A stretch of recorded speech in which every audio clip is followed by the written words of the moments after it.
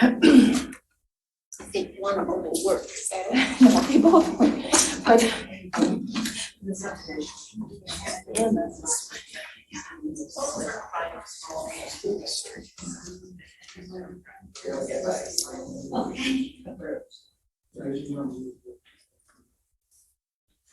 Recording in progress.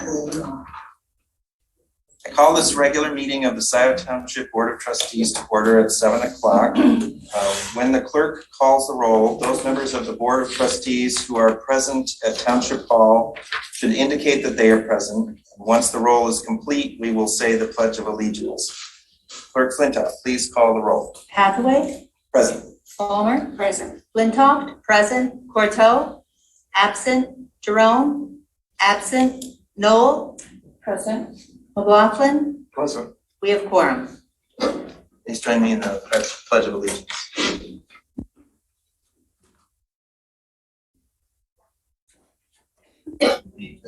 To the flag of the United States of America and to the republic for which it stands, one nation, under God, indivisible, with liberty and justice for all.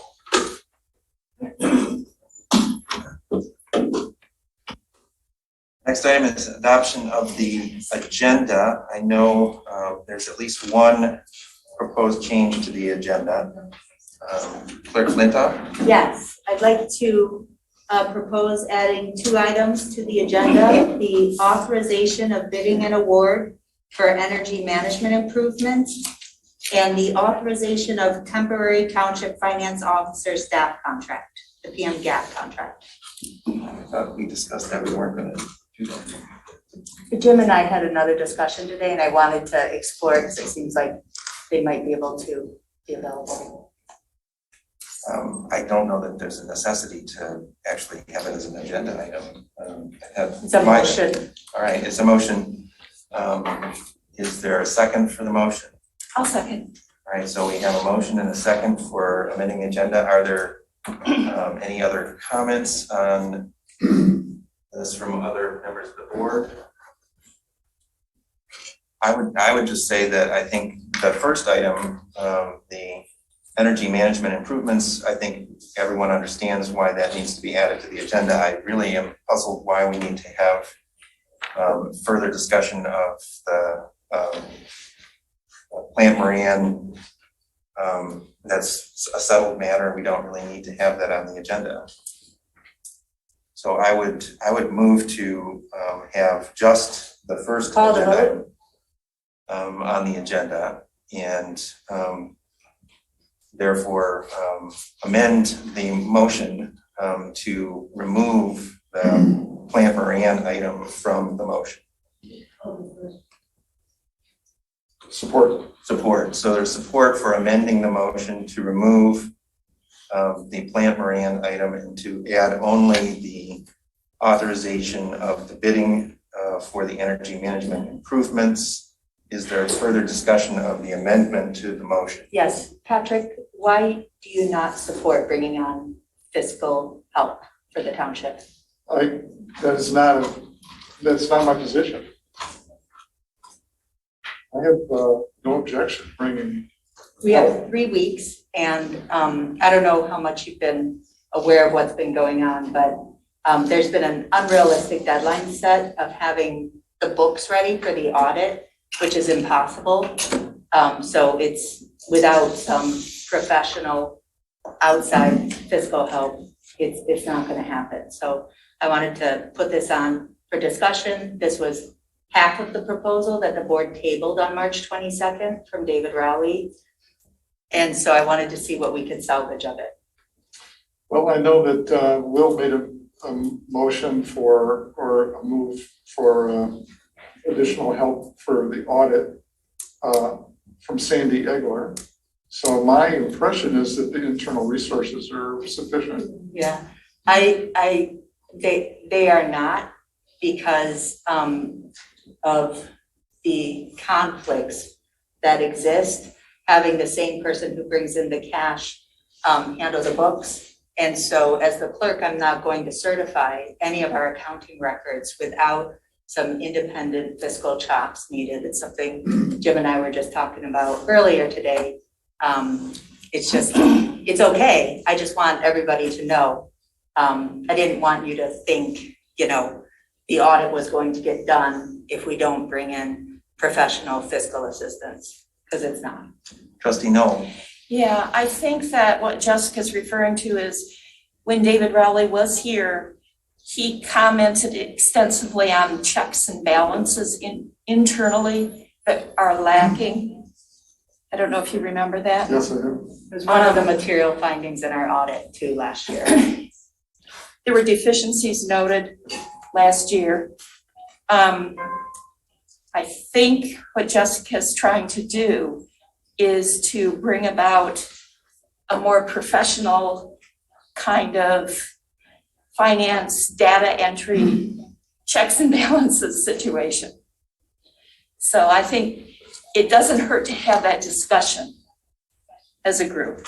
We had this discussion yesterday. We clarified. We did? Well, yeah, not you, but. Well, so I would like to be a part of that I'm telling discussion. you, please let me finish. Well, you interrupted, I wasn't done. Oh, I'm sorry.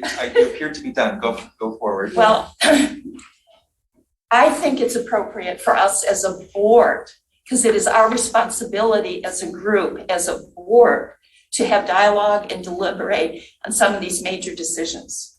Too many decisions have been made in the last week and a half without appropriate board deliberation.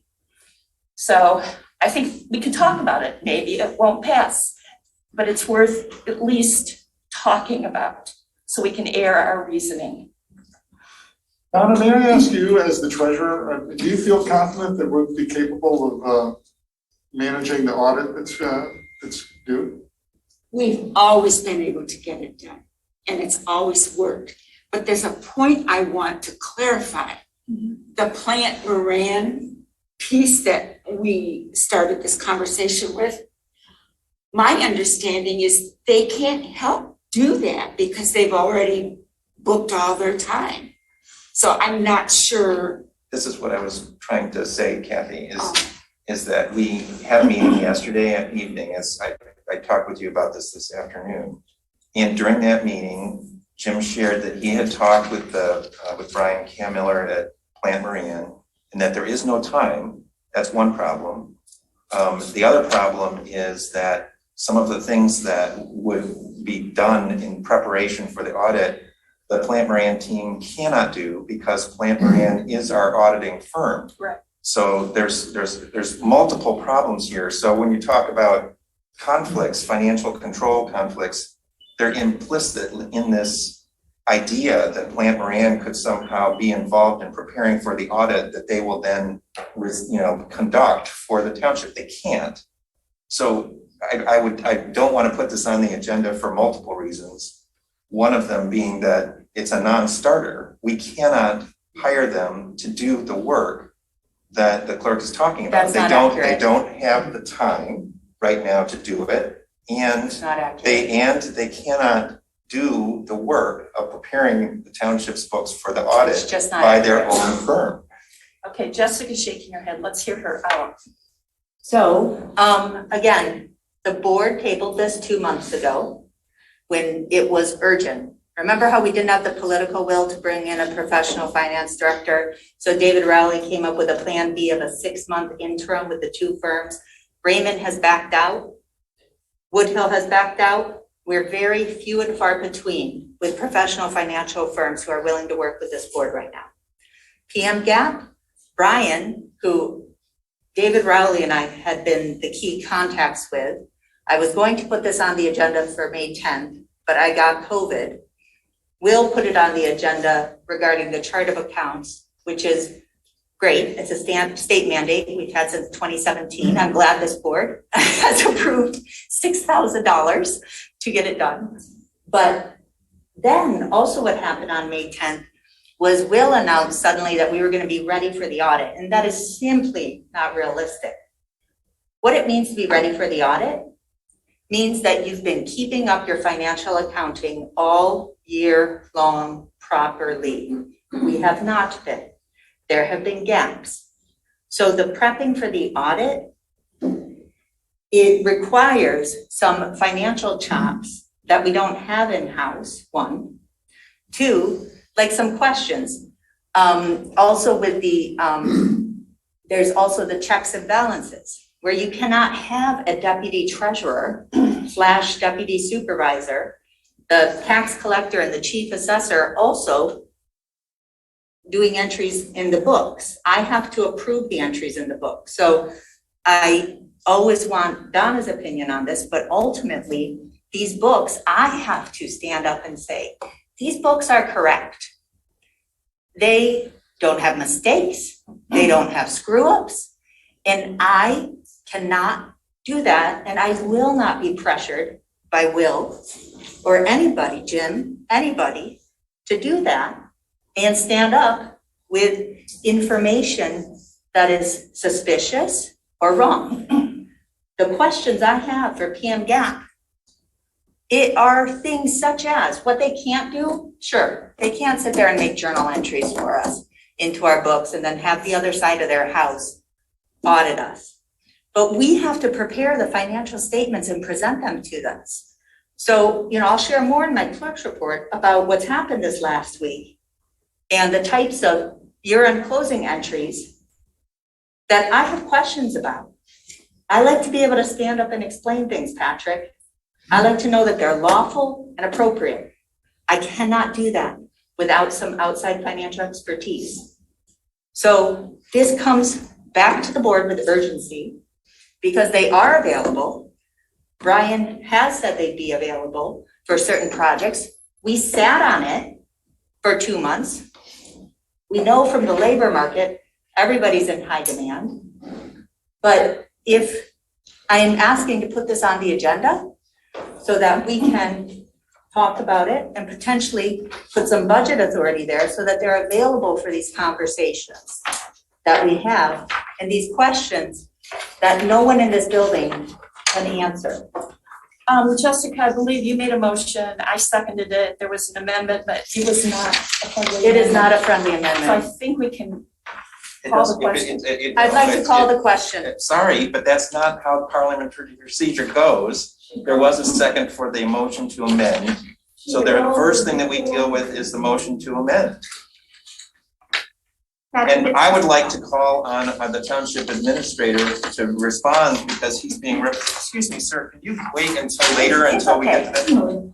It's okay. I'm gonna walk away, I don't know if it's time for us, No, you're okay. Thank you. We'll make sure these get distributed. Thank you.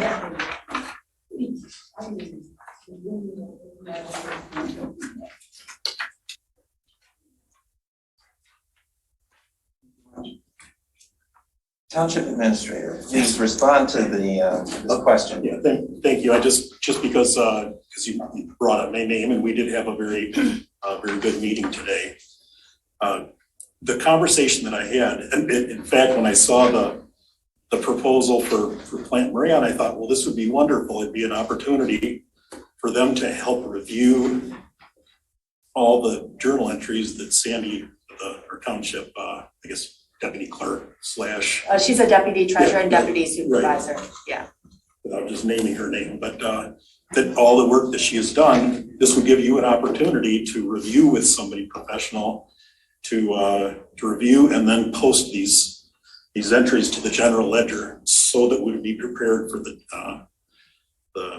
audit, hoping to start June 1st. So Now, my conversation with Brian Kammeler was that no, they cannot. They could essentially do what Sandy is doing. Mhm. And there would Correct. be independence between their division and the audit division. But they could not do the review and posting, which is really what you need to have done. correct. And that's what, that's why I said it's kind of pointless to use Plant Moran if they can't. Neither can they do it from a standpoint of independence, and also they just don't have the time in their schedule to do it. So we're gonna have to look elsewhere.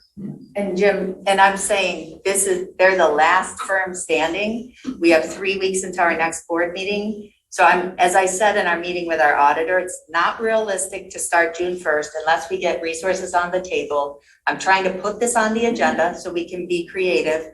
What I can say is there are questions I have, like, when I think about things like, oh, you know, we have these debates inside Township Hall, which shouldn't be debates. Is there a deficit in the fire fund? You know, sounds like a silly question, but there's some accounting principles there that I need answers to, so that I know how to verify that certain major transactions in our general ledger are correct.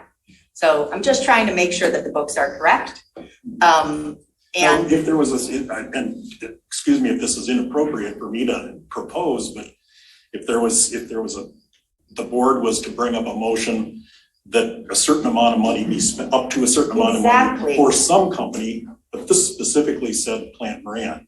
If you could find somebody that would be That was willing 6 to come months in and ago. sit down and go through all the proposed entries But Jim, I wouldn't approach the work that way. So I would approach it not to say, here's what our deputy treasurer and deputy supervisor did. What do you think of each of these entries? I would take some of these issues. I mean, a lot of them I understand. Some of them, the big ones that have been controversial, confusing, I need to talk to them about and say, okay, so you've got this situation. How's this booked? But it's here and it's there. And I'm hearing this and this. So I need some financial expertise. And Brian Kammiller and Melanie, you know, used to be our auditors for many years. So they know their way around our books. So all I'm looking for is, you know, a few hours of a financial professional's advice, which is, I mean, why I've been asking for volunteers from the community, you know, who have been really great about stepping up. I'm still looking for the right person with some public finance expertise, who's qualified. But, you know, Jim, I'm just saying on timing, I hear you. For months and months, we've been looking for help. And so PM Gap is still in the game. They've said that they have some capacity. And so I want to put it on the agenda to talk about it and move it forward. I will again say it is discouraging and worrying to me that this board continues to push away financial professionalism. It is worrisome. No board should be pushing away outside professional expertise. And so I'm just asking to have this on the agenda. And if there's an authorization of 4 hours of somebody's time, I need it. All right, what I hear from the township, just a moment. What I hear from the township administrator is that there is perhaps a compromised position that we can find within this question that might meet the clerk's needs. I am not convinced that Plant Moran can be the solution, but we might as well, we're having the debate, we might as well have it. Let's put it on the agenda. Will you please remove your motion? I will withdraw my motion to amend the motion to add the 2 items to the agenda. Are there any other changes to the? Does McLaughlin concur? You concur. Okay. Are there any other changes to the agenda that we would like to make at this time? No? I think there was a question about moving one item from the consent agenda. You're right. That was the Cottontail You're right. SAD SAD. fundraising. So let's make that at the same time. We'll make that change and move that from the consent agenda, and we'll add the 2 items. All those in favor of approving the agenda as amended? I wanted to, this isn't part of the amendment, but I wanted to move the SAD financing items off consent so we could get the motions tightened up. Jim and I talked about a couple ideas to make them more operative. So all of the G3, G4, G5, G6, and G7. I want to make sure that the model motions are correct. Okay, and that, so they would join G10 in moving from Yes. the consent agenda. So with those changes, are people prepared to approve the agenda as amended? All those in favor say aye. Aye. Those opposed? All right, so the agenda is adopted as amended, and the next item is approval of the minutes. We have one set of minutes for the regular meeting of, where did I put it? May 10th. May 10th, sorry. I have it up here. Are there any changes to the minutes, the draft minutes? Clerk Flintoff. I just had a few small ones, I apologize. Some errors. I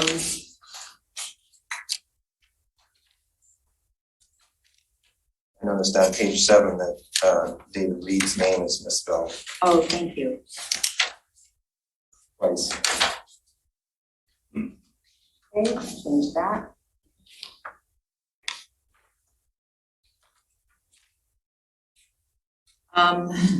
New business should be letter K,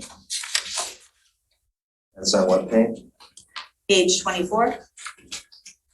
26, stolen, not Stolman. Excuse me, David. Public comment, letter L, adjournment, letter M. And at the end, we will note meeting adjourned at 1:10 a.m. You did that without me. Yeah.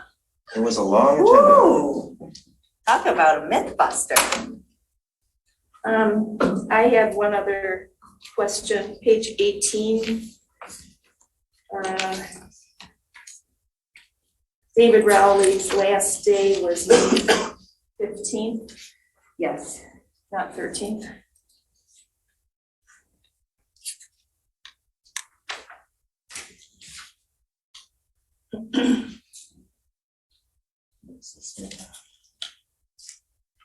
Oh, I see, in the middle.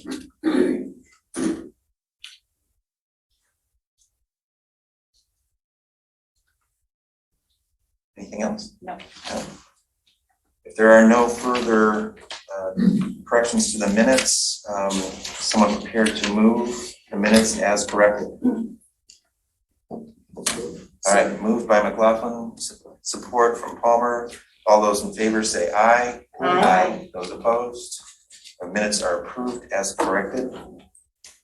That brings us to communications to the Board of Trustees. Clerk Flintoff? Yeah, the file is here. It's 2 weeks worth.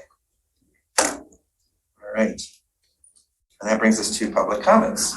So this is a time for members of the public to speak for up to 3 minutes on any matters under the purview of the Board of Trustees.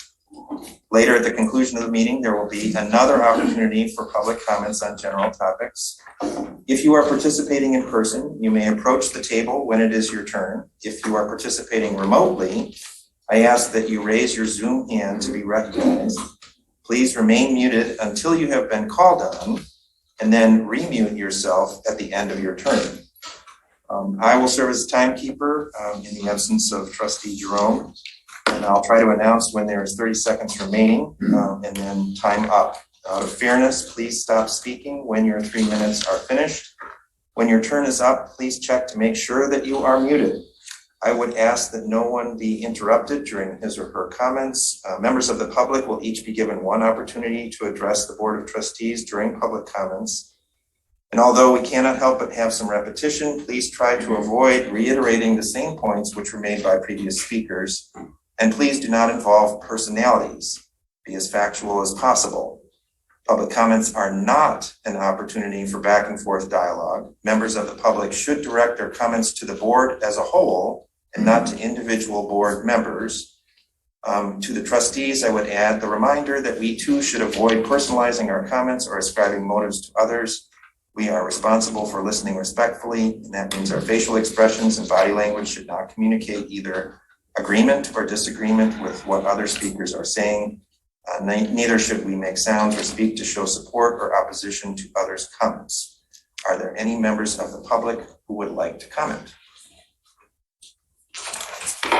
You know, you really can't tell us we can't say the same thing. That's against freedom of speech. Good evening, board.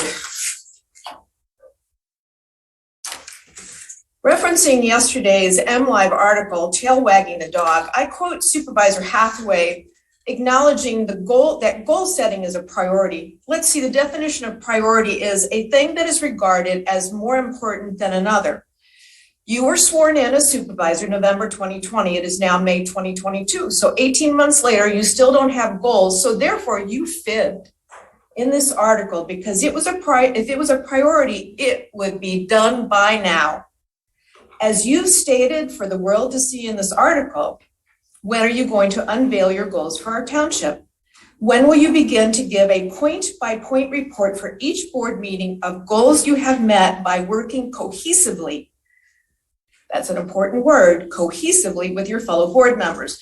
Regarding Rally's Rockin' recommendations, what is the board's timeline to implement these recommendations, specifically number 11, having to do with an internal audit regarding the incorrect implementation of Public Act 33 of 1951 fire station funding? Scio Township residents may not know how short we are with staffing. Residents, you need to pay attention to the staffing of our fire department. Resident safety and well-being are dependent on a fully functioning fire department. Trustees Courteau, McLaughlin, and Jerome, boy, some absences here. Are you proud of how the supervisor manages his township by shutting out the voices he doesn't want to hear? Are you proud that the hiring of Meridian Egler were in a section of the meeting labeled discussion only? What happens to following your own rules of order? Have you looked at the attorney bill from Michael Homier? I plan to FOIA that this week because I'm very concerned the township is spending way too much money on a legal babysitter. Did any of you talk to Administrator Rowley before he left? If not, why? Shouldn't you hear both sides of the story before you believe Supervisor Hathaway hook, line, and sinker? Trustee McLaughlin, have you taken up the clerk's offer yet to sit down and talk with her about things in the township? Administrator Murdy, welcome. You realize you signed up to be the chief mate on the board of the Titanic. It was with great disappointment that I read on pages 12 and 13 of Clerk Flintoff's amended complaint the part you played in the shifting around of the BSNA access and custody. I quote, Mr. Murdy has revoked the clerk's necessary administrator access, removing any ability for her to control who enters what into the journals and ledgers of the township in violation of MCL 41.65. I am not proud of how our supervisor is running this ship. We've hit an iceberg. We may have hit more than one iceberg, and I'm working to find out why.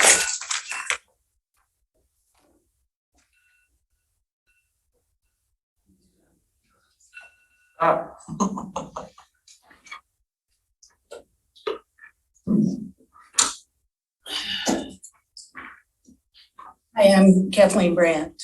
Most of you know me. Mr. Murdy, I've never met you. I'm the person that sued the township specifically for Will doubling his salary. That might not be the only action I have to take regarding actions of this township, just so you know who I am. Donna, I want to know, I see there's a bill for $774 for a depository safe on the bill payment. What is this for? Never had a safe since we renovated that side of the building years ago. There used to be a big walk-in safe. So is that related to the lost checks? It's related to keeping the cash safe. This is not a time for back and forth. You please proceed with your comment. Mr. Murdy, I've read the clerk's First Amendment complaint, and it's suggests in there that you illegally hired Nancy Colasanti. What is she doing for the township? I say illegally hired because it never came in front of this board. It was never approved. There was no contract presented. There's no idea of dollar amounts for this person, which you should know there's a purchasing policy. You have been here for so long. How could you trigger that? You're not authorized to create contracts. I don't know why you're doing illegal action. Is it true, Mr. Murdy, that Sandy Egler is now doing payroll for the township? Is that true? Please proceed with your comment. Let him speak. It's not a back and forth dialogue. Go ahead, Jim, go ahead, speak. This is not a time for back and forth. Okay, so I will assume that's true because you don't want it answered. So now you have incorrigible conduct for one person who can take in money, who can change the general ledger, who can do payroll, probably her own, and those are all illegal actions. Mr. Murdy, why did you illegally take access away from the clerk for access to the BSNA software? Why did you do that? Well, I guess. It's 30 seconds left in your time. well, I'm gonna take some more time, Will, because you've been taking my time, as you usually do. Okay, another comment. Mr. Murdy, did you know that the prior administrator had to ask to be recognized to speak before this board? Did you know that? I would expect that the same rules are gonna apply to you. So please raise your hand, because this guy made David Rowley raise his hand to be recognized.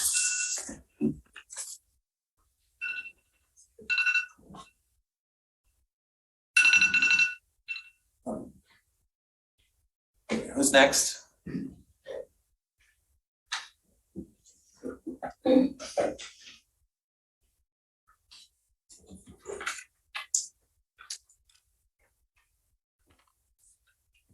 Hello, my name is Bill Doty. I live at 465 Woodgrove Drive. I'm writing in concern of the developer of Aubrey Grove that gave a well-honed PowerPoint presentation to the Planning Commission on March 14th.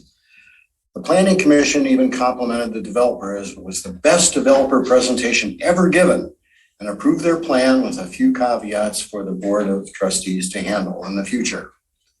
Please don't be swayed by this well-spoken salesman and his polished slides when he comes before you in the near future. Developer used the term good neighbor phrase at least a dozen times as a cudgel to overhype the cooperation they have sought from Parkwood condos. Please be aware that the multiple residents that have come before you with their concerns do not portray a good neighbor policy that goes both ways. Here are some quick points for your consideration. The developer said they will reduce stormwater runoff by 75% into Parkwood. There's no baseline and no way to measure that. So the water retention calcs are not complete yet to even try to prove that stormwater runoff from their development. Each revision of the site plan, even after the Planning Commission has approved it, has increased the square feet of the living space in their development. They've described the retaining wall along the wetland in different terms each time they are asked. Sometimes it's to protect trees, sometimes it's to protect their development, sometimes it's to protect or fortify the bioswale. Who oversees the stormwater runoff changes at Aubrey as the developer leaves the project? The HOA will install the sprinkler system, which is not in the site plan, of course, and is not in the water calculations. When the sprinkler system that they just installed is left on in error, and you've seen that happen before, how does that get accounted for in the water runoff? And the HOA generally is quite cost conservative, as you have recognized in the past. When you have 4 weekly GFL heavy truck trips drive over the pervious pavement, that pavement is going to get destroyed in 10, 15 years. The HOA, of course, with their cost consciousness, will pave the road with asphalt. How does that affect the water runoff? Bioswales need to be maintained to prevent erosion and backfilling. How's that going to be done? And how do these events above change the stormwater calculations, and what's the process for Parkwood to follow to remediate them after the developer is gone? Recently, the Parkwood owners responded to a survey and prioritized stormwater runoff and high density as their high priority items. Thank you. Thank you. I thought we were gonna do with the 30-second interruptions. We were doing away with that. Trying my best. Please, Really? You're the one that said it. please come up if you're ready to speak.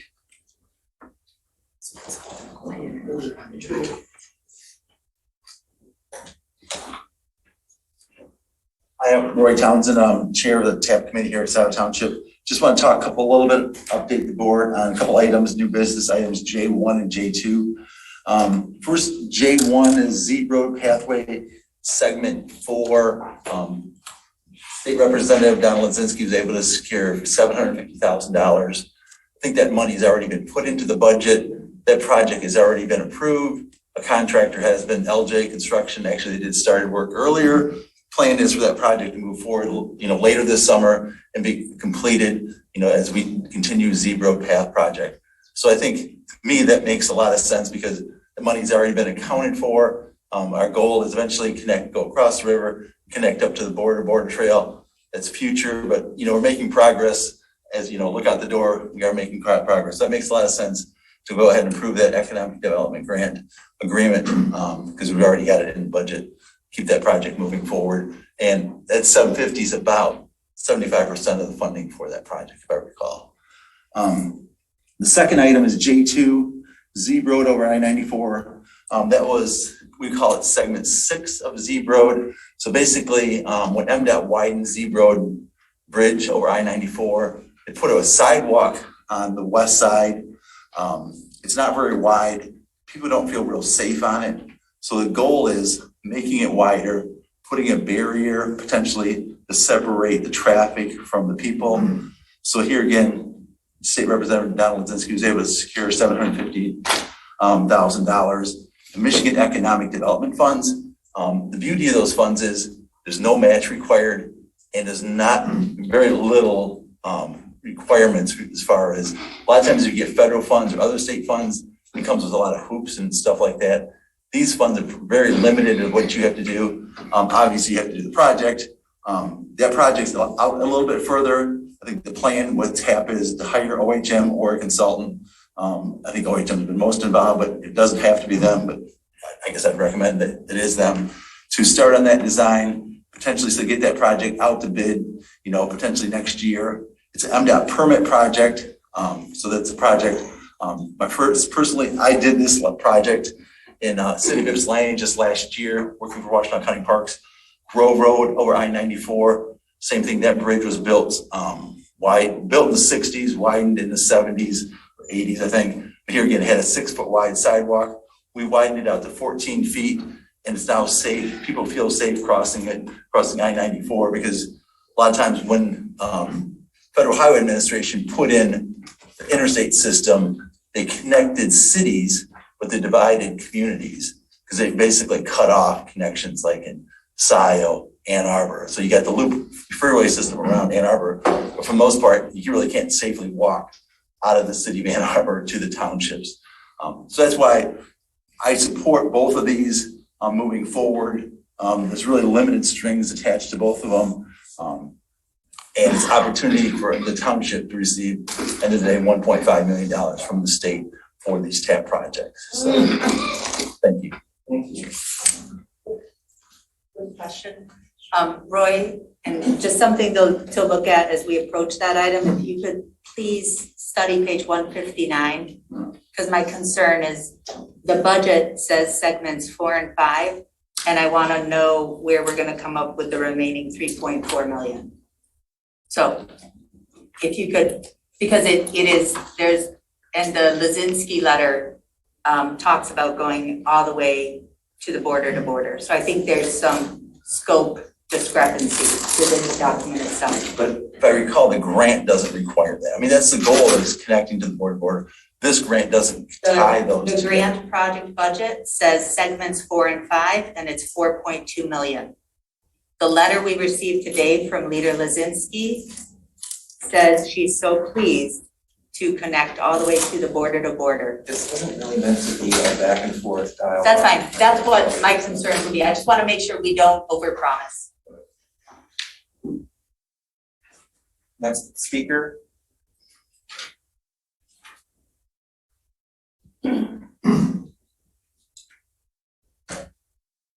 Good evening. My name is Alan Urbano, and you should have a document I sent earlier today. Yes, thank you.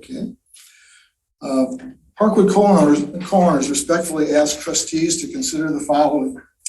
In an effort to foster a working partnership, Mr. Jeff Brainerd, an associate of Ulnor, Elmore and Innovent approached Parkwood in October 2020 with a proposal for a future development having 26 units. Amid discussion, he openly shared plans and details. Flash forward to November of 2021, meeting with Elmore, the above Brainerd relationship was confirmed.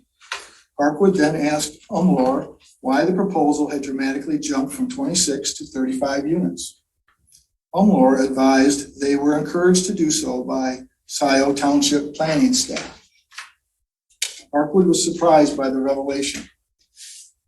New to the entire land development arena, Parkwood was at a loss to fully process what was learned on November 11th. In that regard, we share 3 legal personnel observations. Scio attorney quotes, "From an ethical standpoint, I would be very surprised if the township planning staff actually said that to Elmore." Second attorney validates the behavior as inappropriate.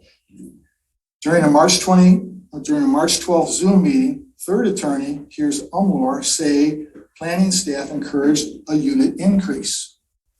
Attorney puts hands to head in astonishment, and when privately asked later, attorney said, "I practice primarily in Ann Arbor Township, and that's not how they operate." An Innovent document in the Scio development file states, quote, "At the concept meeting, we were encouraged to be as consistent as possible with underlying zoning and master plan, including density." March 14th Planning Commission meeting, Innovent presentation speaks openly of being encouraged by township planning about the importance of maximized density. At no time did the township inform Parkwood it would or did actively and preferentially influence one stakeholder's decision making. In short, it is not the purview of the township to act in a manner that shows favoritism toward one township entity, parcel owner, over another, Parkwood.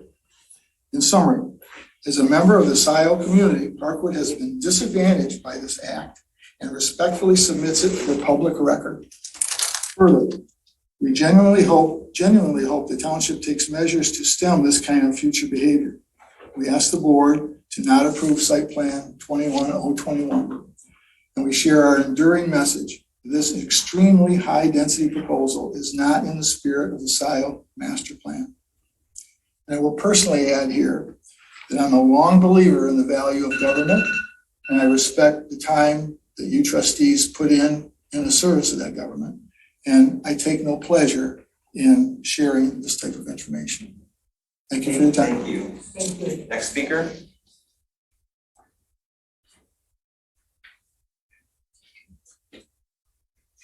Hello, my name's Kevin Jackson. I'm a resident of the Parkwood condominiums.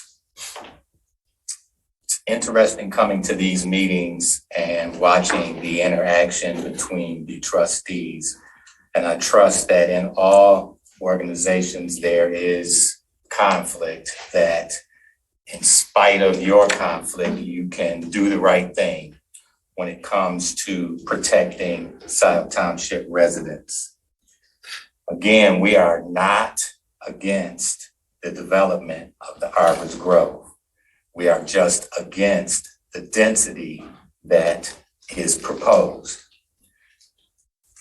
Having lived in another community that had development come in and go through this similar process, I understand that if the developer meets all of the legal requirements, the board must approve the development. On the other hand, notwithstanding waivers that can be issued to a developer to protect the Scio Township residents, if they don't meet all the legal requirements, then I'm respectfully asking that you don't approve the development as proposed. And at 35 units proposed, they are violating several legal requirements stated by documents and by the planning board. So as they continue to revise their development, if it's at the current 35 units and it does not meet all the legal requirements, you must not approve that development as proposed. Thank you.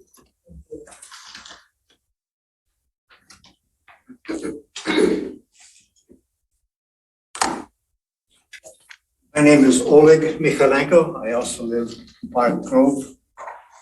And we have a little problem. The development that's going to come up is going to produce a lot more overflow into the properties that are being flooded even at this point. The trees that will be cut down and the plants and the bushes that are there, those have been absorbing water, rainwater and so forth, and they have not been able to keep up. Now, if you take the development and you and on that development, you cover it with pavements, driveways, the units of each that occupies the footage, it's approximately 60% of that buildable area. Now you're taking away 60% of the ground that was absorbing water. Now it's not going to do it. But what it's going to do is produce water that has no place to run off to. And in addition, not just clear water, it'll have chemicals from the rooftops, from the driveways, from the roads. That water then flows where? There's no exact explanation on it. There's only, it goes in the same spot. It's not being absorbed by the plants that are no longer there, just creating more flood water. As we stated before, we're not against somebody building there, but let's do it in respect to others. Why flood your neighbors? Let them put up what they need in a smaller amount, and let the ground absorb the water. I thank you very much for your listening and giving us the time. Thank you.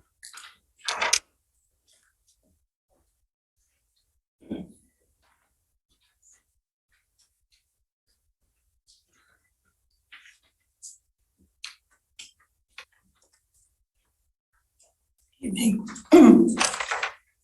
My name is Susan Hadley. I live in the Parkwood condos. I'm here to show support for the wonderful members of my neighborhood. They work very hard and research all of our concerns for this possible development next to us. Thank you for listening. And for those of you who have visited our neighborhood and come during the rain, we love our homes in the area. We'd like to see a solution that is good for everyone. Water affecting our homes is a huge concern. Thank you for your consideration. So, if there are no more speakers, are you going to speak? Please come out.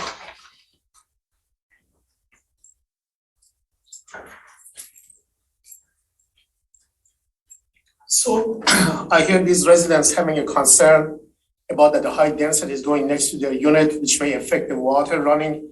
Why don't you guys do a study? Get some kind of an engineering firm to do a study. It's either is or it isn't. To be fair, to put their mind at ease, if an independent study is done, since so many of them have concern, it can confirm either they're correct or they're wrong.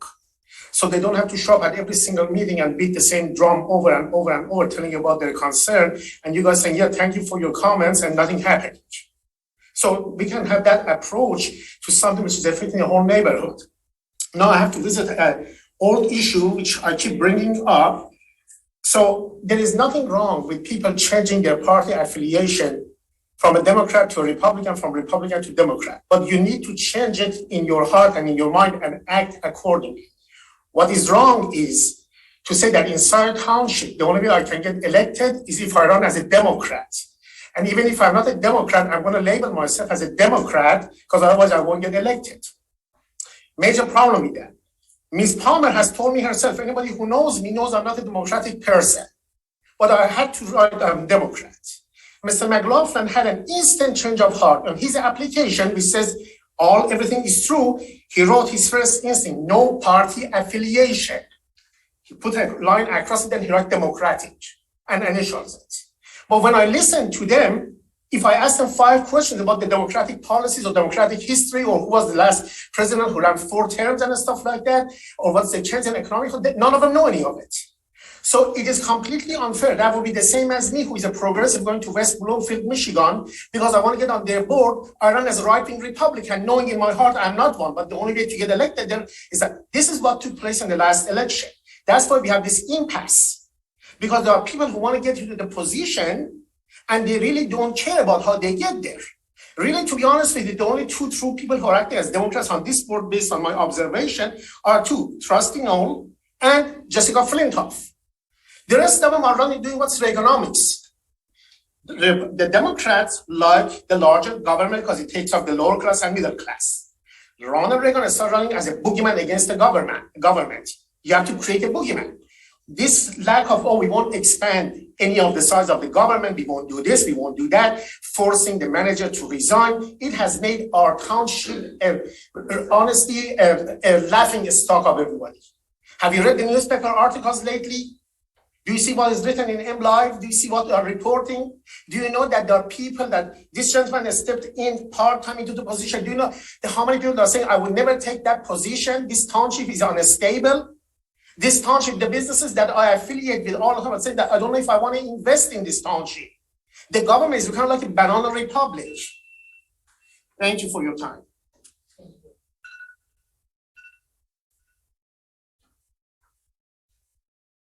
Is there anyone else present who would like to speak? In that case, let's turn to those who are participating remotely. We have MF followed by Jeff Kittendorf. MF, you can go ahead.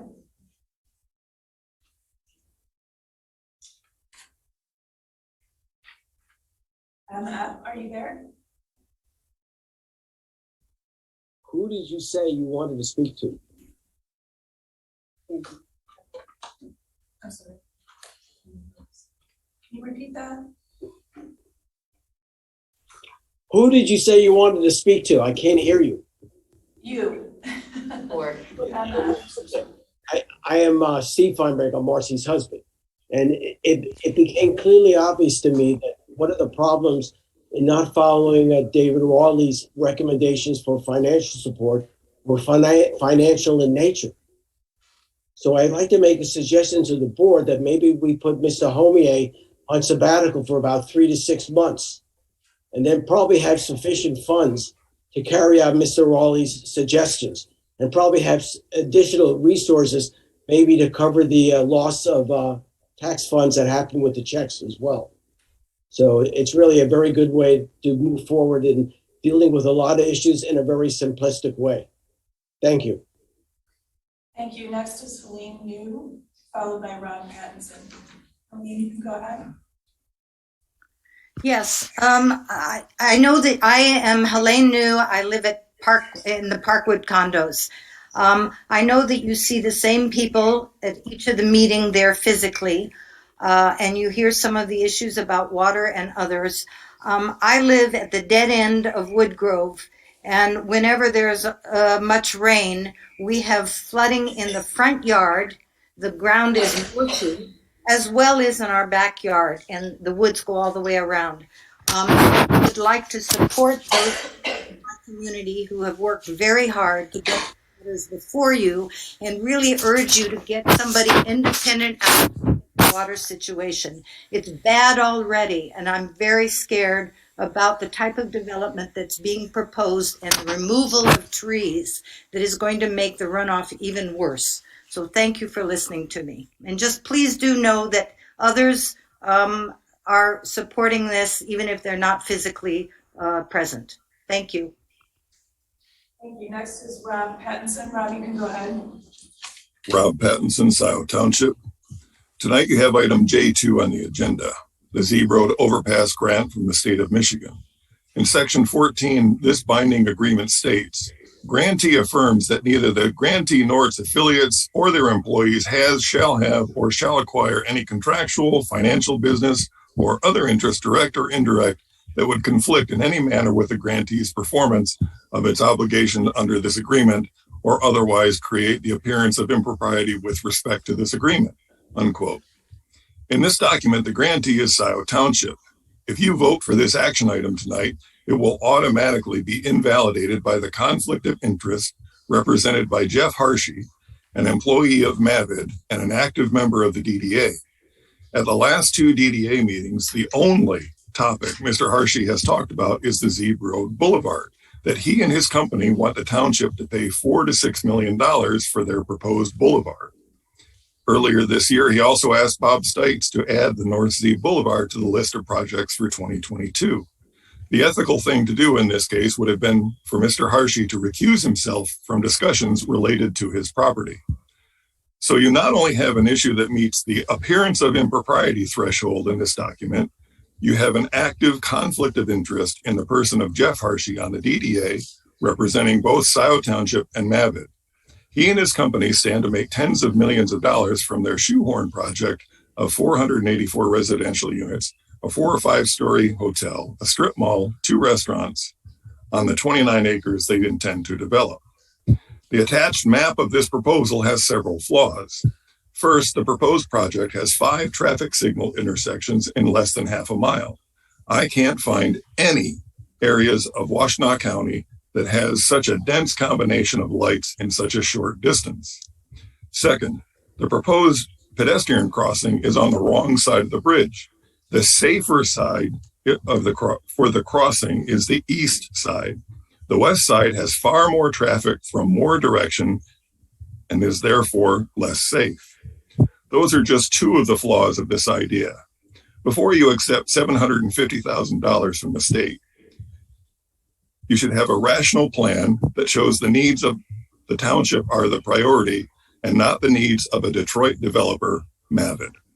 Please think before you act and choose to act ethically. In closing, I would like to add that during David Rowley's tenure, he brought a level of professionalism that we already miss in the very first Board of Trustees meeting after we lost his input. Thank you. Thank you. Next is David Reed. David, you can go ahead. David Reed, Scio Township. I just have a couple of questions. And I would hope that the responsible party would do the research on these questions and bring the answers to the next board meeting. Number 1, has a letter referenced in the treasurer's report of 4/26/22 board meeting been mailed yet? The letter is purported to explain the missing millages. It was to be mailed on 5/20/22. Has the clerk's access level to BSNA software been restored to its proper level? Why was the clerk's access reduced contrary to the advice received from both township attorneys Fink and Homier? How is it possible in Scio Township for one person to hold multiple incompatible offices, deputy treasurer, deputy supervisor, in contravention of MCL 15? This seems to allow Scio Township Board of Trustees to bypass any checks and balances that are ordinarily in place when there is proper separation of duties. To put the chief assessor, the supervisor, in charge of tax collections, the treasurer, is a plain and simple incompatible office.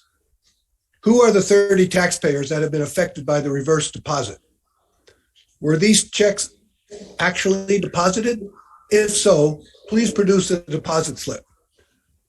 Perhaps they're under the back seat somewhere in someone's car. Who is the person who authorized the reversal? It would seem to me that there are only 2 people who would have that authority, the treasurer and the deputy treasurer. In regards to item J1 and J2, the funds that are allocated from a township-wide road SAD to the TAP fund are to be used for TAP projects other than pathways, i.e. crosswalks, traffic lights, charging stations, bus shelters, etc. One could argue that the item J2 falls into this category because it will provide a safe crossing to pedestrians, but it really is in effect a pathway. However, SAD funds should not be used for item J1, the Zeeb Road pathway. Since the path and parks millage funds can only be used for paths and parks, the SAD funds allocated to TAP must be reserved for non-pathway TAP projects. Roy Townsend, Susan Flowers and Patrick Shields are the only current members of TAP who were on the committee when the SAD funds were finally made available to TAP and should remember this restriction. As one of the authors of the road millage, this was the intent of the 10% was to be used for non-pathway projects. Listening to the various issues that the township has with missed millages and missing checks, it's obvious the township needs professional financial help. Do something about it. Thank you. There are no more seconds. Thank you.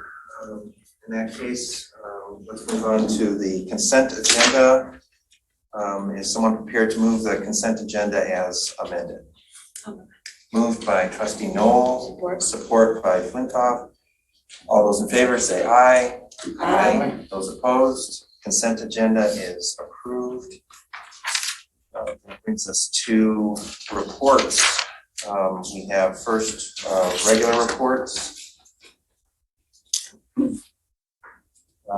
Township Administrator, would you like to start?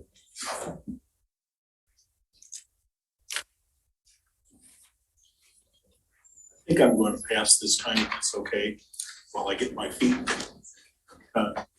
under. I do have a lot of things to say, but I don't have them enough. That's all right. I would say in organized fashion right now. That's perfectly fine. I will have some remarks. I just don't think it will be helpful at this point. Okay. I did have some questions for Jim Murdy. I assumed you were gonna give a report and then I would ask you. Okay. I'd be happy to answer. Okay. So I have learned over the last week and a half from Jessica, and I've talked to Will, some of the things that have gone on. And I'd just like to hear from you, perhaps a narrative as to what's going on with the BSNA access. The clerk, the supervisor, just starting there, and then I'll have some specific questions. Without being, I hate to sound technical about it, but there's a designation called Enterprise Administrator. I'm familiar with it. In BSNA. Yep. That gives the person who holds that designation control over every application that BSNA has, including the treasurers, the treasurer, the assessor, utility billing. All these things fall under, or can be controlled by the person who holds that designation. The job description under which I was hired says that the township administrator should be under control of all BSNA applications, which I was simply following what my job description said. Under no circumstances had I intended to remove any privileges, at least in terms of the financial applications, from the clerk. We have since gotten that resolved. The clerk has complete control over all access to the finance applications, just by doing a little bit of modifications in the administrator designations. So that right now, that's in my mind, that's been resolved 100%. And when did it get resolved? This afternoon, we had a conversation. I worked along with the clerk, and we came to an understanding. And I said that whatever the clerk wanted in terms of permissions on all the financial applications, I would honor. And in addition to that, as it turned out, because by making a few modifications under the administrative or the enterprise admin, I was able to allow the clerk to actually make those changes herself. So as far as I'm concerned, that problem has been resolved to the satisfaction of our clerk. We're closer. It's not resolved, but we've made progress today, Jim, is how I would describe it. Okay, fair enough. I know when David Rowley was here, he did not have the same high-level administrator enterprise access that Jessica did. And I'm wondering, why do you need it when David didn't need it? And why doesn't Jessica have it the way she used to have it? Well, I guess the reason why with this enterprise, that means you have read-write access to every application. Okay. Now, the treasurer may object to that because now the clerk can now grant access to someone who the treasurer may think, and this of course is making sure that there's internal controls. Sure, but has that ever happened or been an expressed concern? No, well, there's been no concern on either side up to now. Correct. When, on my previous role before I retired as IT director, I had complete control over all these, basically the enterprise admin. And there was never any conflict.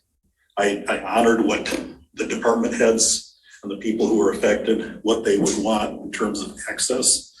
So I did, in fact, I had a history with this. I worked with it before, and under no circumstances would I have not honored what someone wanted.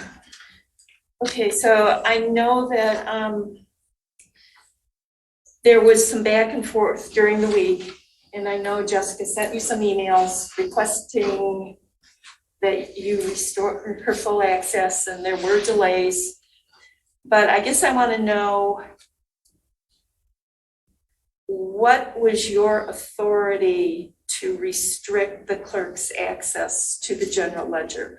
What authority were you relying on? Well, it's, the premise of the question is false, because I had no intention of restricting any authority of the clerk from the financial applications. From my point of view, from what it looked like, the clerk had full control and admin capabilities of the finance applications. No, I thought she was letting you know that she didn't have. No, I understand, and that's what we talked about today. Okay. And we were able to fix that, so she does have, because when she had enterprise admin control, it kind of ignores any other aspect of the program. So once I removed that, then all the other privileges that were already set in there kind of took over. But, I was unaware that there was anything actually taken away from the clerk by doing that until we had our conversation today. In which case it took me 5 minutes, I think, to restore. It was a very simple fix. Once we had and I have to confess, because Jessica's been out sick, it's made it a little difficult to have these sort of meetings. But once we had a chance to sit down face to face and talk about it, it was a fairly straightforward fix. And you were clear that Jessica stated to you that under MCL 41.65, she has the statutory responsibility to maintain control over the general ledger and entries into the general ledger and other accounts in the township at all times. You knew that, right? I acknowledged that, yes, that was sent to me by the clerk. So, because I know there are many out there who believe the clerk has to have the authority to deny access to the general ledger. It's implicit in her having control over the general ledger. And based on the advice that we received from Township Attorney Homier, he reinforced that particular belief to me. Really? Yes, he did. So, because early on I was in some. No, there was an email that he said specifically that the clerk does have the authority and the complete control over the manipulation, I think, of the general ledger.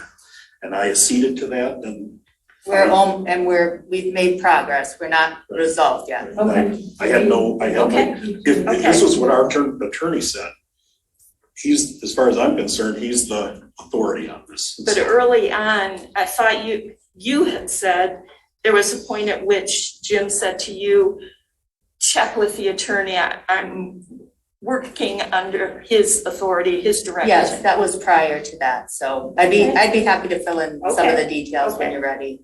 Let me just ask you one more thing. So you received conflicting instructions from the clerk, the supervisor.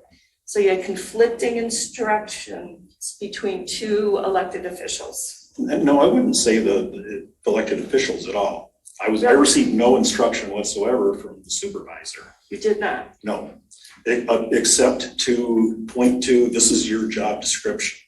Now, what was in conflict, at least on the surface, was what the job description says, that the administrator has the task of distributing financial tasks as well as all other tasks. And that on its surface sounds like a direct contradiction to the statute that says that that the clerk has total authority over the general ledger. It just doesn't jive 100%. So I was going at that point on what the job description said, that I can assign out tasks as I see necessary without necessarily all of a sudden have the restriction, I can assign out a task, but I can't give any privileges for the person to do it. But you, of course, know that a statute No, I is understand. superior to a job description that a board might pass. You of course know that. Of course, but in the quick time in which I had to try to ramp up what I was doing, it just took that for us to get an opinion for our township attorney, and that satisfied me what the advice that we were given. I thought this went on for days, so I'm just. It did. Okay. It's still going on. Okay. It took a bit of time. I just wanted to make a comment that the clerk position is not subordinate to the administrator, the supervisor, or the board. No, I understand. Okay, because I was. I've been doing this for over 40 years. Well. I'm very well versed, but now I'm delving into some of the more details in the financial areas, which I confess I don't always have all the answers to. I needed some assistance and some legal advice from time to time. I have now 10 years of experience on the township board. I have never seen anything like this. And as a former clerk, I was appalled when I heard what was going on here. I called on Monday, you weren't in on Monday. I've been talking to Jessica. It was shocking to me. Are there further questions Nope, for the? not right now. Further questions for the township administrator? Nope. Would you like me to speak to this or wait until my report, Kathy? Sure, why don't you now? Because Why don't while we it's fresh. wait till the clerk's report? Clearly she's prepared to speak to this during her report, and we'll get to it in just a moment. If there are no further questions for the township administrator. I just have one question, Jen.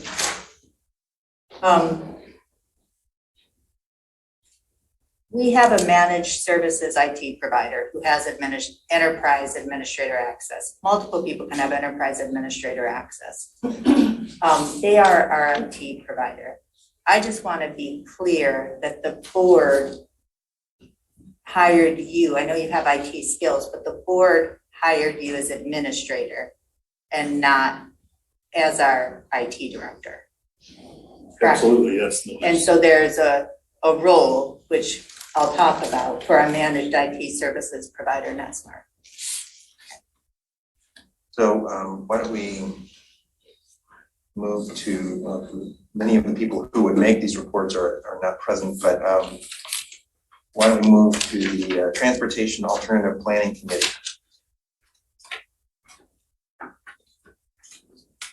Yes, as you know, the previous meeting was canceled because they did not reach quorum. This month, TAP is going to discuss, revise and refine a pathway evaluation tool. Oh, cool. Yeah, and the intention is to create a scorecard that will allow, enable TAP to assess pathways and determine priorities. They intend to test it on the Scio Ridge Upland Drive area and see if they can identify potential locations for pathways there. They also have created an ad hoc committee, which consists of 2 reps from TAP and 2 from the Roads Advisory Committee. And they met for the first time to discuss renewing the Collector Road SAD. And as part of their research, they will meet with board members and seek feedback from the public. And the goal is to have a recommendation to the board by this fall. And finally, the last item is something that Jan Culbertson discussed, the Planning Commission chair at our previous meeting. It's regarding the C's Community Engagement Team. And they will meet with TAP at the June meeting. The team consists of, if you recall, 5 graduate students at the University of Michigan School for Environment and Sustainability. And the project focuses on engaging the community with the development of Scio's first ever Environmental Sustainability and Climate Action Plan. Another acronym is SCAP. And they are creating a database of HOAs and organizations within the township and will engage with meetings, surveys, social media, and events to create this document. Great, thank you. Trustee McLaughlin, Roads Advisory Committee. We've had no meeting in the last 2 weeks, and there's no Galvin report. No Galvin report. Well, that brings us to the clerk. Okay, great. I've got 2 parts to my report.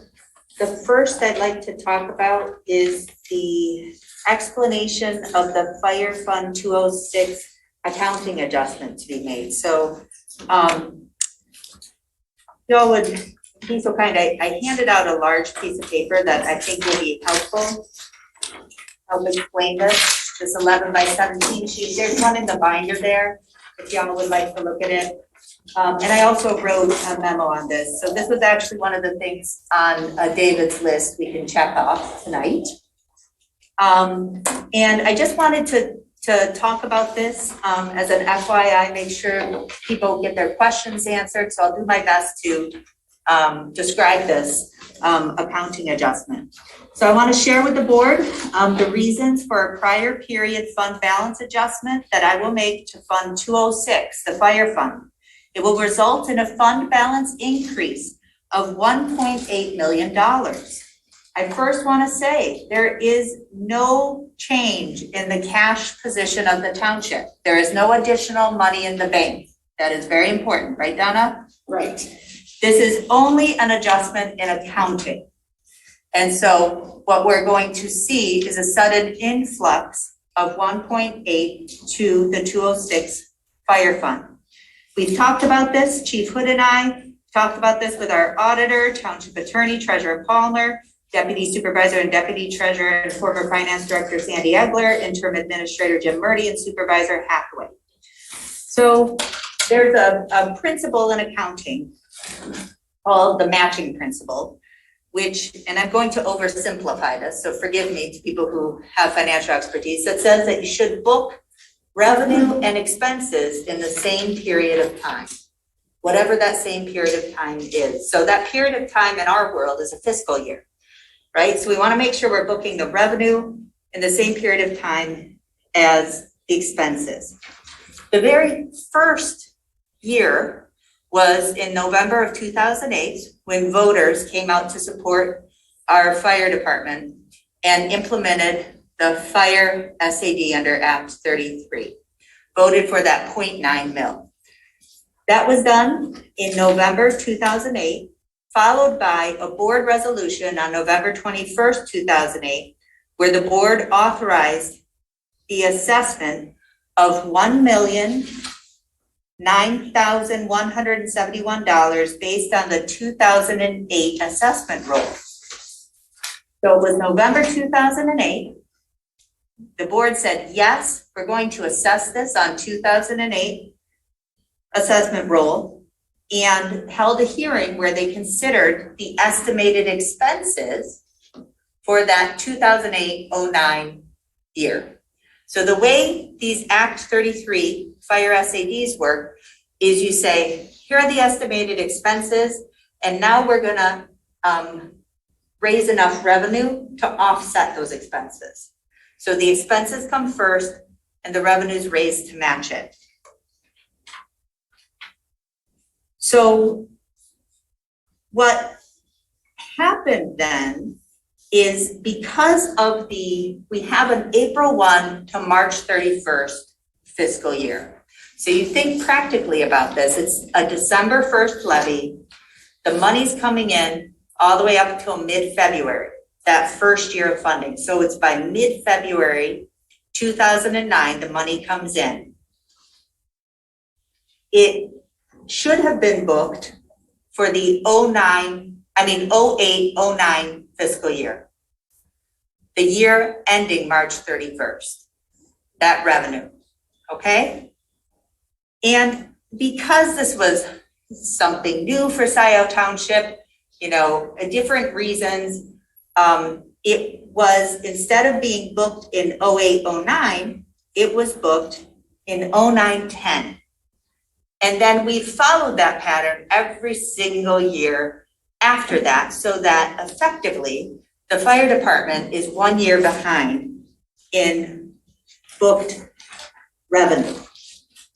I've included a memo that describes this, the first resolution from 2008. And if I could ask people to just look, and I apologize, there's one there, but I just thought this would be helpful, this spreadsheet. I put two reports on here, balance sheet and account balance.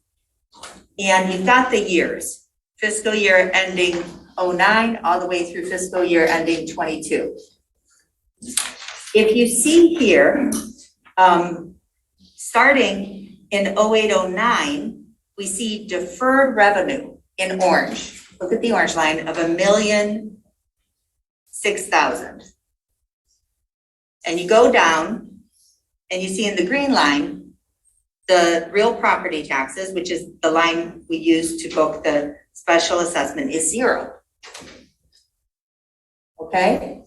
But you go over 1 year, over one column to the right, you see the $1,006,000. So that $1,006,000 was actually raised in December of 2008. So it was levied in December of 2008. It was booked as deferred revenue for that year. In our audit reports, we've gone back and confirmed all this. And then it was booked as revenue in 09-10.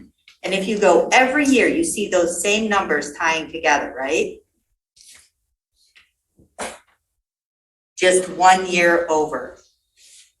You see that the cash position of the fire fund, where the money is, right? It's up above.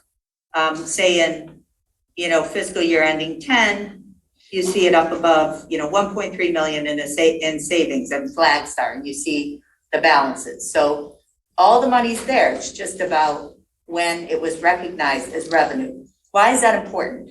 Because at the end of the fiscal year, on March 31st, that fire fund 206, we look at revenues, expenses, and fund balance. That matters. It matters what the fund balance is at the end of each year for capital planning purposes. And so what we would do is basically catch up this year and move that revenue of what is now 1.8 million into the prior period fund balance adjustment and go forward, so that when we have the public hearing on June 14th, and this is what we do annually, we're going to be looking at expenses for this year, fiscal year 23, and raising revenue for fiscal year 23. So it's a December 1st levy, so you're raising revenue beginning on December 1st for a year that's mostly over. Donna, did I miss anything? No, I half understand it, yes, no. No, I'm sorry, I'm not You did your best. So questions? I just want people to know why the fund balance goes up 1.8. Yes. If I may just make a comment, and maybe this is to simplify this even more, am I not mistaken that every other fund the revenues are booked in the same year as is this sort of an anomaly, the way it's been done? Yes, Are there as far any- as I know. are there any other I haven't examples? had a chance to study everything Yes. yet. Because I have not seen any other example where the revenues were booked in a different year. You know, even aside from moving it for the convenience of the accounting principle, just the fact that everything else has been done the same way, seems like it would point to doing this. Yeah. So this will be Just for consistency purposes. right, so in our audit, it'll be a prior period fund balance, it's the right thing to do. It will be a comment by our auditor, for this year. He hadn't known, you know, we had done it this way. It's not within the scope of an audit, you know, they're just looking at our financial statements as presented. How did this happen, that we did it this way on this fund only? I think I can give an explanation. When this was set up, fire department was always funded by the general fund. The budget had already been set and the fire department was funded the fiscal year going forward. Well, then, as we were seeing the growth, the need, then the SAD was discussed, put before the voters.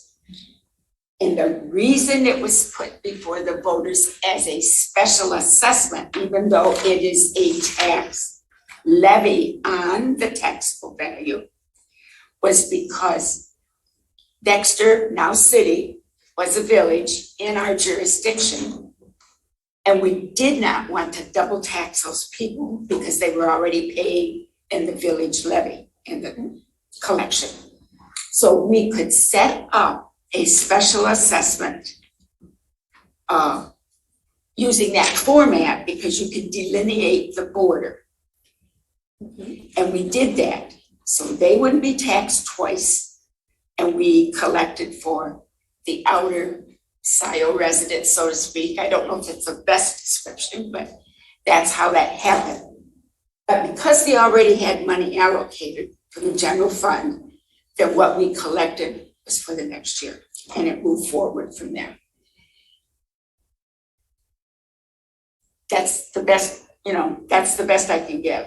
And I think, Donna, is it fair to say, I think David Rowley described it this way, and the auditor as well, that we were treating it more like a typical levy.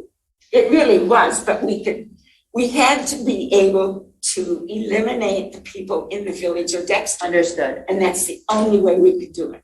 But we were accounting for it more as a typical levy, correct? As though it was a. As though it were. Oh, yes. It's taxed on the taxable value of the properties. Yes. Yeah.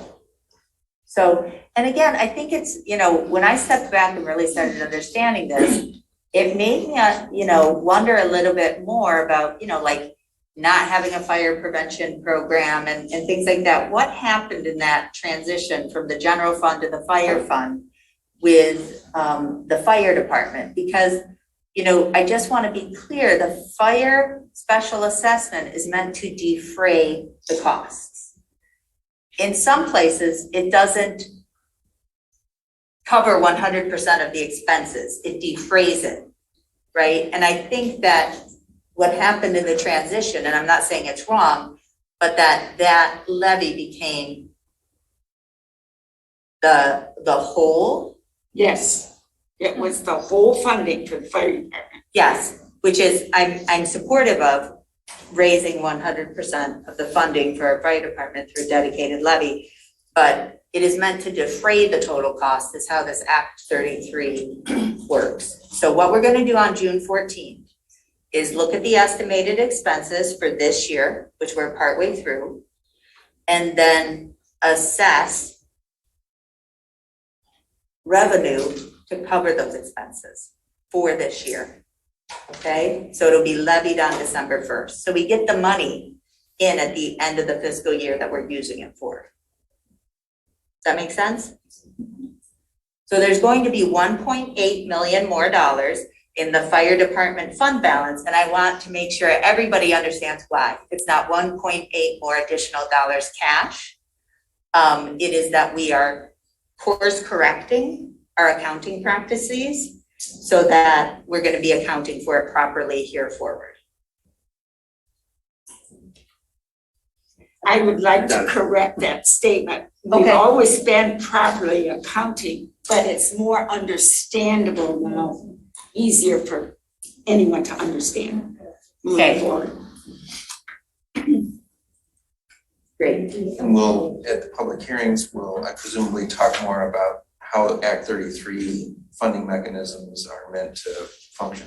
That'll be part of what we talk about at the Yeah. hearing on the 14th of June. Yeah, the 14th of June, we're gonna get a lot of good information from Chief Hood. We're gonna have kind of a two-part hearing. One is informal on where he wants to go with the department and what it would take to have this level of service, this level of service, or this level of service. And then we're gonna do the more typical public hearing where we hear objections to the annual assessment. Which is, we usually do that later in the year, but we're trying to move it up to get more on top of our game. So thank you. I know it's kind of long. Are there, before you move on, are there any more questions for the clerk on this particular part of her report? I'm kind of curious, in terms of the levy not actually fully funding what percentage, or, you know, if they're defraying a portion of the cost, you know, how does it relate? Is it a corresponding? So thank you for asking. We do cover 100% of actual expenses with the levy. We do. What the chief has said is, you know, he has limited services to the funds available. And so what he wants an opportunity to present to the board is what would be the level of services we would need to actually have the two stations that are recommended to actually improve, you know, the Southeast quadrant's insurance ratings, things like that. So it's a chance for him to kind of set out what the vision would be. We're at 0.9, November 2019, we moved to 1.35. So he wants to throw, because we, you know, are purchasing that land. I don't know if that's closed yet, is it? No, it's not. Okay, but we're going to purchase the land for the second station. But if we want to actually build it and operate it, it would take a higher level of funding. And the millage is going to increase. Well, the Act 33. We would have to. Act 33, the way that it's designed allows more flexibility than the township has been using. Self-imposed. We sort of imposed a ceiling on ourselves that is not part of Act 33. So that's part of what I hope we're going to talk about at the public hearing and in a longer discussion with Chief Hood when he's available. Thank you. Yep. So brief update on the events. Thanks everybody for your well wishes. We are all feeling better.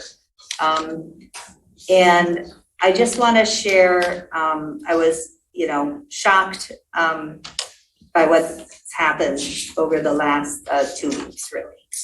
And I will say, you know, David Rowley said, you know, it is the appearance of impropriety. And I think that appearance that was presented on May 10th, all my worst fears came true. Let me just say that. I was watching the meeting at home. I was like, no way. And then everything that I worried could possibly be going on actually happened. So I believe that this idea of suddenly getting ready for the audit when our books haven't been correct and complete for months, it's kind of silly. I don't believe it's a sincere effort. I believe that we'll put some fire under Jim, and Jim believes it's sincere, but not a single item has been prepared for Plant Moran. We had a meeting with them. I said this is wholly unrealistic to be ready by June 1st or June 6th. Plant Moran as much said that, but there was a willingness to try and to suddenly throw some books together to be audited without financial staff. Well, I was out sick. And we still have several months of bank statements that haven't been reconciled. It's a lot that goes into the audit. Certainly, year-end journal entries are one of the smallest parts of audit prep. So I was really concerned when I spoke with Jim, reached out, and we met on Thursday, I think the day after you were appointed. Wednesday or Thursday, I can't remember, Jim. And we talked on Zoom.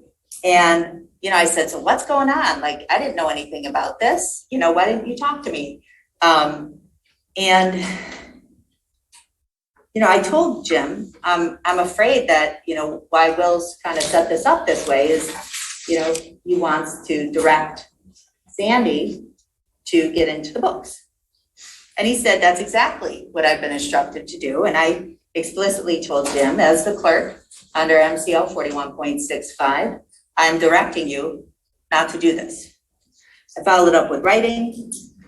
It was against the opinion of our auditor. Our auditor said, absolutely, Jess, as a minimum fair measure of internal controls, you should keep Sandy or anybody else, because, and again, not that she's not qualified because she's conflicted, because she's the deputy treasurer. He said, as a minimum level of control, she can write out journal entries, and then you can confer with a financial expert and decide whether or not to post them. I'd long gotten this opinion from Jim Fink back in August, but supporting my position before the board passed the February 22nd resolution, which I protested for all of the reasons that you've heard and are reading about in MLive. And then I asked Jim what his legal authority was for doing it. And Jim, and I know is sincere, said, this is what I understand my job to be. Now, why suddenly on Friday night, the 13th, when I'm out at the office, at 5 p.m., Will Hathaway, our supervisor, is suddenly contacting Sean Goldman, our managed IT services provider, saying, here's this job description, this and that. And Sean, even in his log, from all the interactions, said, I thought it was strange to hear from Will. I've had so little interaction with him, but he's trying to sort this out. And so Kathy intervened, being an attorney and understanding the law and what was going on. Thank you, Kathy. I wound up reaching out to Sean, and, despite my direction, the existing opinions from the attorney and the auditor, just after 5 p.m. on Friday the 13th, I went in and I saw that Sandy had been given access to start changing the general ledger. I saw that Jim was also an enterprise administrator, and I just was, because, somebody's got to help Sean be in charge here, and, there was certainly, multiple people can have this status. I saw Jim's little enterprise administrator box. I wasn't going to do something petty and uncheck it. I just put Sandy back to where she should be, which is my duty, my absolute duty under the law. This is not a stretch. This is a duty. Now, by 7 o'clock, or by 7 o'clock, or by the next morning, I couldn't tell what access anybody had. I couldn't tell who's in it, and my access was revoked. Wow. I started protesting. I said, give me the legal authority. Give me the legal authority. I was blown off. And I believe Jim and I had a good conversation today. And I know Jim is sincere and optimistic. But it was wrong. And I would say these are the journals and ledgers of the township. These are the accounting records. Patrick, if you grabbed a bag of ballots and started running out of this room, I would tackle you. If Kathy tried to hold on to some cash for Donna, Donna breaks legs. Yeah. That's what I've always said. These are the most fundamental checks and balances of a township. I'm your accountant, Patrick. Nothing you can do about it, no matter how much. You know, the voters of Scio voted me in to be the accountant. I've been desperately asking for help. And then the access is taken away. So I will say there is, I think what has been so upsetting is to hear Jim say, I was just following the board's direction. And I wondered so much, what in the world does Patrick know about what's going on? What does Jackie know? What does Alec know? What does Donna know? Because there's no way, I can't believe you guys would have supported that. And I felt like Jim was being misled. So what was done was improper, clearly illegal. I'm pursuing all options to get these public records returned to my control and custody. It's serious and it must stop. I have privately demanded the return of these public records, which must be in my custody. And I am now publicly saying, this board return the control and custody of the public records, which must be in my custody under the law. Return them. I want to thank Jim for making some progress today. He started rolling back Sandy's permissions, and she is still allowed to make journal entries, create journal entries, and modify aspects of the budget module. Her ability to enter data should be ended. Further, Jim, thank you, made some improvements to my administrative access so I can now see who's allowed to modify the accounting records of the township. I emphasize this because this is serious. Before I couldn't even see for a week and a half who was allowed to modify the accounting records, which are my responsibility. Now I can see that. Also, I want to thank Sandy Ugler for reversing the 49 journal entries she made over 2 days. And they are reversed. Most of them are typical. Some of them I have questions about, which is why I wanted to get some financial expertise in-house to help me, particularly if these are going to be rammed through. I'm continuing to work with NetSmart, our IT provider, and BSNA to examine if any other changes were made. I'm going to report back to the board and the public about the state of our accounting records so that I can promise all of you that they are intact and safe. I will not finalize or certify any accounting records for audit purposes until I have a qualified financial professional to work with me to ensure that these records have integrity. And this is what I talked to Jim about today. And I think he understood as we looked at some of these bigger questions. So I'm working directly with NetSmart. I'll continue to work with Jim to address the permissions. There's some policy fixes and technology fixes to it. I will say NetSmart understands the law now and they're committed to upholding the law. So I just want to say, I think that they are very concerned and they have some findings to report to our auditor about what happened this week as well. Further, I've kept our insurance company, Decker Insurance, informed about my ongoing concerns of impropriety, about the erosion of the last threads of internal controls and this board's utter refusal to bring in qualified financial staff or consultants. Kevin Decker, he has insured a lot of townships and he's concerned about Scio. To that end, Patrick Nelson, the risk control operations lead, is going to be here next Thursday, June 2nd, beginning at 9 a.m. And he would like to meet with board reps, staff, zoning, fire, water, and sewer to do a review. Any questions? I have a comment. Yes. Treasurer Palmer and then Trustee Noel. In all of our conversation, I just want everyone to understand that Sandy Egler, over the years, kept the records, prepared for the audit as she was supposed to, and our audits have been the top-rated audit you could get. Now, Please. excuse me, now, I don't want it to sound like she has done anything improper. All she has been doing is, I'm not sure I'm using the right word, enter the journal entries, but she doesn't do the journalizing. It's not a single step process.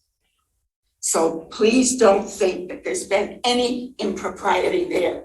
She's a phenomenal accountant and has always done a phenomenal job. And if I can echo something that you said, Donna, I want to thank Sandy for reversing the entries. And I do know that Sandy was working at the instruction of officers. And so certainly this was nothing she took on her own. Donna, one correction is she had been entering and journalizing entries. I disagree, but that's okay. Jim? That was correct until we had Mike Holmier clarified the roles and duties. So that upon that point in time, she stopped posting any journal entries, and it was stopped right at that point. Okay, I understood she was just doing the enter. At the authorization of Jessica, I had asked Sandy to reverse all the entries that she'd made, not to delete them, but just reverse them. So that it was exactly where it was when she started making these changes. So I wanted to start fresh and make sure that we had and I knew that had happened. right. So it's, you were correct and not correct at the same time, so. Okay. When was it that this was changed? When did you stop doing it? What was that point in time? I'd have to look back in the email threads, but it was, I believe it was last week perhaps. Yeah, and I hadn't understood that had happened because my changes, and I know it was a technology thing. It happened exactly when I said it was. So Sandy had made entries just on the 15th and the 16th. I believe it was Wednesday. That's what when Wednesday seems to when Mike Homier clarified this. I don't know if Mike's on. You know, and I gotta say something too. I mean, I appreciate a good attorney's advice, but I will say, your clerk said, don't do it. She wrote, don't do it. She pointed to statute. She said the auditor said, don't do it. She says our township attorney said, don't do it. She so frankly, patiently asked. Jessica, can you do them? Yes. That's your responsibility to make sure they're right. If there's no one else that can do it, can you do all the accounting procedures? I need financial expertise to help. Well, we have another agenda item where we'll discuss that later on. And I have two more questions. So, Trustee Noel. These are really for you, Jessica. Okay. You said that you want all public records returned. What do you need returned right now? Well, custody and control go hand in hand. So what I'm demanding this board return to me, and I use the word demand because this is how it's supposed to go, is the financial modules of BSNA. So Jim and I are in agreement about what those are. And I need to be able to determine who can or cannot enter information into there. We have a disagreement on how much permission Sandy has, and I trust we can talk through that. I now have permission to, knock all those out, but I wasn't gonna do that until we got to consensus, Jim. But also with the issue is that this board has, instead of just our IT provider who has enterprise administrator access, which I think is appropriate, this board has put a board employee in the position of having enterprise administrator access over the clerk or treasurer, whoever this becomes an issue for in the future. And that's inappropriate because the board now via Jim has the authority, as demonstrated on Friday night, to override the clerk. So that Jim, not that Jim would, just as I never did when I had enterprise administrator access, but Jim, the board could start manipulating, changing the general ledger. Now, as David Rowley and I identified, right, when David Rowley started is, we were working with BSNA to better granulate permissions. Because no one, I don't think, besides, I think that the enterprise administrator access, the way that it works, it should probably be, 3 people or no one, ultimately. And I think there's ways to figure that out. But right now, Kathy, I don't have the authority and ultimate control over the records that I'm responsible for, because Jim, as a board rep, can just override anything I've done, any settings I've made, any ways I've determined the ledger should be protected. Okay, I've got 2 more questions, 2 points. I shared with you, I did a little research, and the agreement, should the licensing agreement between BSNA and the township is an agreement between BSNA and the township. Correct. NetSmart isn't. Is with the township. I know, but they're not, right now, this licensing agreement is between the township and BSNA. So I know you talked to BSNA, but I think a lot of the resolution may need to come through BSNA. I think partially, when I've talked to them about it, they try to steer clear. They trust, people will follow the law. Now with NetSmart, and they're very honorable, I don't want NetSmart to get wrapped up in this because, in my quick investigation of this, NetSmart was really just trying to follow and do what's right in uncharted territory. So I've talked with them along with Jim Fink, and NetSmart is ready to propose some new controls over us. Now, we have to flesh that out and make sure it all makes sense.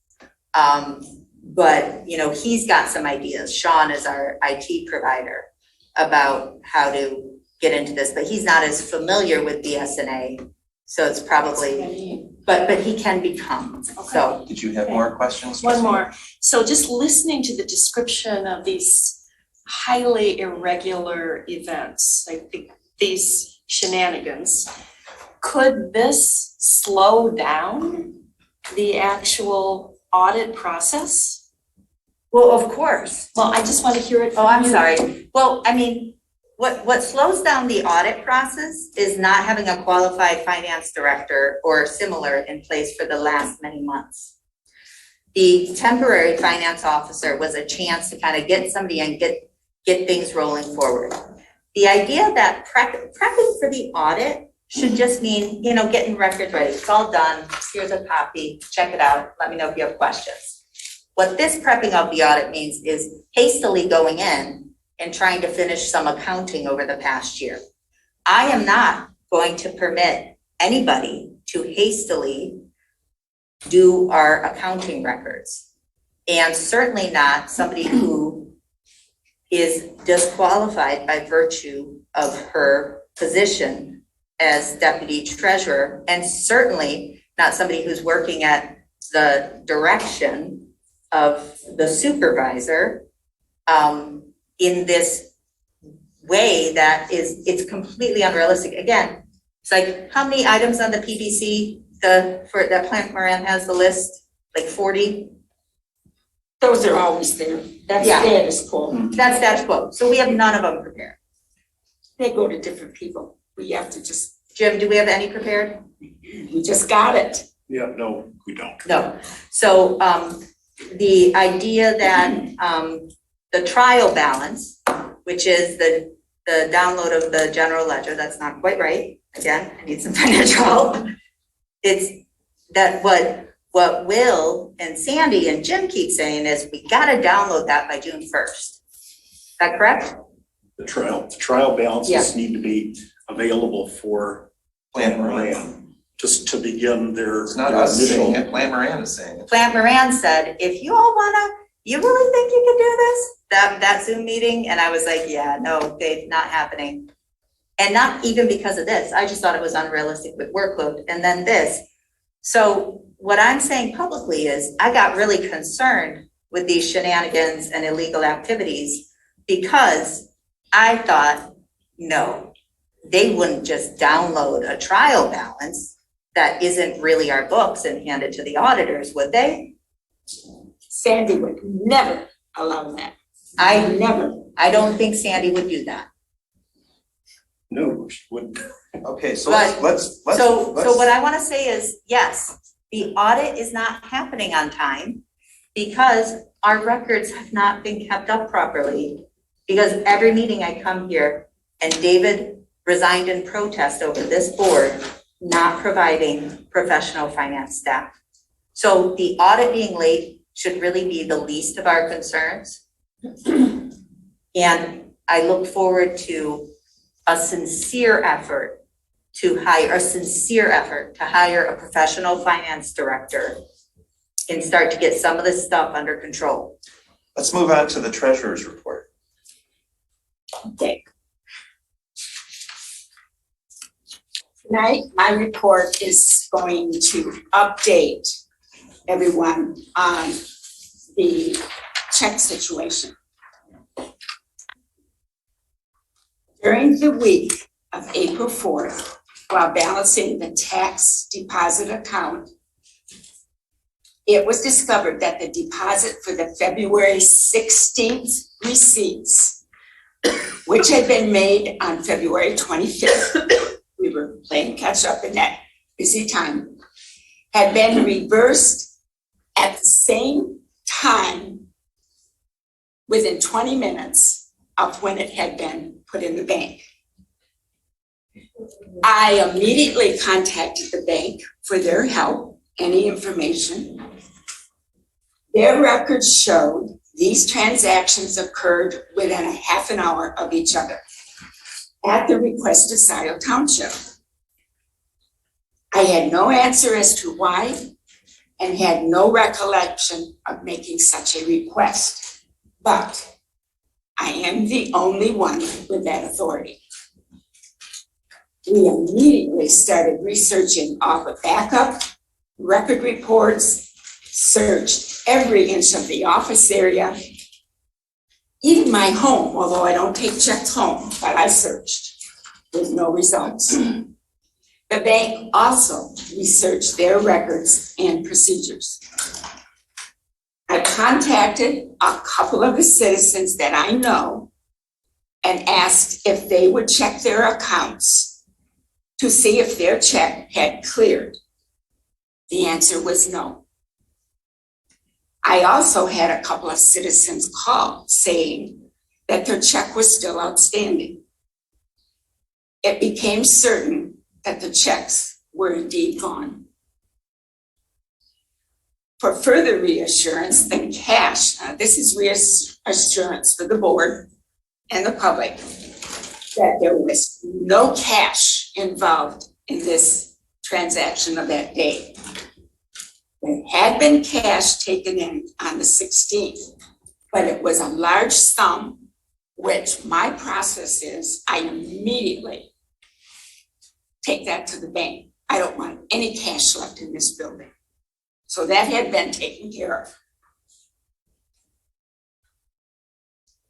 For further reassurance, well, that's the cash was taken in on the 16th.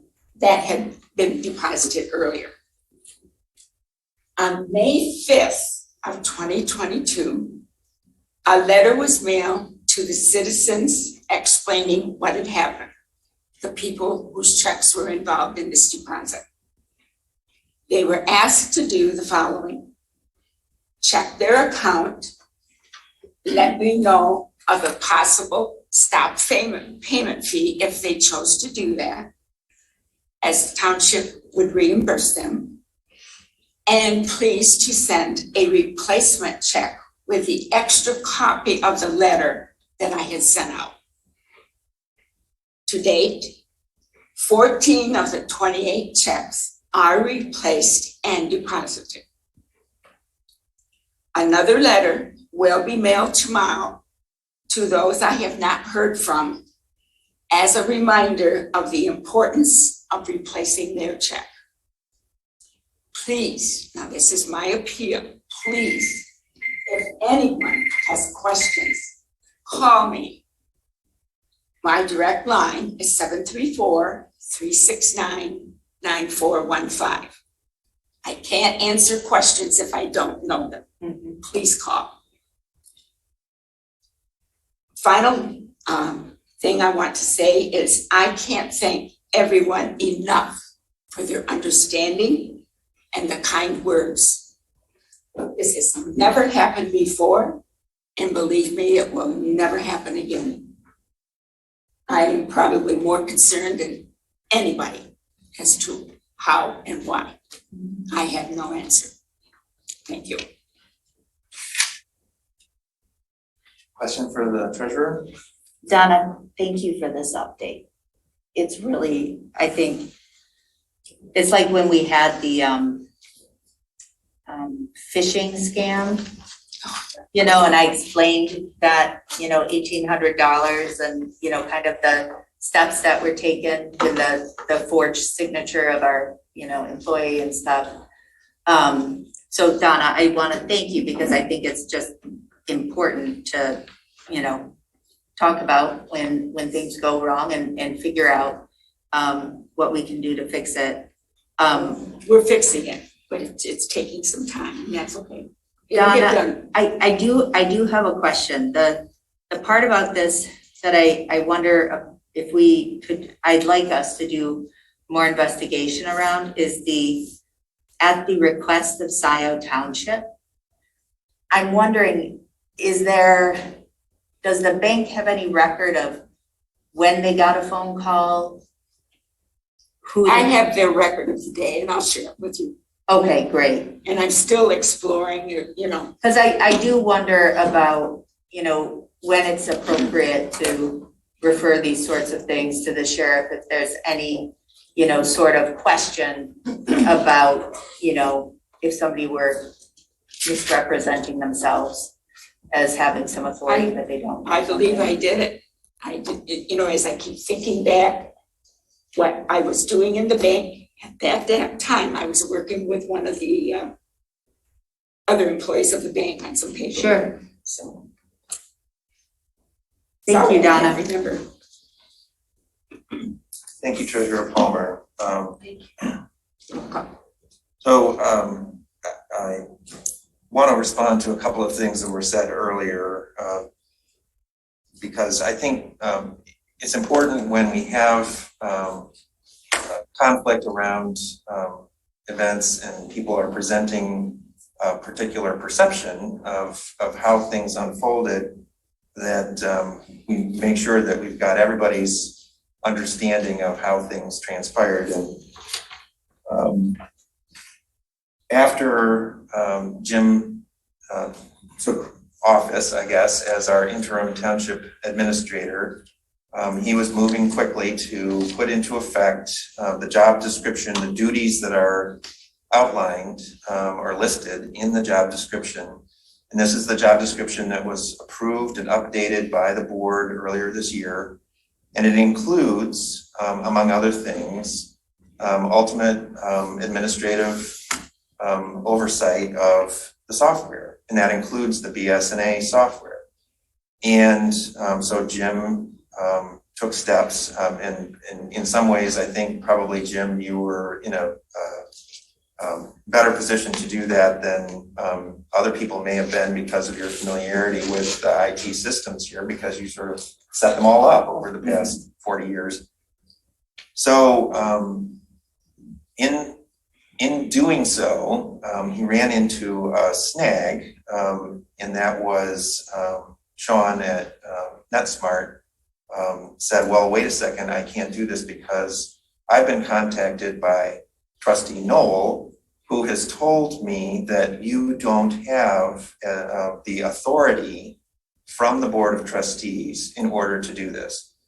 So earlier in this, this relaying of this, how things unfolded, it was said that I did something and then Trustee Noel did something, but that's not really what happened.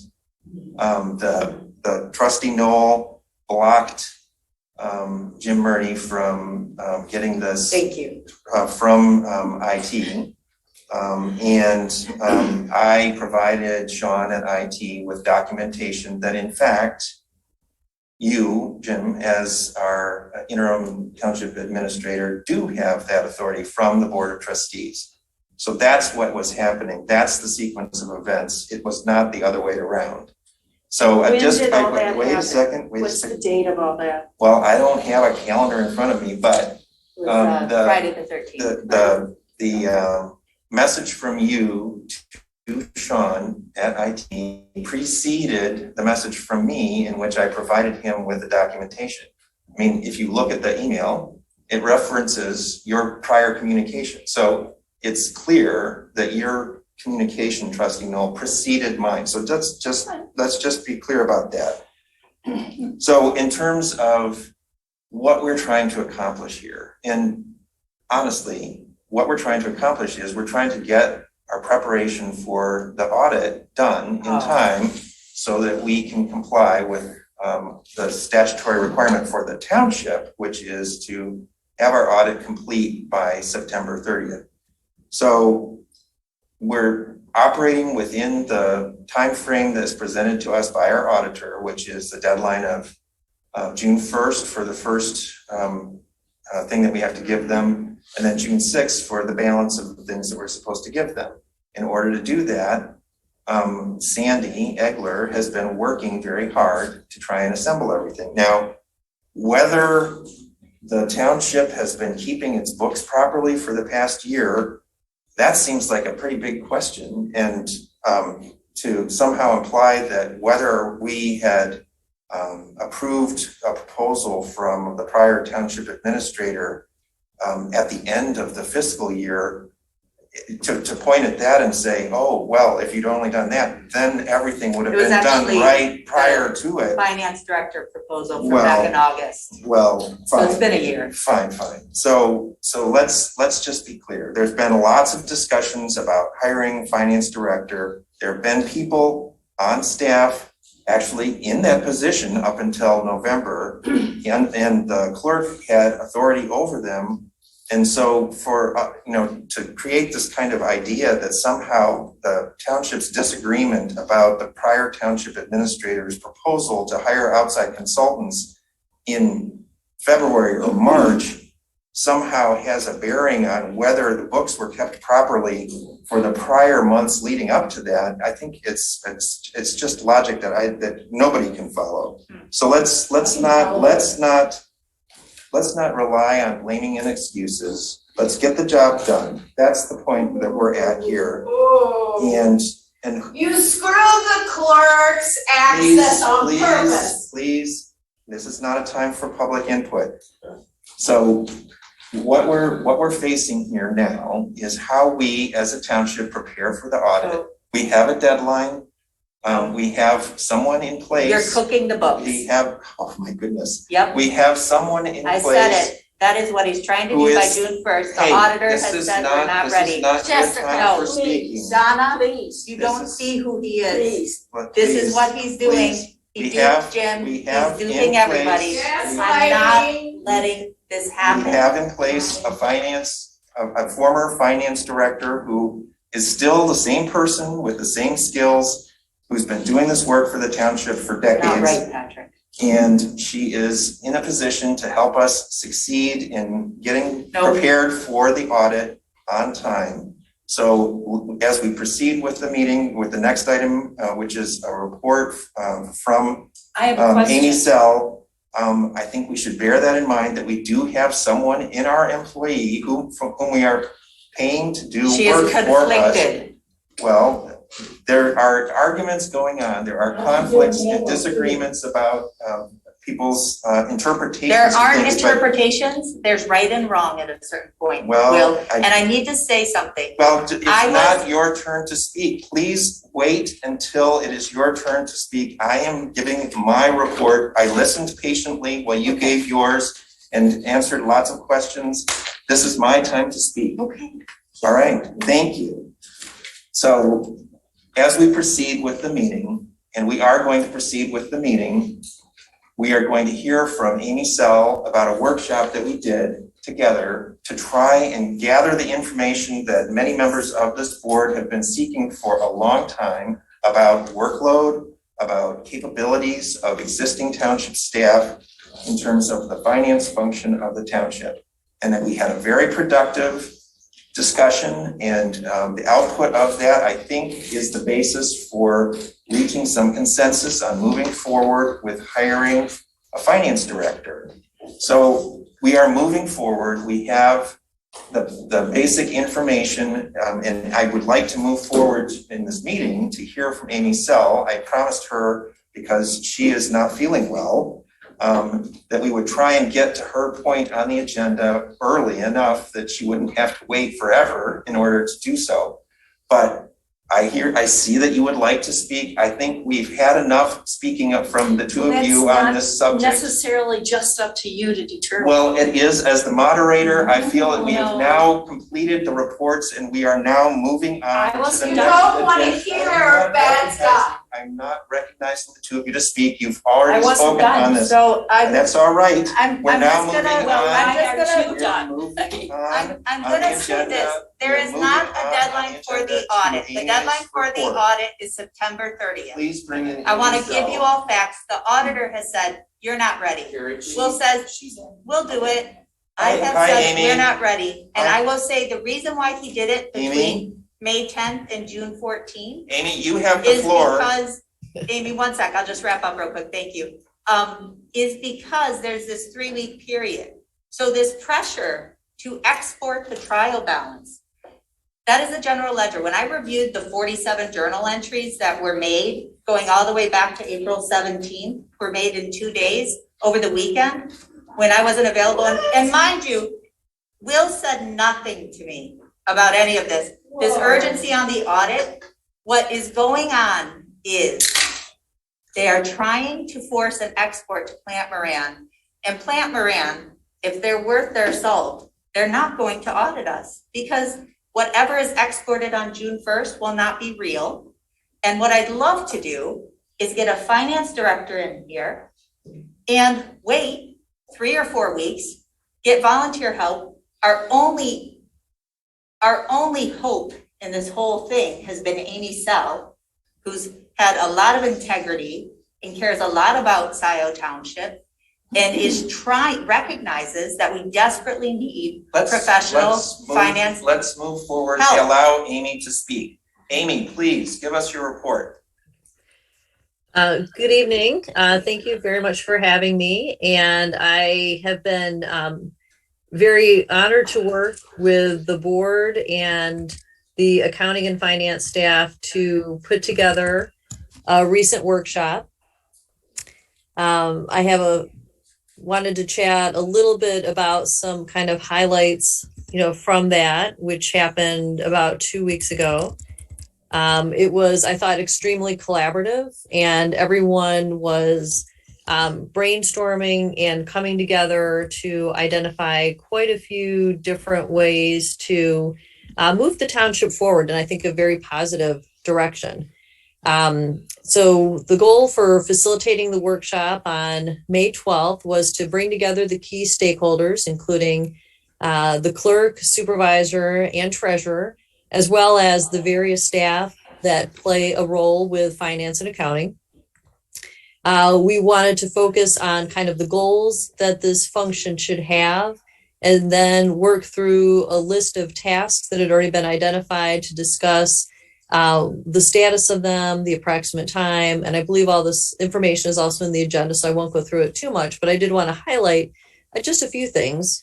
One is to really talk about the shared goals that came across with the team around finance into accounting, to really have a high quality finance and accounting function for the township, to have very strong budgeting and forecasting competencies, excellent cash flow planning, streamlined and efficient processes that use technologies and are easy for residents and implement best practices, a high level of compliance and on-time implementation of any regulations, a highly trained team, excellent reporting, and the ability to effectively, track and report out on funds to use as good decision makers.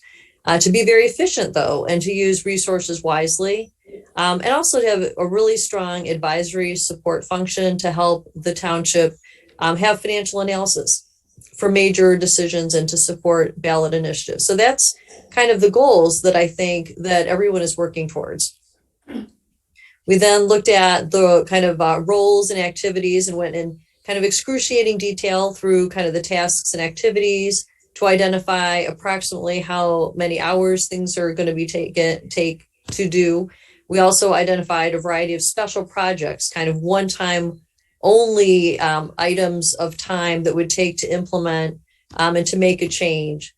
Because when you're looking at the overall staffing for the township finance and accounting, you want to understand, again, what are recurring tasks and activities and what are one-time only ones. So while this was a great first step in terms of overall finance structure, there's still some questions about how much additional activities such as meetings and responding to resident concerns and other kind of general activities are taking place, so that the analysis isn't complete. But in my opinion, we are definitely at the point where a finance director would be a very good benefit to the township. I've started working on a draft job description that is extremely detailed that I did share with the clerk, supervisor, and treasurer just today. So I know it's definitely a work in process, but it'll be one that can be refined before a new finance director starts, because really identifying the very specific tasks and activities and roles and responsibilities is very important. Although I think it's clear what types of skills are needed for the role, and we have started a search for a finance director. But I think that starting with a finance director position is the right step, and then having that person come in and then looking at additional staff could be kind of the next step. Regarding the finance director, we do have, we've had a very good response to the posting. We have some very strong candidates. In fact, 3 candidates will be interviewing tomorrow as a first round of interviews. So I think that is, progressing nicely, and there's been, very good support and collaboration on moving that forward with the interviews. And it's been a pleasure to work with Jim Murty on this as well.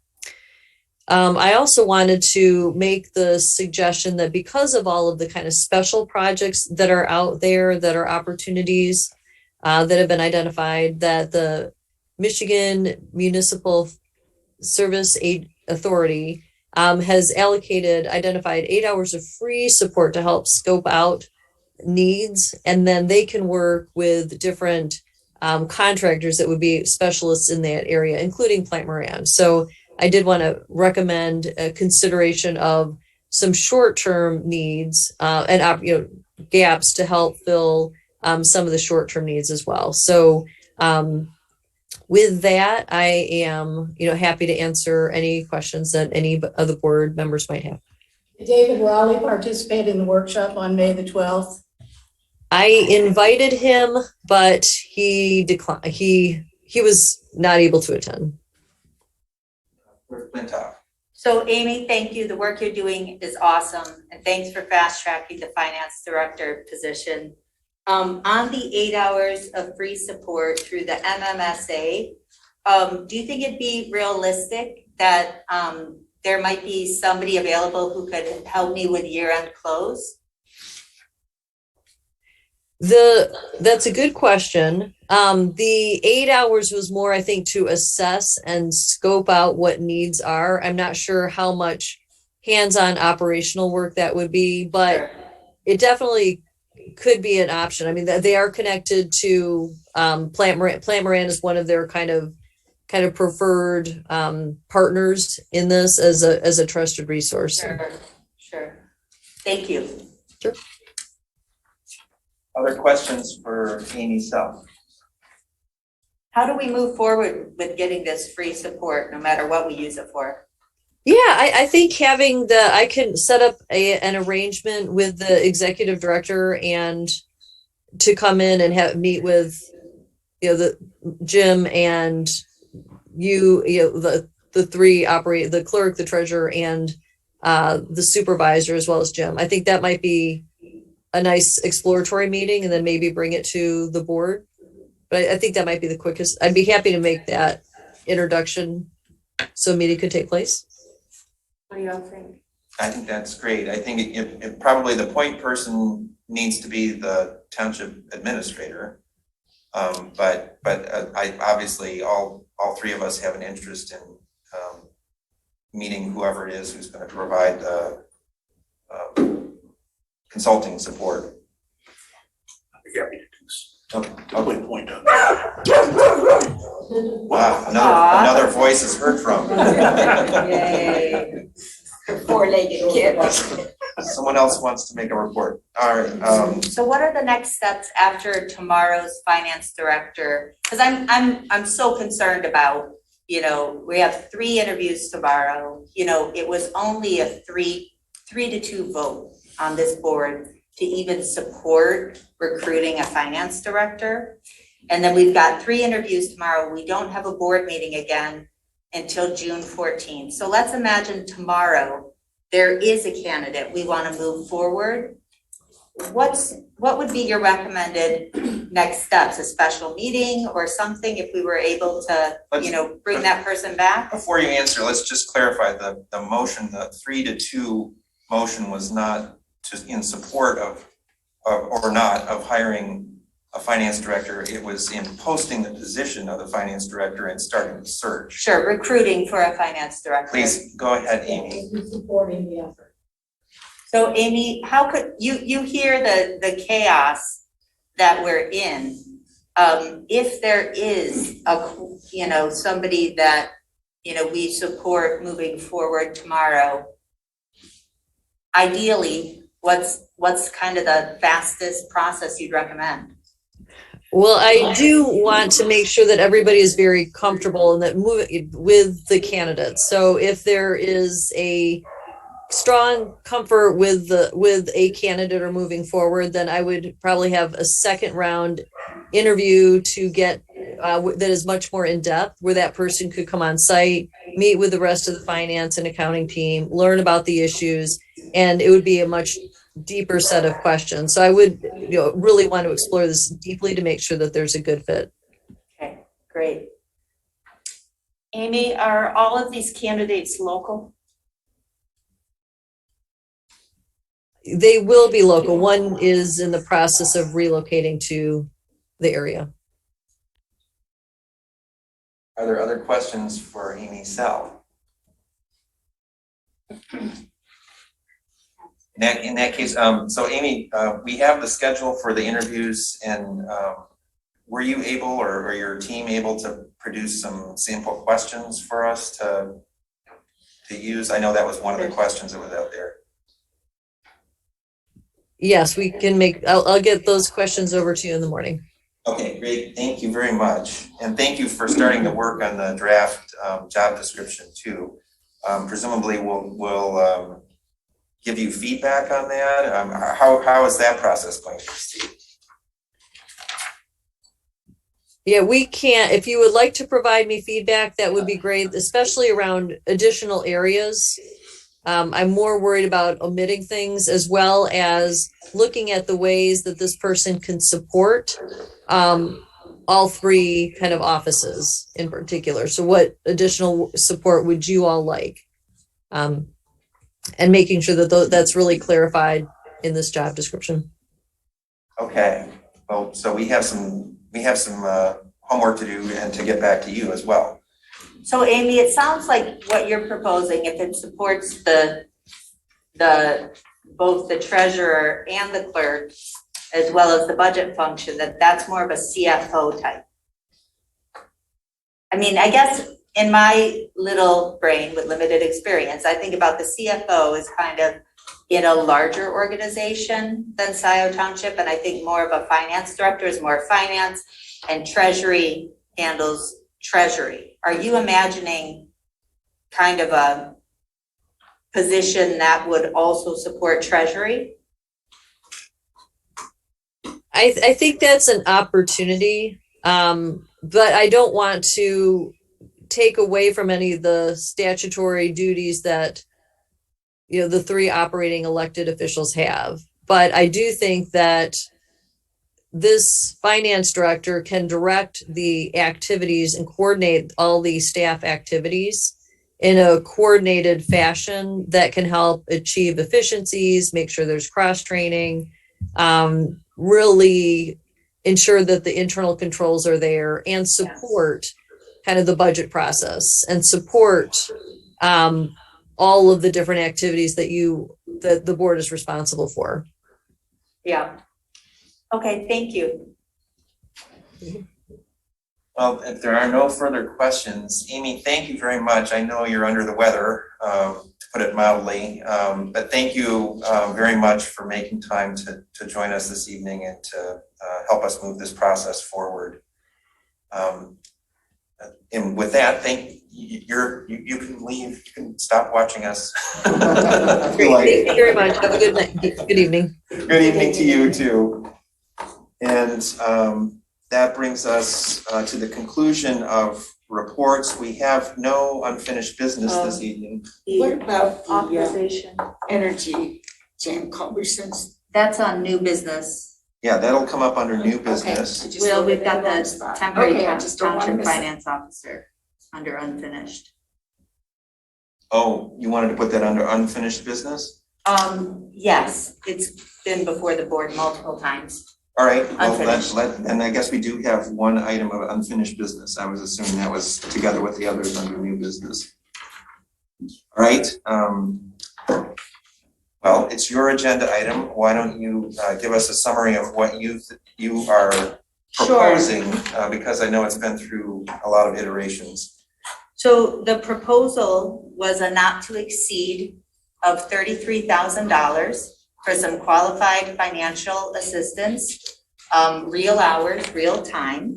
Now, this is the PM Gap side of Plant Moran. We have Plant Moran, the auditor, and then we have PM Gap, which is the other side of the house. They have kind of their glass wall between them.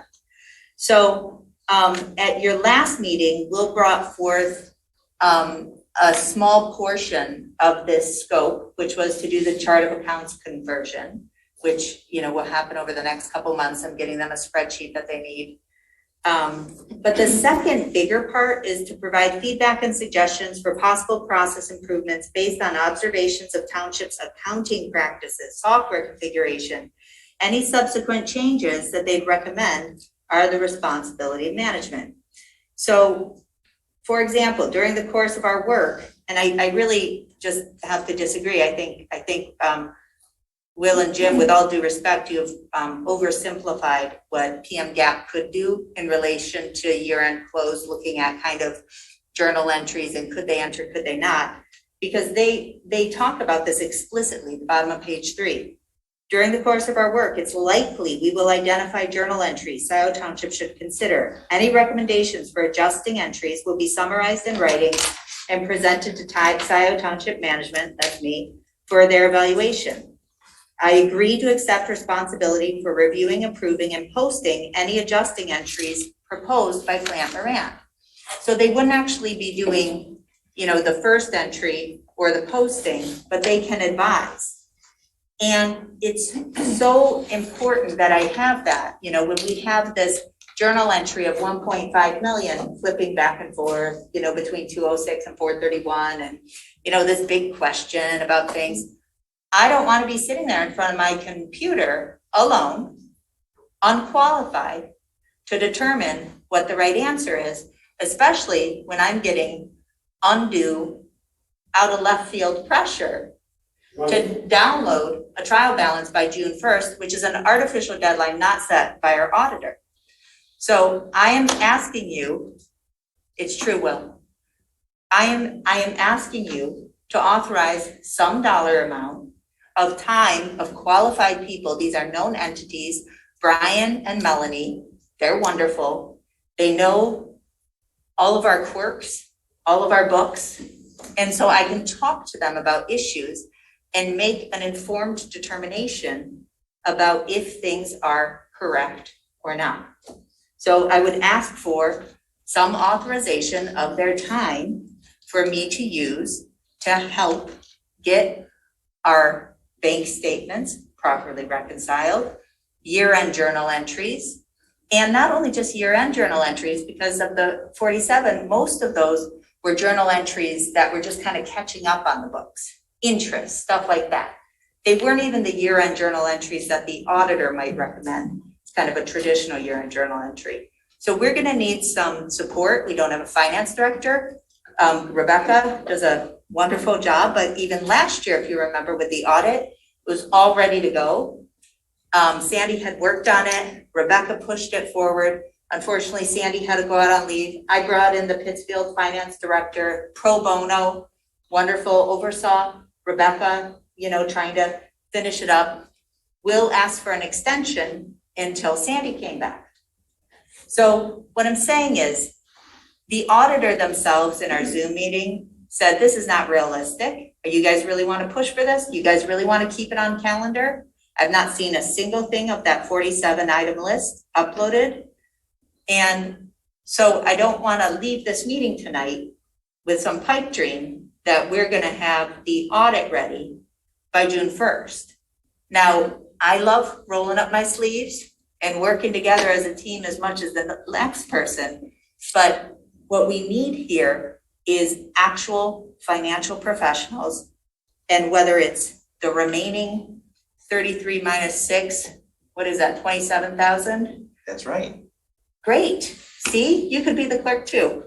$27,000. I think that would be a conflict of offices, don't you think? I don't know what conflicts you see left. So I would say, I would just ask for any amount of money, whether it's $5,000, $10,000, $15,000. We're not gonna pay them any more than they actually work. And they're wonderful people. They know how to be appropriate. They have said they can advise on journal entries. But I'm telling you, I'm so uncomfortable with what has gone down the last 2 weeks here. Well, can we focus on the proposal instead of doing another recounting of your discomfort? It's all because I've suddenly been rushed to suddenly have the books done, suddenly. So Jim, can you speak to the question of whether Plant Moran, Brian Kamler and his team can actually do this? I'm asking the township administrator. With my conversation, and I can only speak for what he told me, because I was asking that specific question about entries. The specific question is what to make you comfortable with all the work that Sandy has been doing. Try and reserve shaking your head yet. No, I'm just listening. I didn't know that was your question enough, so I'm processing. But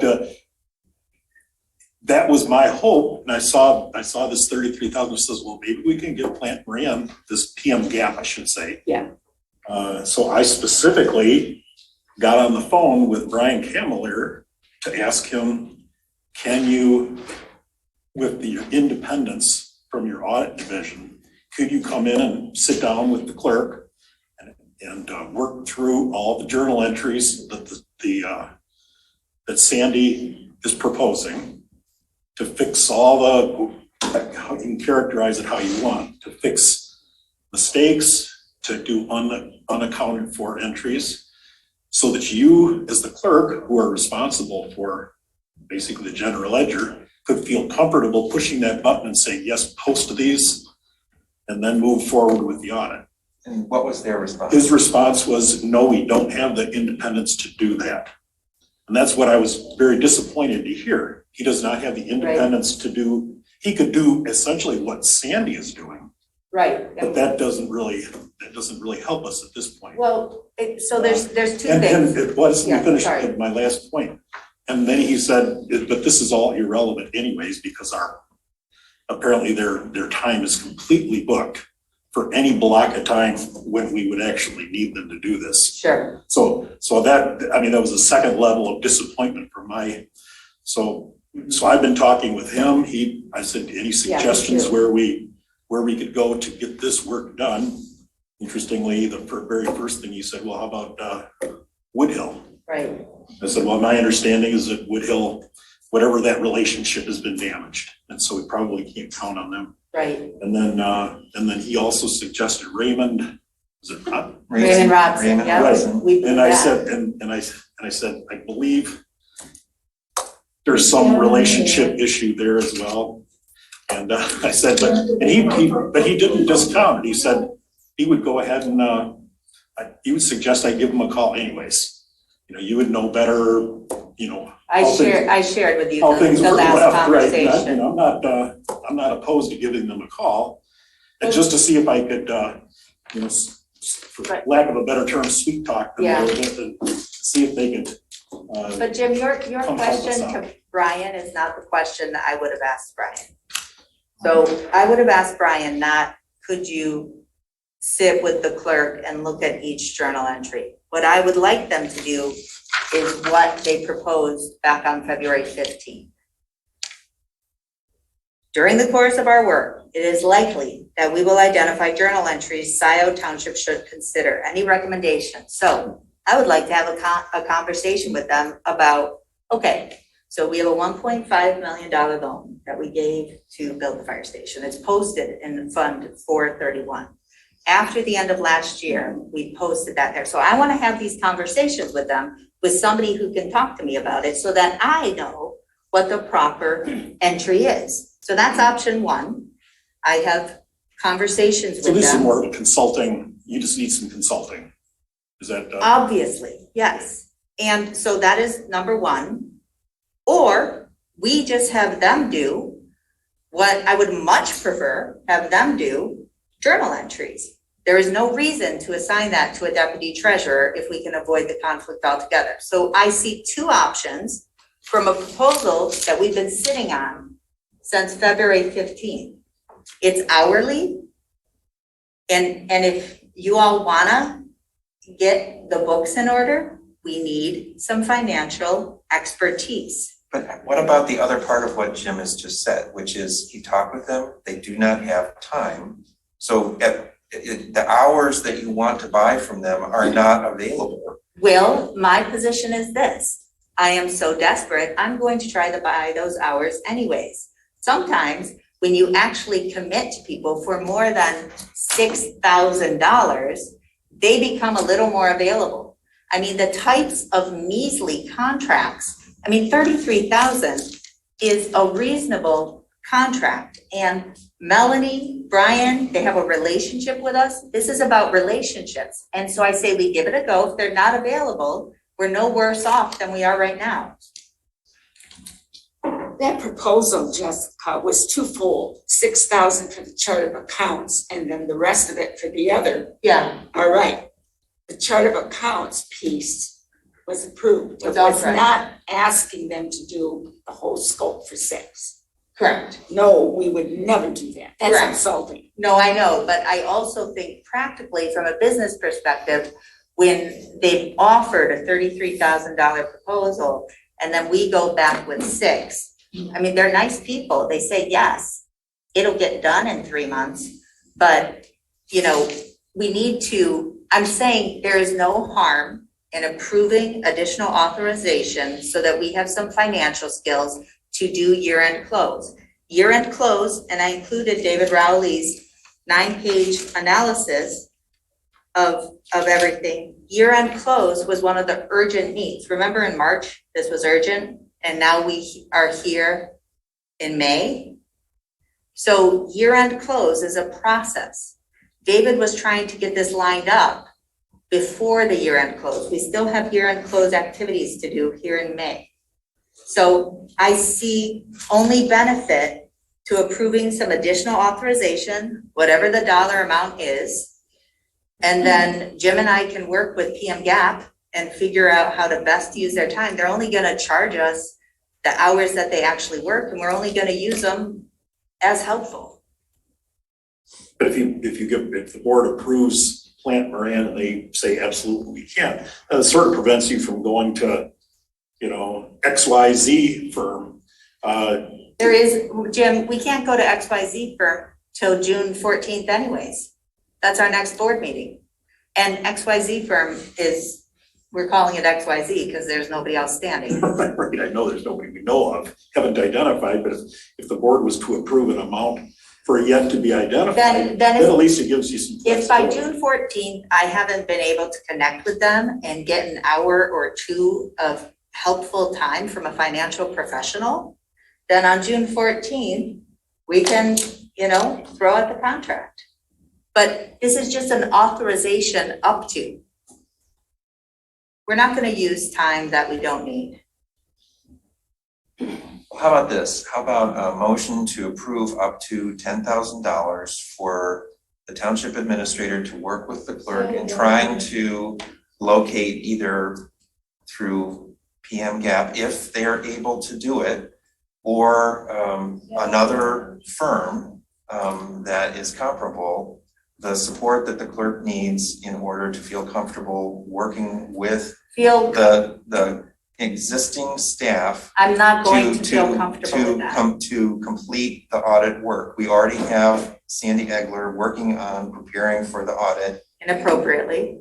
That is up for debate, but what we're just considering right now is financial consulting support that you desire in order for you to feel that you can do your job. It's not so much about my feelings, Will.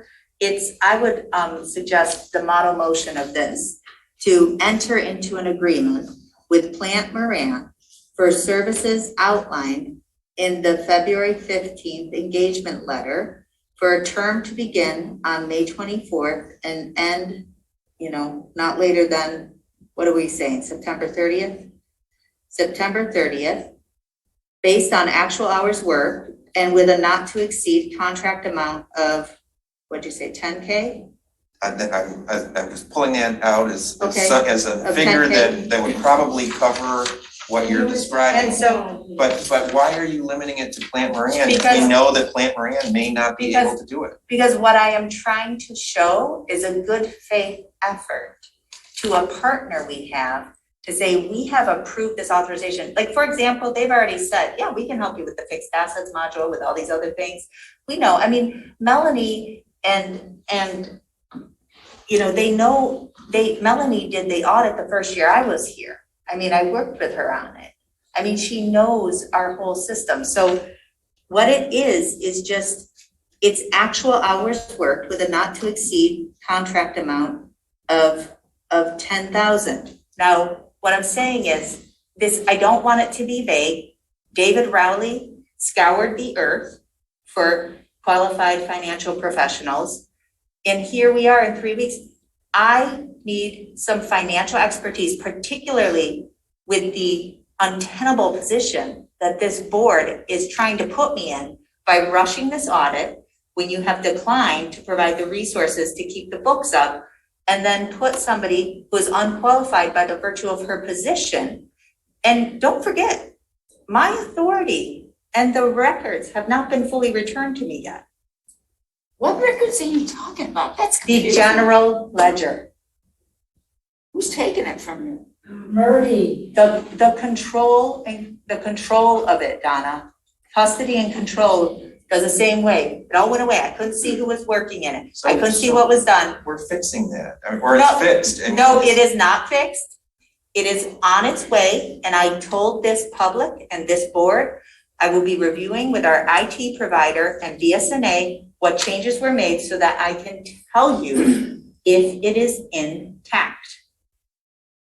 Jessica, A friendly comment. Please. The wording you're proposing. What if you say Plant Moran or a comparable accounting service or Sure. accounting firm? My, So that I'd be- opens up some options. I'd be open to that, but at this point, my trust level is so low with Will right now that I think that if we give any wiggle room, he'll say, oh no, I called Brian and Plant Moran can't do it. So I need certainty from this board because of all the undermining that's been going on these 2 weeks. So I would like to say, and that it'll be an agreement. I mean, Jim and I, despite all of this, communicate very well together. This is my responsibility. I can talk to Brian. I can figure out what help I need. You know, I don't need Will, Jim, talking to contractors for contracts that were negotiated 3 months ago.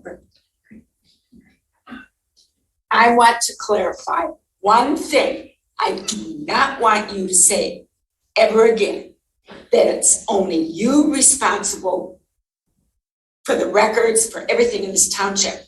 We as a board are responsible. I know your statutory duty, I understand, but you as one person cannot do the general ledger, which way back before whenever. And let me finish. One person would do it, but as our country grew, you have to admit, you're admitting it really. We now need help. I've always to do our responsibility. I've always said that. But you're making it sound like you're the only one. You're not. We're all in this together. But Donna, Donna, I have always needed financial support, but the way, the move that this board. I don't want to go over that again. Let's make a motion and move on. I want to say something. Trustee Noel. Donna, please, listen. I've been listening since 2019. I haven't said anything yet here. All of these circumstances are highly irregular. Things were rushed over these last 2 weeks. They've been The illegal. hiring of Jim Murdy was, it was kept secret. I mean, we learned about it at the board table. Oh, right, but Okay. you know what? It's one of the best things that's ever happened in the last We never couple months. discussed it as a board, but anyway, let's just say the situation is irregular and there's been some secretive activity behind the scenes. I don't believe that. Oh. Get out of your bubble, Donna. All of this was Excuse rushed. me, be All of polite. this- Okay, I am trying to be polite. He's not talking to me. I'm not talking to you. You are polite. Oh, I'm losing it here. I'm losing it As a too. Republican, Donna. Okay. Jessica is entitled to her feelings. She is frustrated. This finance director position, it's been vacant for more than 5 months. She has repeatedly talked to the board about the need to fill the finance director position. David Rowley talked to this board extensively, outlined the reasons very clearly. And people on the board didn't listen to him, or a majority of the board didn't listen to him. And he resigned over it. So I'm just saying, this is a small thing that she's asking for. I think we owe it to her to support it. And the way all of this has happened, Will, doesn't engender trust among board members. So I'm struggling here tonight, and I get it that you truly do not comprehend what I'm saying. I understand that. I comprehend what you're saying. I've tried I to. disagree with it. I've tried to explain it to you. I tried today on the telephone, and it's not working. We are not communicating. No, we're communicating. You're just not persuading me. It's No, it's you're it's not not a hearing matter what- of sort of Let her browbeating people. finish. Let her finish. Hearing what I'm saying. Okay, You so aren't what are you saying? reflecting back comments that indicate to me that you understood the content of what I said to you. It's a concept of communication. I get what you're trying to explain. Okay. I'll just leave it at that. So she's frustrated, I am very frustrated. I think as a board, we owe it to Jessica to give her the basics in terms of support that she needs. Okay, so just let's cut to the chase, because the clerk a moment ago said it's not about her feelings. So I understand that both of you are feeling frustrated and that you feel a certain way about how things have been going. But let's focus on the substance. I tried to make a motion to give the clerk what she was looking for. She was looking for support. So I made a motion. She said, well, I don't like that motion. I like my motion that's got more detail in it. You said, well, wait a second, how about making a little flexibility, which is actually sort of moving it back towards the motion I was trying to make. So I think if we focus on the fact that we're actually moving towards a motion that we can support, we will get there faster than if we keep counting how people, view past events, all right? I don't want to get into a big argument with you or the clerk or other people about what happened and how to interpret it and what kind of motives to ascribe, kind of motives to ascribe to me or other people. Let's focus on what the clerk wants us to approve right now. Will, why don't you stop speaking? And why don't I'll shift and let's do that. May I give a motion? Yes. To modify the agreement with Plant Moran for services outlined in the February 15th engagement letter for a term to begin on May 10th, I think is when it began, and end not later than, let's keep it at December 31st, based on actual hours worked and with a not to exceed contract amount of $16,000. But what about the comparable firm? So was it September 30th? I actually made it, so listen again, please. To modify the agreement with Plant Moran for services outlined in the February 15th engagement letter for a term to begin on May 10th, so starting with what you approved last meeting, and end not later than December 31st, because that's what it's going to take for the chart of accounts, based on actual hours worked and with a not to exceed contract amount of $16,000. That's the 6 you approved last meeting plus the 10 we're talking about tonight. That's 16. The township supervisor and clerk are authorized to sign agreements approved by the township attorney as the form and substance and to be paid from budgeted funds 101191. What about it saying comparable firm in case Plant Moran can't do it? Then I would say, and to, what do you want to do? I mean, to authorize the administrator and clerk to execute agreement No. with similar firm? I don't know what. No, if we're gonna do it in the spirit of the letter that was, that this February 15th letter, it was the township administrator who is the point of contact. It's not the clerk. And it's not the clerk and the township administrator executing the agreement. So we have to keep it in the framework of that February 15th letter.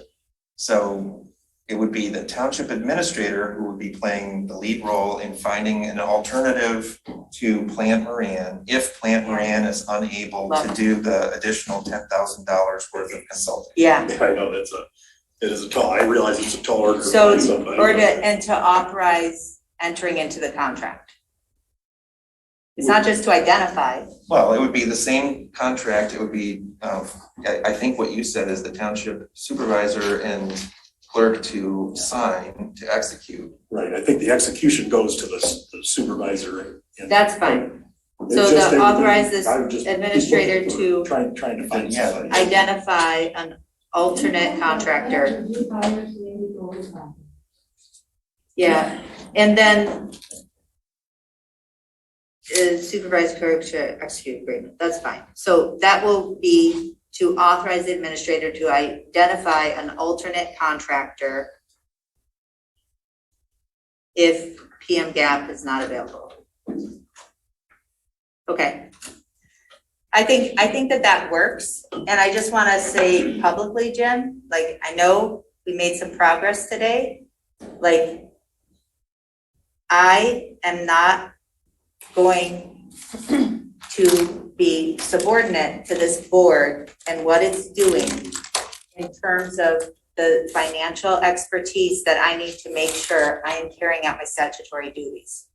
So we're gonna talk to PM Gap, and if there's a efficient, appropriate way that they can help us get the audit done, we'll do it. I hear you there, and I agree that whoever is hired to do this, to basically help you work through what's required to finish up the preparation for audit, it has to be somebody you trust and you're comfortable with. Yes, and I want wanna say for the record too, you and I will talk, it may not be that PM Gap's only job is to get Jessica Flintoff comfortable with the deputy treasurer making journal entries. It may be that PM Gap says, you know, talks to me about it, but if there's certain things that I'm not comfortable with, I'm not gonna be comfortable with them. I will do my best to understand it, but this is a conflicted situation. The auditor's already described all the additional testing that they'll have to do because of this arrangement we've made. So I just wanna say we'll work together on it, but I don't wanna be blindsided, disrespected, and just completely disregarded, as I was this week. So we have a motion, and do you wanna read it over again, just to make sure? Modify an agreement with Plant Moran for services outlined in the February 15th engagement letter for a term to begin on May 10th and end not later than December 31st, based on actual hours worked and with a not to exceed contract amount of $16,000. Supervisor clerk authorized to sign agreements approved by township attorney as to form and substance, paid from budgeted funds 101-191, and authorize the administrator to identify alternate contractor if PM Gap is not available. Well, it occurs to me, actually, now that you read it again, that we've already moved on from the February 15th letter. Don't we have a letter of engagement with Plant Moran? Right, it's been, I think, superseded by this other letter. So maybe it's So we better off we should reference that letter instead. Right. What's I the don't date? need to word that, but What's the date of that letter? Do you know? And why did you guys even just do that, like, while I was gone? Sorry, it's Let it more. go, Jessica. It's working. It's not Stop. working, Donna. It's not working for you, but it is working. Donna, it's not working for the township.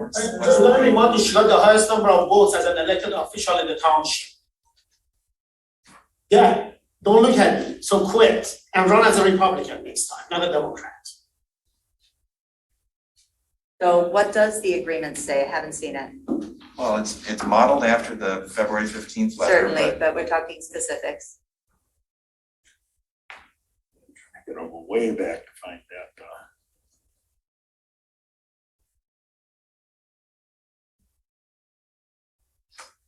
that. Yeah. And I've already told them the chart of accounts, they talk to me. They can talk to Jim too, but that's literally my statutory responsibility. And Will, you gotta stop doing this stuff. No, stop. I don't want to get into a debate about it right now. Just stop. I'll have 10 pounds of banana delivered to the township for being a banana republic.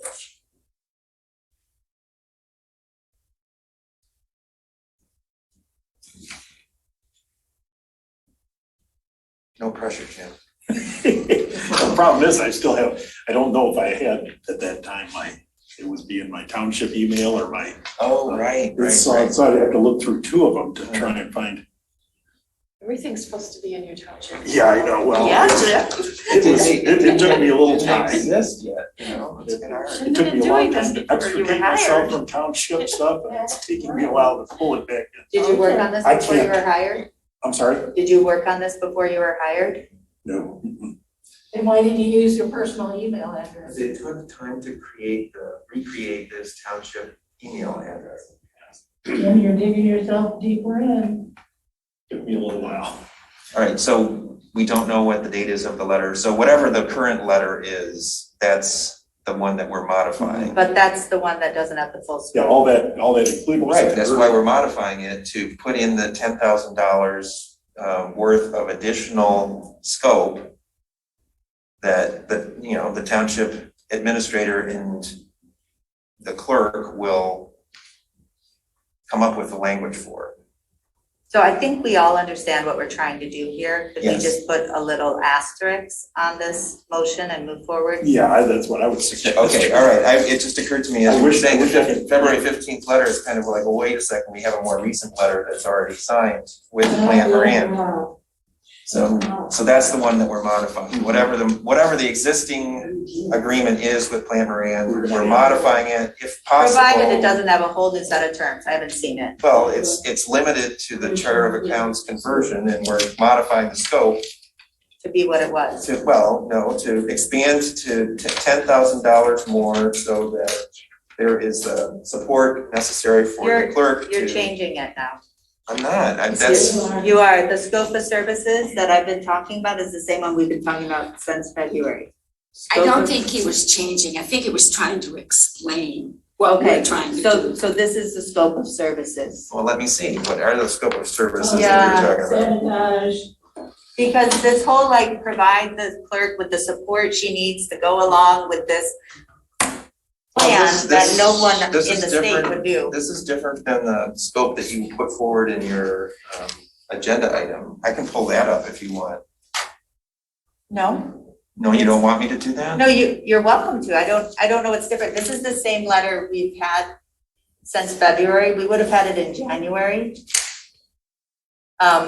Again, y'all, we're talking about $10,000. We've got bigger things to talk about. I know. If there were any, Mike Cormier will charge that in 2 meetings. So what remains is the portion of the necessary work that can be completed by PM Gap, the capacity building arm of Plant Moran, which also serves as our auditor. The Yes. proposed scope of work by PM Gap will assist Scio in urgently correcting errors yes, such as those in our 2021 W-2s, finishing bank statement reconciliations for FYE 22, Right.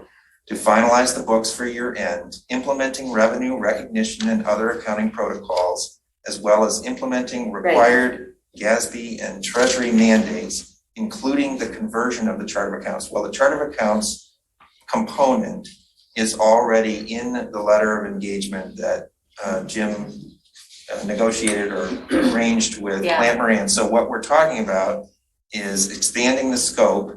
And do you want it to include all of these other things? Will, I think that what's in this letter covers all of what I've described. Oh, well, that's different. That's different than what I thought we were talking about. Well, no, if you've got that original letter, I think there's We two. do? One of them, It the is first pro- item includes, provide is just the feedback and conversion. suggestions for possible process improvements Wasn't based that on. conversion though in there? The conversion Yeah, it is the was. first one. Can't we just modify it to remove that conversion because now that's.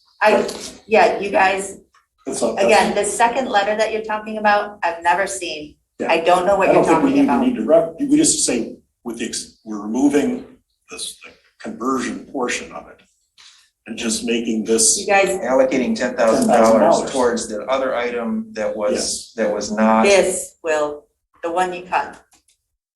It's catch-all. Well, it is a catch-all. I'm not comfortable approving that kind of wide-ranging scope. I thought what we were talking about is getting you the support that you need in order to do your job. $10,000. Approving the input for the audit. And Will, that's called year-end close. So in year-end close, it involves things like reconciling bank accounts that don't make any sense. So You know, it it's a is- lot of different things. So it is the things that are It's delineated here. inclusive, but this general language, I think includes what's on there. So, I mean, Will, it's just some professional financial help to consult with, it's consulting hours to get the financial records correct and finished and do year-end close.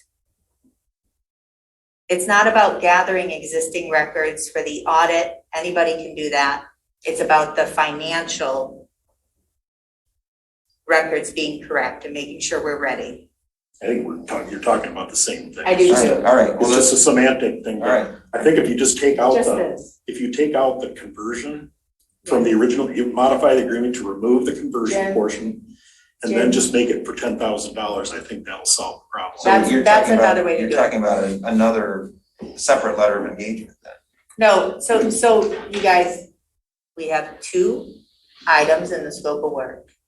This one's been approved for 6,000. This would be 10,000.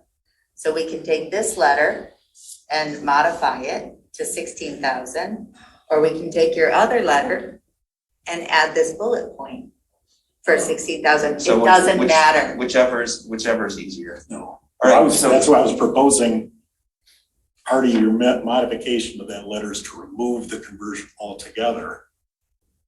Because that's not what because you've already covered that in the. But we're adding, we're adding this other You word guys, to it. I got this. All right, so let's move forward. I think I understand what you're saying now, Jessica.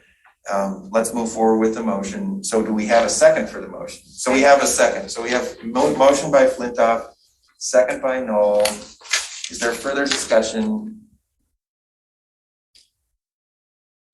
I'd like to hear the motion, because first it's this Okay. and this is that. All right, that's fair. Let's read it That's before fair. we Before we vote, let's have the motion read aloud. Okay. So let me try it this way. To modify an agreement with Platt Moran for services outlined in the February 15th engagement letter for a term to begin on May 10th and end not later than December 31st based on the actual hours worked and with a not to exceed contract amount of $16,000.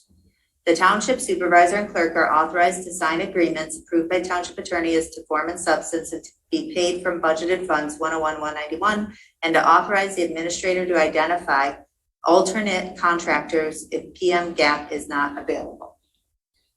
Question, why do we have May 10th rather than Because today's date? I put modify the agreement because it was modified on May 10th at the last board meeting. Because I wondered the same thing. So that's why I read it that way, so it kind of encapsulates whatever was done on May 10th. So is everyone comfortable with the understanding of the motion that's on the table or on the floor, I guess? Whatever. Yes. Wherever it is. Yes. All right, so we have a motion. All those in favor, say aye. Actually, roll call, You want to do a roll call? All I right. do. Okay, Hathaway, yes. Palmer, Yes. Flintoff, yes. Noel, Yes. McLaughlin, Yes. motion passes 5-0. Okay, so now we are finished with unfinished business. That brings us to new business. The first item of new business is the possible action on the Zeep Road Pathway Michigan Economic Development Corporation grant agreement. All right, I had the opportunity to talk today with Kristen Blackmer, who is the person who oversees these grants from the state. First of all, I want to be clear that these grants are not the same. They don't operate the same. They're not structured the same as the other grant that we received from the state, from the Michigan Department of Natural Resources Trust Fund. That has a lot of requirements and it's a totally different process. This is an earmark of funds that Representative Lazinski very effectively advocated for the township to receive. And there are 2 of them, so maybe it simplifies things to speak to both of them where they align that conversation. So both of them are governed by similar agreements. And as part of that process, once the funds were budgeted to be received by the township, there was an application form. And actually, I'm not sure it was called an application form. There was a form that we had to fill out to provide information to the MEDC. And then they used that to write up the agreement. And some of the questions asked, okay, so what are other funding sources that you are using to accomplish your project? And so we provided information to them using the budgets that had been assembled by the Transportation Alternative Planning Committee. And then they sort of fed back to us these agreements. And so the budgets that are attached in the appendices of each of the two agreements are basically reflecting back to us what we said to them. But I clarified today, they don't really pay attention to what we say in terms of the other funding sources, in terms of the typical sort of way of thinking of like a match. So for example, MDNR with their grant, they want a dollar for dollar match with whatever they're putting forward, whatever they're giving to the grant recipient. This is not like that. This is funds, these are funds that are awarded to Scio Township, and they are for the purpose that is stated with the awarding of the funds. And there's a time frame in which the state expects or hopes that they will be used, but there's a lot of flexibility.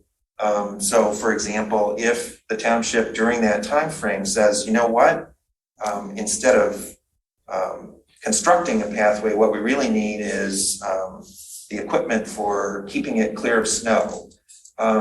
We could go back to the MEDC and we could say, you know what, we've been looking at this, we would like to repurpose this, but it's for the same general project, but it's for a slightly different purpose. And they would be, she said, they often are happy to sort of, be flexible about how those dollars are used, as long as they're used towards the original sort of intent, the project.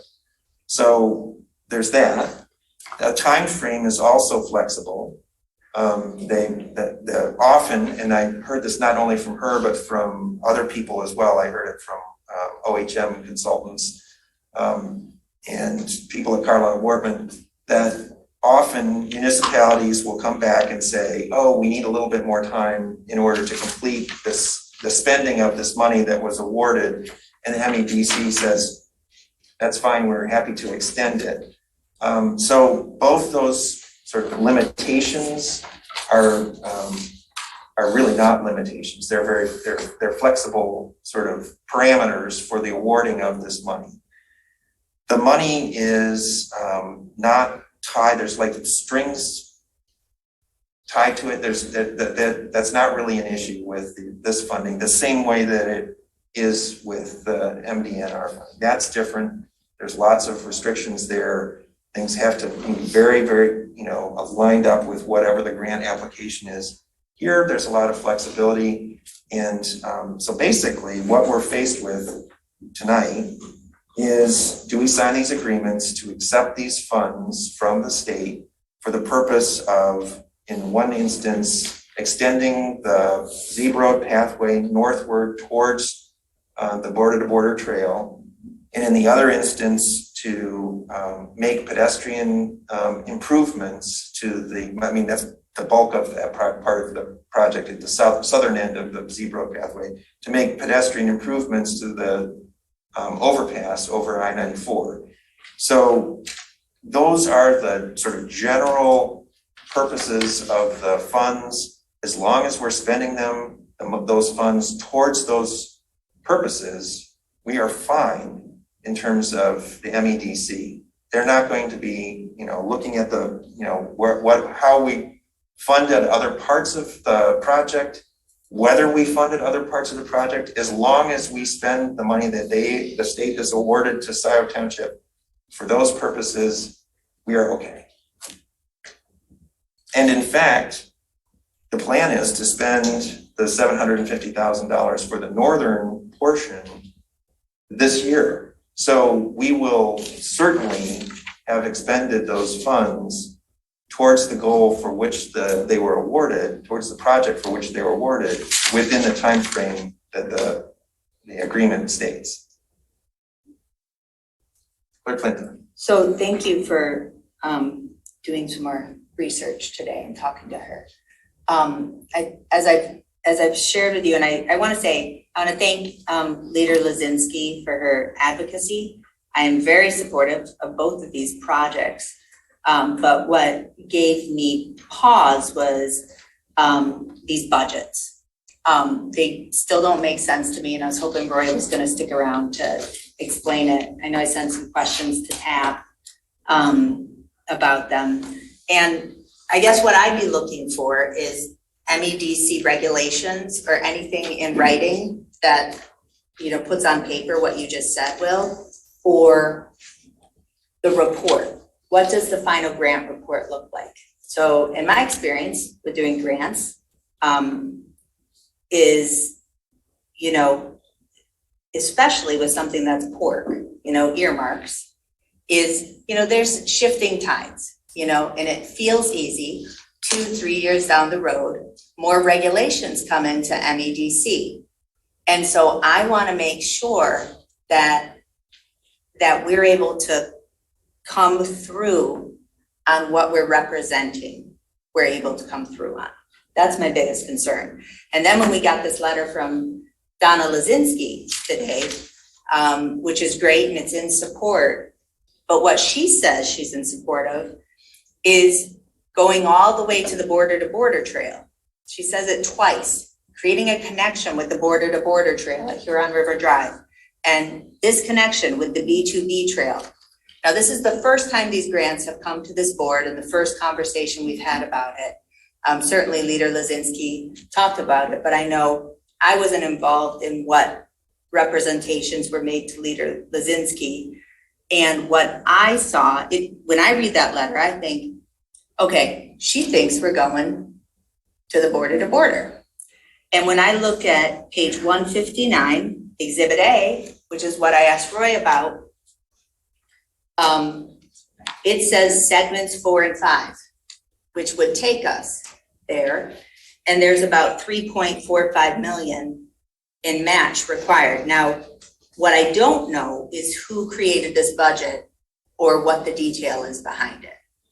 And so I was hoping to hear from who informed this, just because, and if we're not sure, if we don't think it's realistic, well, like if we think we're really just gonna go the 1,000 feet, which is in the beginning of this scope, and not all the way to the border to border, that I'd rather we modify this agreement and just say how far we're gonna go within those first 3 years. I'm uncomfortable with the document as presented because it says in the front, we're just gonna go 1,000 feet.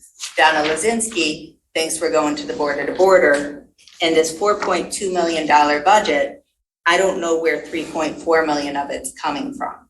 I mean, I'd want somebody to tell me. So I think in some ways we're sort of talking past each other, because I just said this is not a matching fund sort of situation. So you're focusing on all of these other sort of budget figures that are, some of which are for grants that we haven't yet applied for. You know, the $800,000 federal transportation alternative planning grant is something that we, the board, authorized OHM to begin working on getting ready to apply for, but that's a major lift, right? So that's why we allocated funds and authorized that work to proceed. But a lot of this other stuff is, you know, like similarly speculative in the sense that we are applying for funds from other sources. Some of it is funds that we know we have because it's based on a millage, or it's based on commitments from, well, not for this portion of the project, from the DDA. So is the local funding, the local funding's the millage, is that correct? The 340 and the 800? Is that correct?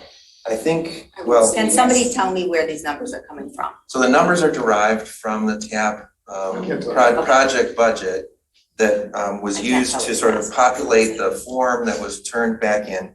But for purposes of signing this agreement to receive the funds, and I know it's called a grant, but probably, a better term would be a gift from the state. It's not what it says. I understand, but to refer to it as a grant and to refer to these budget projections of other funding sources as matching funds is, I think, sort of, misrepresenting the situation that we're presented with tonight. What we're presented with tonight is, do we go forward and accept the funds that the state has given to Scio Township for the purpose of building the Z-Road pathway? And yes, of course, the entire project, the plan for it is to extend all the way up to the border-to-border trail. And when Donna Lozinski refers to that, she's talking about the whole project, but that doesn't mean that we have to somehow, explain exactly how we're going to accomplish phase 5 of that project at this point. Because we're only talking about the next segment, which is where we will spend the funds from the state. But Will, it says two different things. The beginning says 1,000 feet, which is 4. The project budget, which in my experience with grants, which is significant, including with grants like this, it is the project budget that's operative. And that's why I asked for a reporting template or MEDC regulations that might exist, or anything that you said, Kristen said, even in an email, anything in writing that says, this really doesn't mean what it says it means, that this is really a gift. And I'm saying this because this is exactly the kind of money that comes under much greater scrutiny.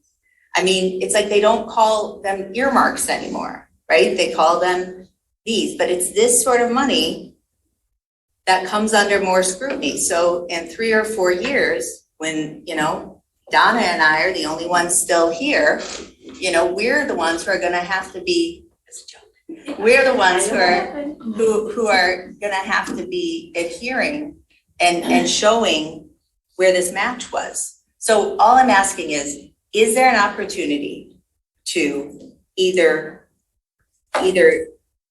just make the budget match the scope? So if we wanna say we're just doing that first phase, is there an opportunity to, on Exhibit A, change that budget so it just says segment 4 instead of segment 4 and 5? Because I think that's realistic. But then we would take out that $3.4 million match, because we're not gonna do $4.2 million worth of work. I mean, I don't know what portion of this is phase 4, segment 4, but it's probably closer to $1 million or something? Yes, it is. It's very close to $1 million, and okay, the $750,000 will be expended, and there won't be all of this other stuff that you keep referring to as a match or as some kind of burden that we have to somehow justify. It's a commitment. It's something we're saying we're gonna do. Yes, we're saying it to ourselves. No. We're saying to ourselves, we're gonna do this. This is our plan. The state is interested to the degree that it wants to know that we have a plan, but it's not some requirement that the state is going to impose or follow up on in any way. Then why can't we modify this budget to show Why it's do we realistic? need to modify this budget? Because this is unrealistic, and I'm not comfortable putting the township in a position of committing ourselves within a certain timeline to work for funds we haven't identified. And if we can. The people who are working on building and planning for this project, for building the Z-Road pathway, have identified different kinds of funding sources right. that And they I emailed want to everybody today, and I understand people want to go for funds, but I don't believe, and I think we'll be wildly successful, and I appreciate everybody's efforts. I don't think that we're gonna do it all within 3 years. I don't wanna disappoint Leader Lozinski. I don't wanna disappoint the state, and I don't wanna get ourselves in a pickle. I just wanna promise No what we pickles know we will be can gotten grow. into. There will be no pickling. This is just, I mean, we're talking past each other. Jessica, you keep trying to make this into something it's not. I'm just reading what's here. Yeah, well, if we're And- just reading what's here, and what Jim Fink said is there's not that kind of requirement in this agreement. And what I'm telling you is I'm reading and comprehending the agreement. I'm basing it on experience. And I'm saying I want to support these projects and these grants. I think it's been a disservice to TAP or whoever. I doubt that you all looked at this and said, yeah, let's promise 4 million. You know, I think that there was maybe a, hiccup in the planning for this budget or something. So if we could just revise it, because I want to say yes to both of these grants, but most of all, There's no need to revise this. I want to come through on what we're committing we're gonna do. There's no need to revise this. You're making something out of nothing. Okay, I've got a Trustee couple of Noel. questions. So Jessica, are you saying you would like to see the $3 million identified, the sources identified? Is that what you're saying? Ideally, the last few days, nobody's been able to do that, but more importantly, Kathy, it says segments 4 and 5. Yes, it does. I would like it limited to segment 4, because from all accounts, that seems to be what's realistic. And that seems to be what we're planning on the 750,000 to go toward. Look, we've had consultants working with us closely. There's, it's not just volunteers sort of pulling numbers out of the air. I think everybody's great. Well, okay, but we're Wanna giving, not there's a screw lot up by of promising to do professional what we can't do. experience that went into sort of thinking through what is doable, what's plausible in terms of grants that we could apply for. We're already working I understand towards we're getting ready applying. to apply for them. There is no reason to go back to the state and say, oh, we need to change this, because they're not even really looking at this. This is a message to us about where, the TAP committee has sort of given thought to potential funding sources. And there is serious thought, to reaching the border-to-border trail. So, you may think it's not feasible. And circumstances could change, the economy could change. It's possible that things would, shift and it might be less feasible than it is now, but people are working forward towards this. I think we can get there. What I'm saying is, I don't wanna promise getting there as part of this scope, because clearly there's a mismatch between the budget and the scope. The narrative scope says 1,000 feet, the budget scope says segment 4 and 5. It just seems like an administrative fix we could make. That's signing It's not a disagreement. It's a budget that shows how we get all the way to the border-to-border trail. It's a project budget. That means it's supposed to align with the scope of the grant. The project is to get to the border-to-border trail. The money just has to be spent towards that goal. There's nobody who's anywhere at the state who's going to be coming and saying, oh, well, you only got this far. As long as we spent the money towards that goal, even if we failed to reach that goal, we will have fulfilled the terms of the agreement. That's not what it says. That is what it says. The agreement is the scope, is we're supposed to meet the scope, and the scope is set forth by the project budget. The language of the agreement says that you spend the funds towards the project by the date. That's what it says. You are reading more into this appendix than it means. That is the point of what I learned today or confirmed today. Via telephone. Yeah. Well, that's what I said I was gonna do. I was gonna call and confirm that this agreement means what it says it does, and that's what Jim Fink says it means. Look, I wanna do right by Leader Lazinski. I support these pathway grants. I've been in this situation before where communities get excited about these sorts of things, and then a few years down the road, that match that we commit to becomes a problem, because then this becomes the scope that we've promised. So I just don't wanna promise more than we can, and just would ask if there's room to revise this to make it There's no align. need to revise it. That's the point. You keep saying this is a match. You So keep saying that it's something that it's not. Well, when I say match, what that means is the additional funding needed to do the scope.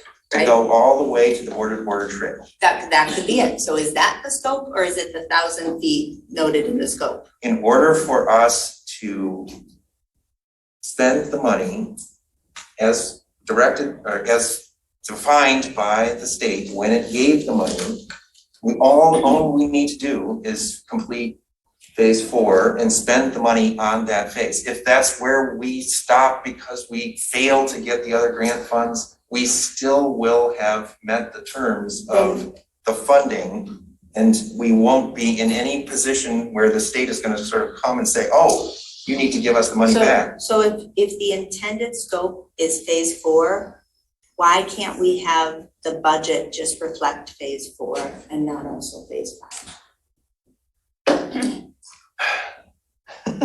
The full project is to get all the way No, I know, to but the that's border not to the border. project. That's why the project budget reflects that. Right, but Will, that's our project? That's the Yes. Scio Township project? The project for MEDC is what we're applying for, is the scope of what we're applying for. We're not applying for it. We're accepting money that the state has already given to Scio Township. Look, Jessica, I don't know that we're ever gonna talk our way to some sort of agreement here because you are seeing this as something that it is not. And holding us to a standard as based on that misrepresentation of what this means. Will, I just, for everybody's clarity, I support these grants. If they were gifts, I'd say thank you. They are not. They are grants. The state does not work in the way where, people change. Kristen will go on to another job. Leader Lazinski may go to a different position. All of us will change. I want to make sure that what we're signing here, we can come through on. So it's simple, like to just match the scope with the budget and not have two different scopes is what I see here. So I will stop here. I would just ask that it seems administrative that we could, take a breath and get this budget to match the scope and then all pass it unanimously. It doesn't need to be changed. It just needs to be approved. It just needs to be signed. And then the money will come and we will spend it for the purpose that it was awarded, and we will move on. And to tinker with the agreement because of your misinterpretation of what this means. It's not a misinterpretation. Or you're worrying about something happening in the future that, who knows, a tornado might hit Lansing and everyone will be replaced. I was hoping to ask Roy Townsend some questions. And I assumed he was going to stay for this discussion. So you don't want us to do back and forth with people during public comment. He spoke in public comment. I did have questions for him about this. What were your questions? Well, I wanted a little more history on this. I wanted a little more history on the path millage. And this one is purely a pathways project. And in here, in your description, you're saying that you're proposing using a portion of the Scio SAD funds. We voted as a board to do so. How much was allocated? How much did we vote to allocate to this? I'd have to go back and look at the motion, but I think it was 200,000. You weren't serving at that point. I think that's right. For total? Well, for the next phase, it's a combination of the 750,000 from the state enhancement grant, this money. So, basically, we're about to start construction based on spending this money for phase 4. And the rest of the cost of phase 4, I think is paid for by a combination of millage funds and funds from the TAP portion of the township-wide SAD. And we approved this earlier this year. Okay. We did. Okay. So how much remains in the SAD fund after this goes, the $200,000? In terms of TAP funds? We can ask our future finance director. Well, I'm asking out of curiosity because people on the roads committee might want to know the answer to that question. Well, we'll get the answer. Okay, Well, okay. you know, in some ways, it's another subject, it's sort of another question. Well, I guess we already approved using the SAD funds for this, then it's a done deal. But when I saw that, I had questions about it also. In discussion with David Reed, who previously was on the roads committee, he noted that there are other possible TAP projects such as bus shelters, pedestrian crosswalks, traffic lights, charging stations. There are many, many other kinds of things, and I haven't heard so much about those things. Well, I served on the TAP committee for several years, and we, at that point, it was just formed. And we had long discussions about what our focus would be, what we were gonna do, what were the things that we would spend those TAP funds on. And the TAP committee eventually landed on pathways as being the primary goal, the primary project area for its efforts. And there was always an understanding that we could also incorporate other things, but for example, the bus shelters, that's happening with DDA money. And those are, hopefully going to be finally installed later this year. So, it's not that the township is not moving forward with some of these other things that are also pedestrian, transportation alternative elements. That is also happening. But this money was awarded to the township, the $750,000 that we're talking about right now, for a specific pedestrian improvement, which is a pathway extension towards the border-to-border trail. The other $750,000 grant is for pedestrian improvements to the Zebra Road overpass over I-94. So there's specific projects that this money relates to. Whether the board wants to put, some other restrictions on the SAD funds that are, sort of give some guidance or, overrule whatever the TAP committee is recommending. That's sort of a separate question. Yeah, okay. And Roy did make a comment, I know that we're on J1, but for J2, that there were limited strings attached.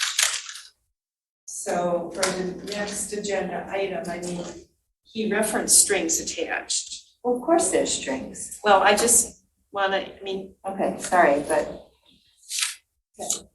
we are on J1 and I know, but this is what you said, what I wanted to ask Roy, and this is one of the questions I would have wanted to ask him. What strings he was referring to? Yeah, what's he referring to? J2. And J2, yeah. Did you wonder that too? Well, I hadn't thought about it. I know grants often have criteria, but these aren't. I understand. Okay. I understand, they're not a grant. They So are. They are grants. It's a grant of funds, yes, but it's more appropriately, I think, if you were gonna think of the, continuum of grants, there's MDNR grants that have lots of conditions and they're competitive, and then there's. Just let's use the earmarked language on the funds. page that we're being asked to sign. Okay. This is, Just a Go quick, I've always tried to sort of distill what the issue is, what the concern is. Thank I you. understand really what it boils down to, at least, and correct me if I'm wrong, Jessica. yeah, It's, are we putting, by signing this agreement and accepting the money, are we putting the township at risk? right. That's really what it boils down to. It's integrity and risk. So Right. it's But it's really the risk, it's the whether risk. it's this board or a future board or the taxpayers, are you Yeah, putting? it's really both, Jim. It is risk. Are we putting it at risk? And are we having integrity when Donna Lazinski says we're going to the border trail? And she sends us a letter, she's gone to bat for us. I wanna have integrity and be able to come through for her. And I think that. And the project budget From what I says that. heard from Jim Fink is that, I mean, the one quote that sort of sticks out is that the state's not in the business of taking back grant money. They want to see that the money is spent and that it was spent towards the objective. I heard what he said. And it sort of told me at least that there's a very minimal risk to Scio Township to do this. You can't, there's absolutely no risk. Right. You know, that just doesn't Right. happen, but it's a matter of, I think the board just needs to weigh, is this enough of a risk to literally turn down $750,000 grant? Whatever you wanna call it. Are you just talking about the risk of not extending all the way to the border? No, the risk Taking back the that, money. the risk that they say, you didn't perform what you said you were gonna do, therefore we want these penalties. Yeah. And we're gonna ask the money back. That's the risk To do that. that the township could have, and that was what the impression I got from Jim Fink was that if we're proceeding in good faith because this is the whole project that everybody wants to happen, this entire board wants this to happen. We want to go all the way down, as long as everybody's progressing in good faith, that there's really not any worries about what the state might do, even though we pad down the whole project cost, but we are progressing in good faith. I agree with you, Jim, on the risk. So it's really just a matter of how On the much risk. How much risk do we wanna take? And I agree with you, when we read this and Jim gave us his legal opinion, it seems like a low risk that the state would come in and take back $750,000. That's a pretty low bar. I wanna make sure that our agreements have integrity so that when Leader Lazinski, I wanna make sure Leader Lazinski, we're doing what she thinks we're gonna do. Because she has said phase 5 in her letter. She says to the border trail, which is phase 5. And here, exhibit A, which is incorporated, we say phase 4 and 5.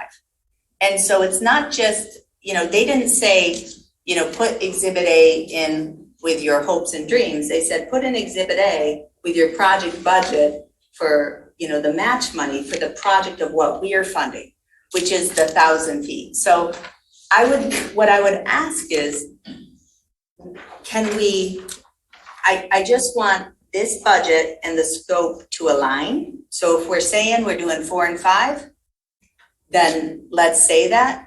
If we're saying we're doing phase 4, let's have it be consistent. And it seems really like something we could work out, because it sounds to me like 5 is not gonna happen in this short period of time. So I just don't, I just wanna say phase 4. No one is saying that 5 is going to happen That's what in this that says. short period of That's time. what this says, Will. So, what this says is that we accept the money, we're going to spend it towards this goal. The overarching goal is building all the way to the border trail, and here's how we plan to do it. But we're going to spend this actually in the next year by building the segment, phase 4 of the Will, Zebra. what was said to Leader Lazinski? I think she's just, and I've been reading this and have read it several times now. I think she's just congratulating us on our goal of reaching the border to border, which has been the goal from day one. I don't think she's making any assumption that at this moment in time, we're gonna start right now and go until we stop. Yeah, my understanding is that she is giving us this grant to extend the pathway farther north. But she looks at the overall project. That's what I'm thinking. And which she supports, which we all support.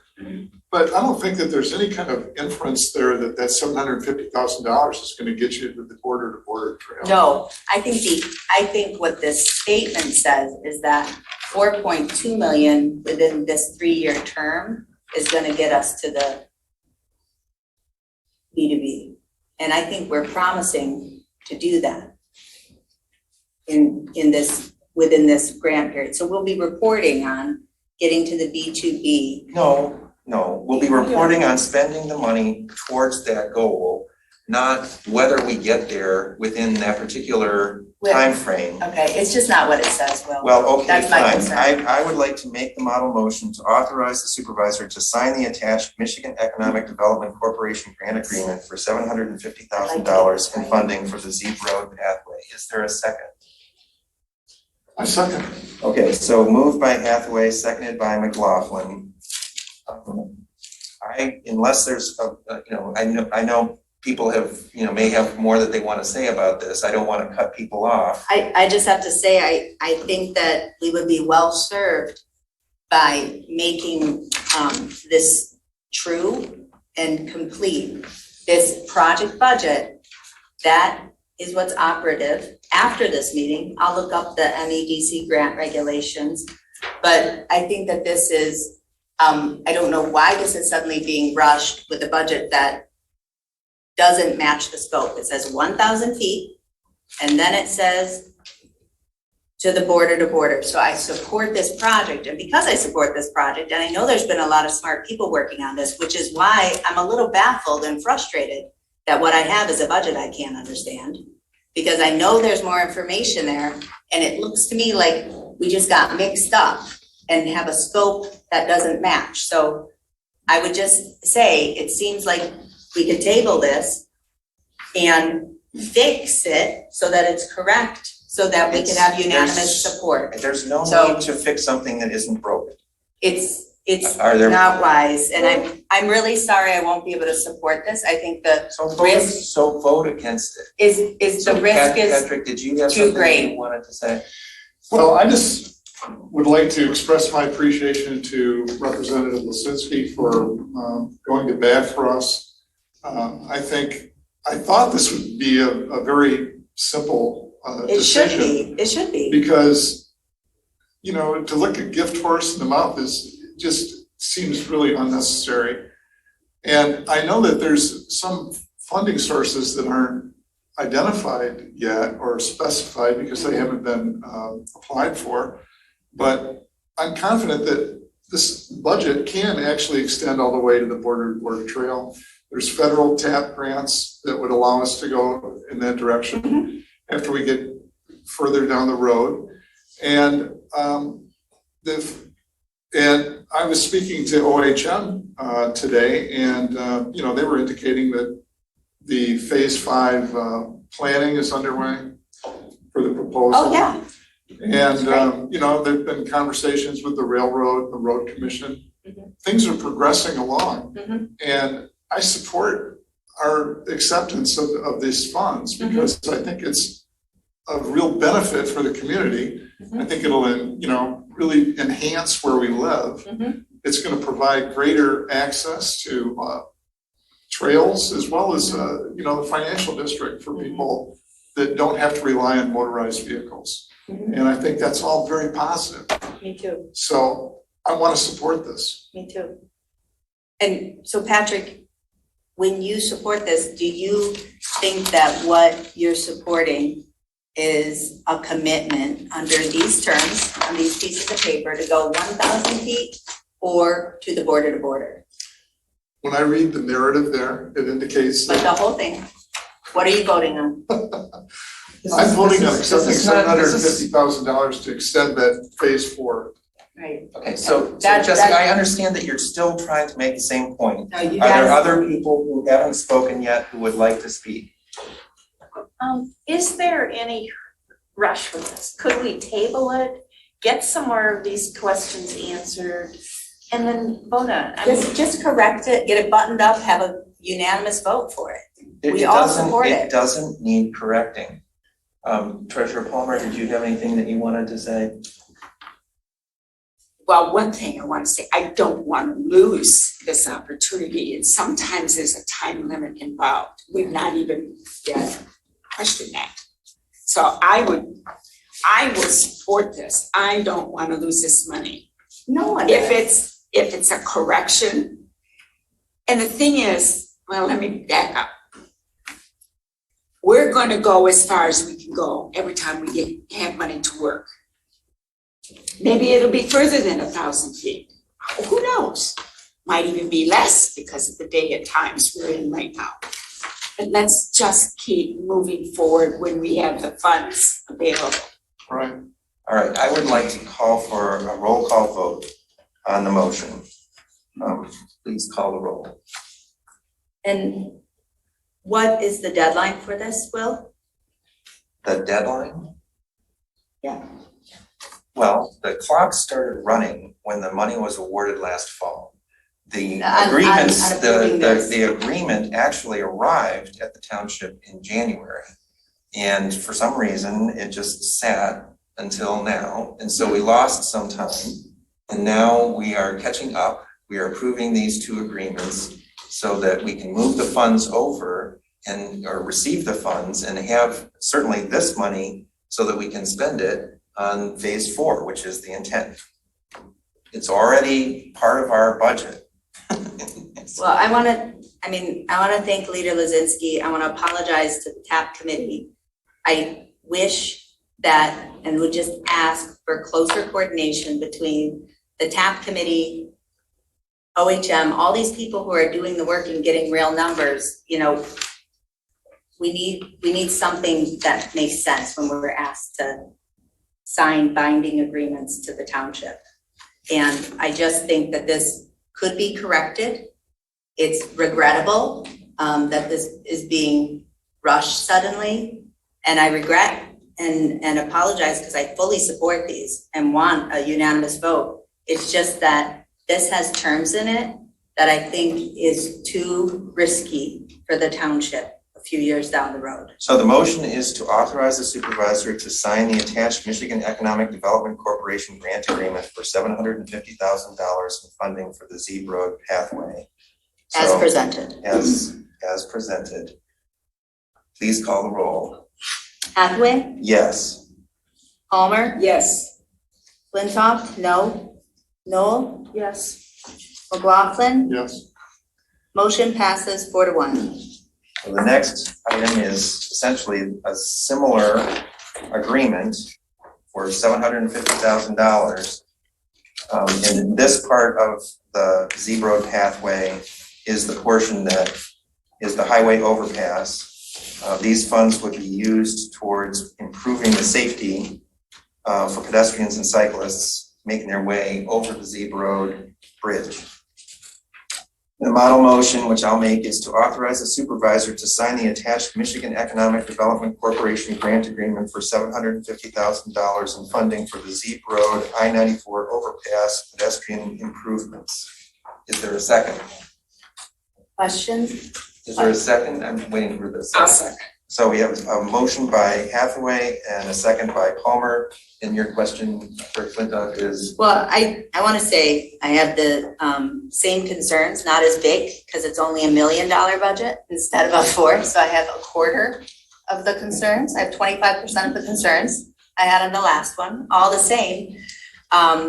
This one's much better. It's segment 6. It clearly says segment 6 in both places. So there isn't the error that there was in the last one. It also gives it 4 years, which I'm more supportive of. I think that looks a little more realistic. I know that I did really hear, who was it, Rob Pattinson mention the DDA issue. And I do agree. I mean, again, the $1 million, I think it's gonna be a lot more than that. I don't know, is $1 million realistic? You don't know, okay. You know, because you wear your mask, so I look at you like extra long to see. I don't know. Yeah, I can't see the like, you know, under your Assume it mask. is. So I don't know if $1 million is realistic. But Will, you talk about the $250,000 from the TAP portion of the Scio Township SAD, that's what David Reed mentioned, and funds from the DDA.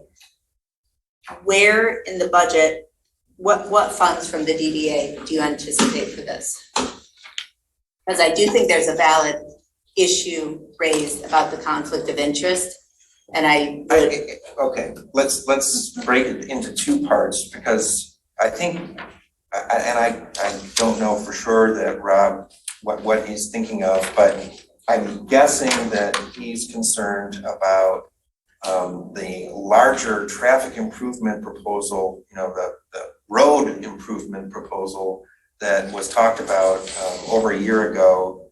At that time, the development firm Mavt had a proposal that they were still marketing, I guess. They hadn't really proposed it. It hadn't really become an official proposal, but it did include all of those different elements that Rob was describing. And there was an issue about. We said no way, kind of. Well, yeah, so that's the thing. I mean, I think Rob is still thinking about that proposal, and that proposal doesn't exist anymore. Mavt has announced that it doesn't exist. There may be an issue for some people about So where's someone from Mavt serving on the DDA when this is, they have land that they want to develop within the DDA. I don't, that's sort of, that's my issue. so let's set that aside because this is not that proposal. This is not the improvement to the road. It's not even on the same side of the road as that land. Will you say funds from the Downtown Development Authority? Yes, so that's why I said, let's those? break this into two parts, because the first part, this conflict of interest thing that Nav, the ProQuest, former ProQuest site, is really sort of irrelevant to whether we make pedestrian improvements on the other side of the road to get people and cyclists back and forth across the overpass. Now, the money from the DDA has made a commitment to use the portion of the millage that it is capturing, the Parks and Pathways millage. So each year there's a tranche of money that comes in through that millage. A portion of that, I think like $80,000 or so, goes to the DDA through the TIF capture. And that money, the DDA has said they will put back into pathway or TAP projects that occur within the DDA district. So there's a certain expectation that there will be DDA funds coming forward. Thank you. Yeah. So what I was gonna suggest, and Pam just walked up and highlighted section 14, I guess, 14, the conflict of interest. So I think we need to at least disclose the interest that MAVD rep on the DDA has in it per section 14. That would be the safest to disclose it. That's assuming that there is a conflict of interest. So again, conflicts of interest are always about what might be perceived, and it's always better to over disclose, right? You just disclose something that's a potential, could be perceived as. So that would be one thing to do, and I'm sure you're all looking at page 165 right now. Another thing to do would be to just say, because of this perceived conflict, this project won't use DDA funding. It's just nonsensical. All the way through the beginning of the DDA, which was for getting potable water, because we had no water out there and it was a contaminated area, and taking care of that heavy traffic that was really bad. So it was the water and the roads. That was the purpose of the DDA. The DDA board has always been membership from businesses. There's suggested, occupations, I guess is a way to put it. So you could say all the way through the history, there could be a conflict of interest. And no, it's not. But all we have to do is disclose the potential. So it's the Will?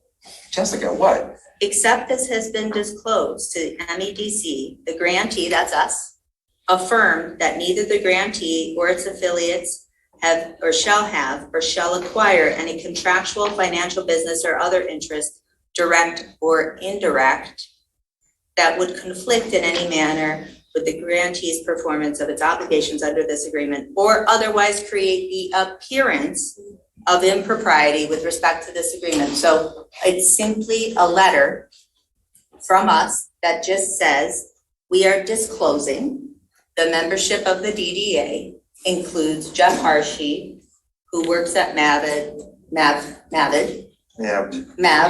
and 300 North Sea. That's all it is. I mean, it's like anybody who applies for employment or anything else. You just disclose it and then it's not a problem.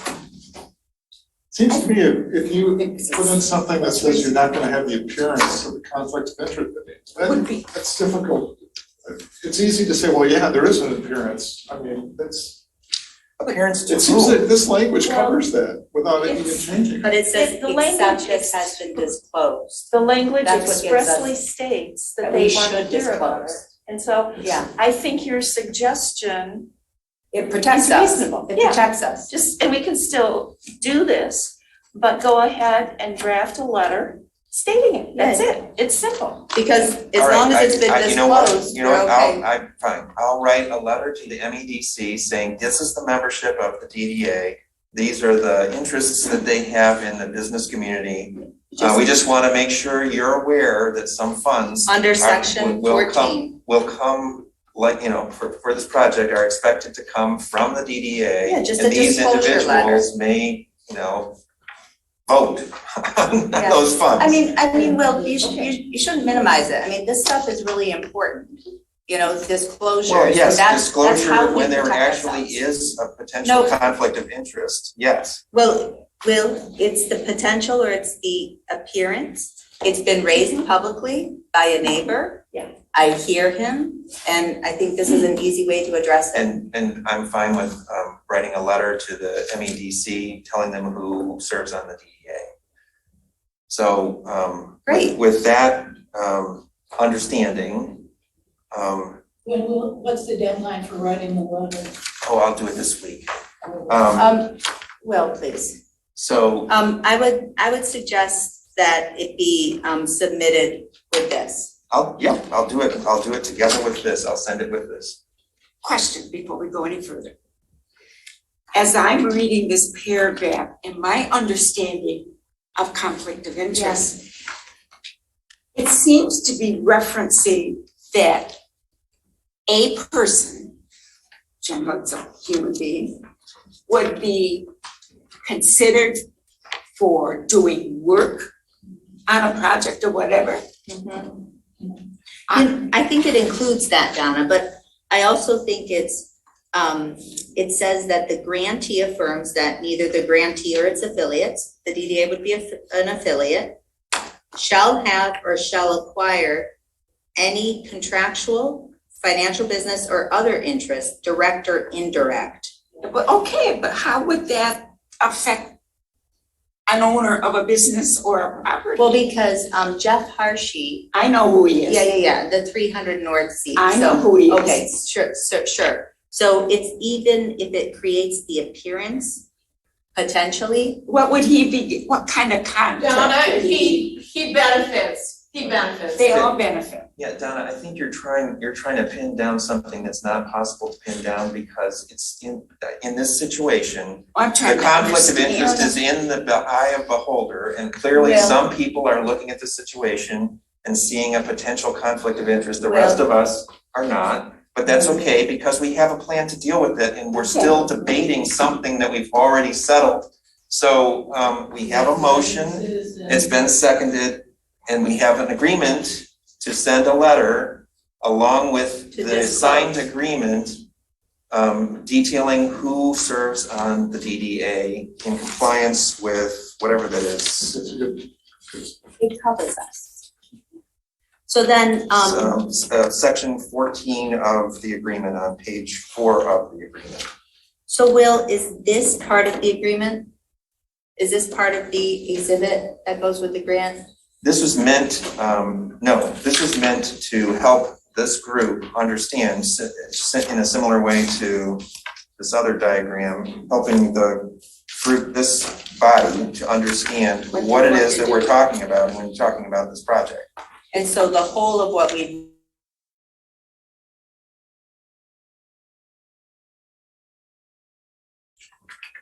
It's basically making the bridge safer to cross. That's the main part of Right, and this is a concept, obviously, engineering, all of that has to follow.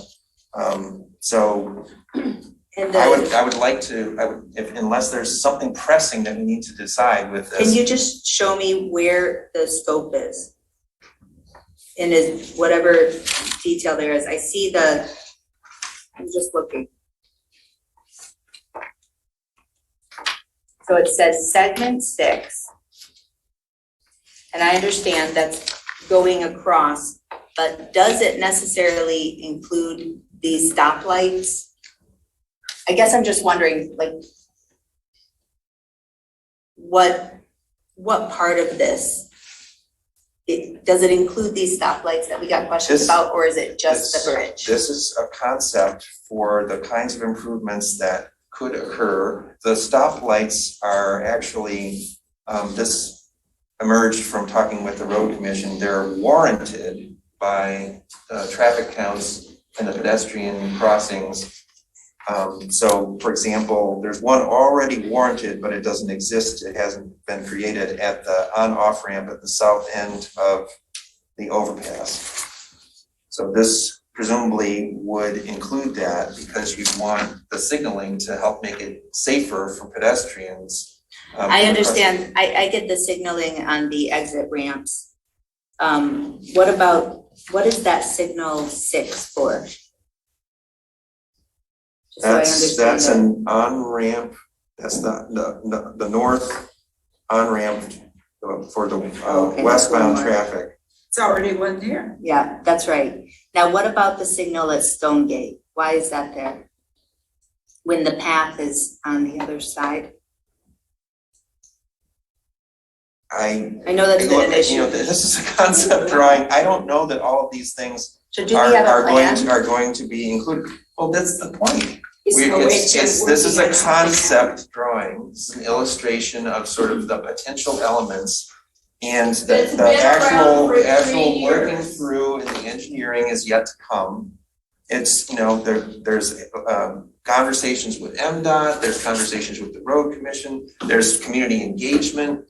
Before we would move forward with actually building something, there's a lot of steps to go forward, to be accomplished before we would do it. But the first step, the one before us tonight, is to accept $750,000, and I would like to call the roll on that motion. So my question is, why are we asking for it for construction and not for the engineering? I just want to, again, why construction if we're a couple years out with more planning? Why are we saying we're using the $750 for construction? Beginning. It's after 11 o'clock, so if you want to address. Oh, thank you. We will have to do that after we complete this agenda item. We will have to address that question. So again, you're looking at the budget and you're reading more into it than is there. Okay. We just have to accept the money for this project as long as it's spent towards this project. Who is running the point on this? Who's got the real plans? This is a concept at this point. I think that came from Roy, probably. This? No. No. This was a product from Carlisle Wortman, so that we would have something that we could sort of talk about in terms of the kinds of improvements that are a part of this proposal. Did the township pay for? Is OHM working on this now? I thought somebody said. This is not something that we have really pushed forward yet, because we're working at the north end of the pathway. That's the focus right now, but this is something that we need to move forward.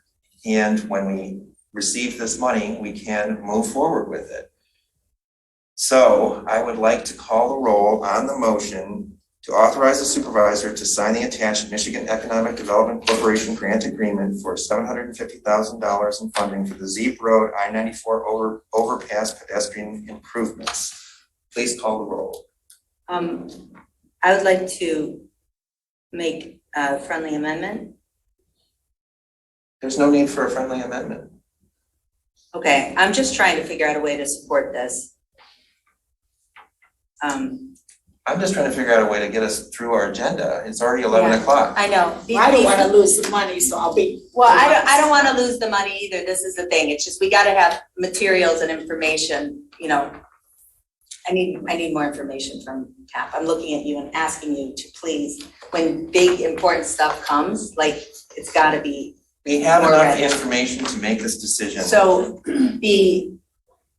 I wanna support this.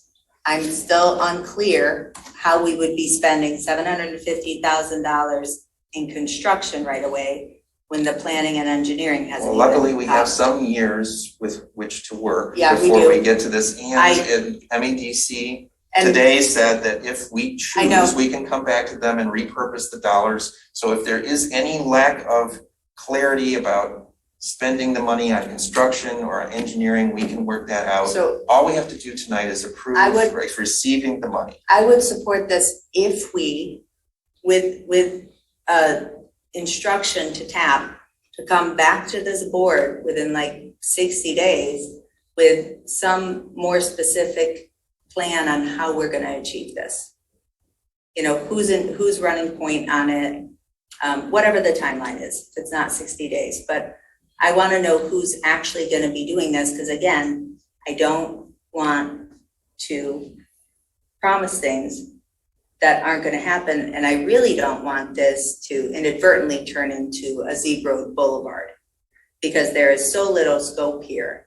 And because that was something that was, you know, pitched before. Please call the roll on the motion to. Would that be friendly to ask the TAP to come back and present a detailed plan It for doesn't need this? to be part of the motion. We can make an arrangement to have a presentation by TAB for the board, and. By when? Let's not impose some kind of arbitrary, out of the air schedule on TAP. TAP is made up of, you know, volunteers for the most part. Sure, or from OHM or whoever's doing this. Let's work on getting a presentation from TAP. We've got our board rep, you know, to Okay. TAP I right will here. certainly share this information. That's great. Yes, so. On this project? Yeah. Okay. Well, I think what Yeah. TAP is working on and including this project. And their meeting is coming up shortly, and it'll be an Yeah. item that we And discuss. if it's better for OHM to do it, whoever's working on this, I just wanna know who's really working on this.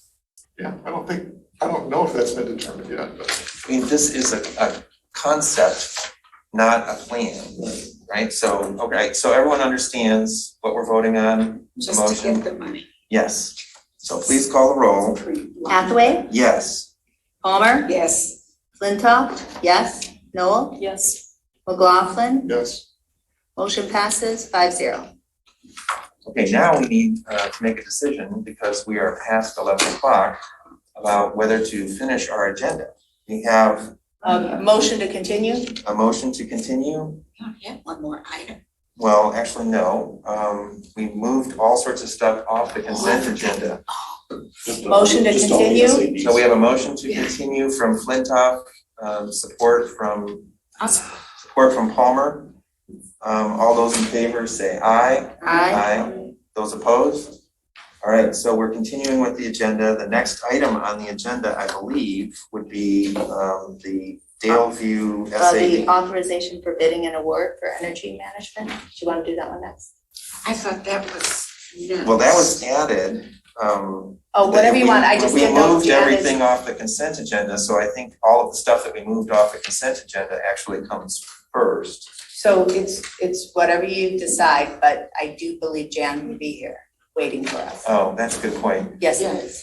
All right, Let's thank you for reminding me. Well, we can do whatever order we choose. So let's do that. Let's put that first, and then we'll turn our attention to the items that were pulled off of the consent agenda. So the next item would be, I guess, J3, the energy. So the authorization of bidding and award for energy management improvements. Yeah. And my apologies, all of the shortcomings of the preparation of this item are mine. I think Jan may be here on Zoom, Terry, Jan Culbertson. And she and Steve Wagowski have worked together on this. Jim Murdy, Jan and I had a quick conversation and made a quick plan, but this is time sensitive. If Jan's on and wants to pop on and give a quick overview, I'll just say there's a wonderful opportunity. We received the grant, but there's just several things that need to happen quickly. So that's why it's a complicated motion. We received a $25,000 grant from Eagle. Here's Jan. Hi, Jan. Take it away. Thank you. Okay, just a little bit of background. First, the township joined the 2030 district, and as a part of joining the 2030 district, we benchmark energy use of buildings. And we benchmarked the township hall. In the township hall, there's a score of 0 to 100, with 50 being a medium score, meaning your average of similar buildings, size, use, climate. And the township hall scored a 48, which was kind of disappointing. And as a part of membership, we received a grant for an ASHRAE Level 2 energy audit. That energy audit came back, and there were a series of suggestions. And one was to replace the fluorescent lighting currently in the older portion of the township hall, which there are two parts to that. One needs to be done by electrical contractors, which is the actual replacement of fixtures. And the other part is replacing the light bulbs, which is not a part of this grant. Steve says his crew can take care of that very easily. So this includes upgrading all of mostly the lay-in fixtures that are 2x4 or 2x2 with fixtures that are LEDs and similar to the fixtures that are in the kind of utilities edition. Another recommendation from the energy auditor was to retro commission the heating, ventilation, and air conditioning systems. That there's it can't be, there are some performance issues with that based on the audit. So part of this grant funding is accepting the proposal of Inclination Engineering to recommission those systems, and in parallel with a controls contractor, because there isn't anyone that can really get the data out of the controls. So to understand what the system is doing. And then there are 3 rooftop units that are at the end of their life. And the schematic proposal from Inclination Engineering is to look at 3 different options for replacement. One would be a gas-based option, and 2 would be electrification of those 3 systems. The grant it was at the end of the term of the grant, and unfortunately it took the state about a whole month to move it through its system, and we finally got an email of approval. The reason why I requested it be added tonight is because we have to have the work complete and paid for by the end of July. So it is urgent in order to take advantage of the grant funding. Thank you, Jan, and thank you for waiting till we got to this agenda item. Are there questions for Jan?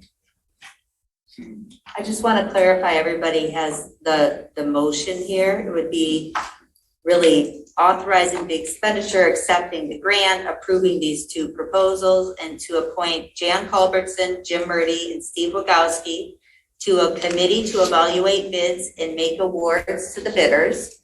They're working from an RFP that Jan developed, Jim Fink has approved, and that they would make the awards and report back on the progress of the project at our June 14th meeting.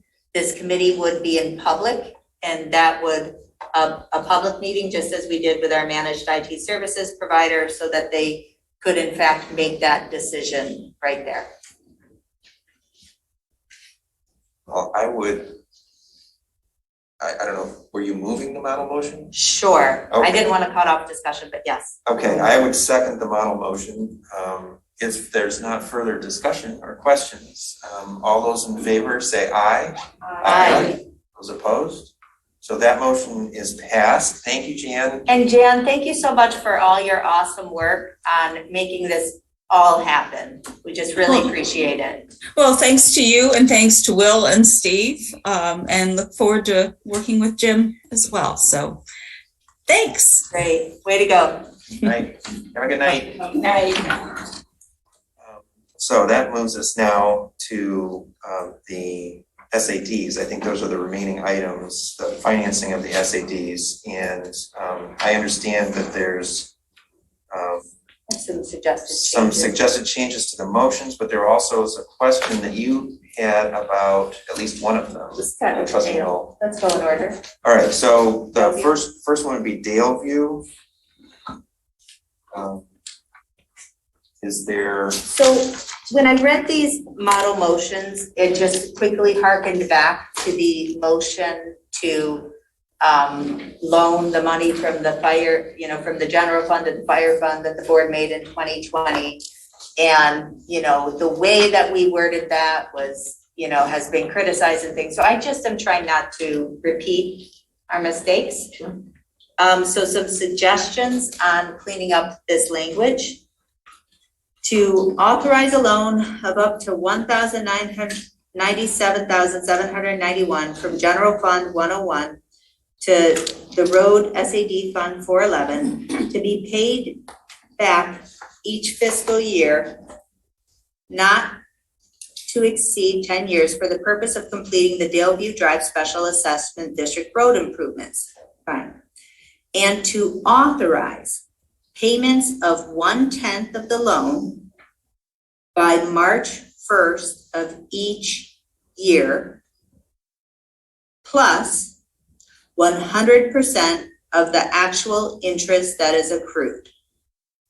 So my change would be not to authorize finance staff to make payments as funds are available. I'd like to tighten it up and say, to authorize payments of 1/10 of the loan by March 1st of each year. So we have a schedule. And March 1st, confirmed with Jim, it's a good date. Plus 100% actual interest that is accrued. Jim and I discussed this. Some people pay up to 5%. On the SAD, and so, I believe since the general fund is in fact loaning this money, the general fund should be recouping any of the actual interest. Seem fair? That's very reasonable. Yeah, not to just be picky about this, but if you consider a certain amount of prepayment of these things. that's what I was wondering. If let's say you get a third of people prepaying, then really you're not getting 10% of that amount each year. You're getting some amount less of the non-prepaid, assuming you don't have any houses selling. When a house sells, that's another prepayment kind of in the midterm. So that's why I say that it's just a real picky little thing, but. Well, is there a way to tweak the language? That's what I was wondering. I think my language still works with that. It's just, you wouldn't always get 10% each year. You would, Because it's accumulative. You may have a third of it paid up front, Jim, and then. So you said up to 10%, but if we do 1/10, or 1/10. we never have less than 1/10 available to transfer back to the general fund. We talked about this. The prepay means they have more money, more than 10%. We're just saying they have to pay back 10% each year. Okay, if it's on average, then you're probably correct. But I guess I don't know the difference between 1/10 and 10%. No, I'm sorry, there isn't a difference between that. What I'm saying is, let's say that in year one, the SAD receives back 30%. Of what was what the general fund loaned it. It's still only gonna pay 10%. So it's just 1/10 of the amount each year. Yeah, of the remaining balance perhaps. Maybe that would solve that problem. But isn't the loan for 1,097, the loan is for a fixed amount, 197,000. So why couldn't it just be 1/10? It really can, that's why I say it was kind of a picky little thing, but if you wanted to be precise. No, and I know that the I SAD, don't in really the think initial that's- years, the SAD may be able to pay more than 10%. Well, not in a given year. In the initial Right, years. the initial year, you're gonna get way more than 10%. Exactly, but we're not gonna transfer back more than 10% to the Right. general fund. Yeah. Correct. So it's a way of budgeting the payback. So just because the SAD has more, we're not gonna require them to pay more. Well, but wouldn't you then be leaving a lot of funds sitting in the SAD fund? We do that anyways. That's okay. That's all right? We do that That's not a problem. We do that anyways, Will, and with the sort of, finance staff, as it's available, this becomes another accounting thing through the year that, gets caught up on. So it's just like cost allocation, putting a schedule to these things, it improves our discipline. So there's no harm in the 1/10. Yeah, I don't think there's a harm in saying that. And I think there's a benefit to saying 100% of the actual interest. So whatever the interest is that we've brought in from the SAD will go to the general fund. Yeah. There's no It all sounds reference to fine. interest here either. I mean, is that specified what the amount of interest would be on the loan? So this would be a 0% interest loan from the general fund to the SAD. What I'm newly proposing is, the SAD, it's up to 5%. So whatever 100% of the actual interest collected in the SAD fund will go to the general fund. That seems fair, no? Yeah, Well, it would be unfair to do otherwise. yeah. Which is what we usually do. Do we, did the interest go somewhere else? It hasn't come back to the general fund traditionally. Where does it go? Well, You just asked, so I'm telling you. out too many SADs. How does it go somewhere That's else what- besides the general fund? It stays in the SAD If fund. we're all clear, that should go back to the general fund because they were the ones who made the loan. Yeah, but in the end, the SAD is collected, the 10 years is, expired and all of the payments have Well, been made. yeah. And there's money sitting in that, doesn't it go into the general fund, residual? You don't Where's it go? move, you don't Well. move the balance until the SAD is done, because you might need some of that money. Yeah, or sometimes you have to give it back. We should check it out, just to be sure, but I think that's law, I think, isn't it, Jim? Well, but what I'm saying is when the SAD is done, at the Okay. end of it, if there's money left It goes over, back to the people who contributed it, if it's too much. but not the interest, does it? Or Will, maybe it it's does. another question for our future finance director. So, but in the meantime, I have a All right, very okay. reasonable motion. Well, I understand, it's just Okay. that your motion raises some questions and we're Okay. talking them through. It's information we want. Yeah, check on. we're just improving how we do things. And we're just talking about the improvements as we're making them.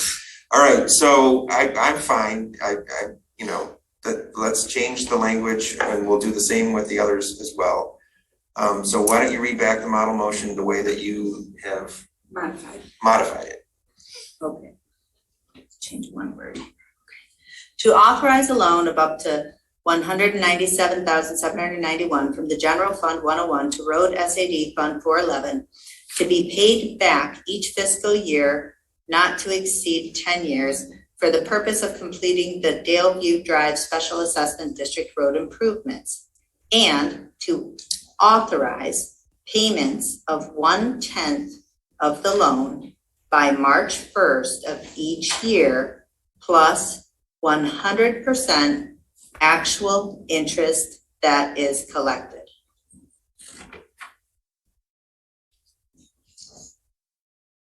And I don't know if we need the loan coding. I will note that, but I prefer not to keep that in the motion. We all agree that's where we'll go.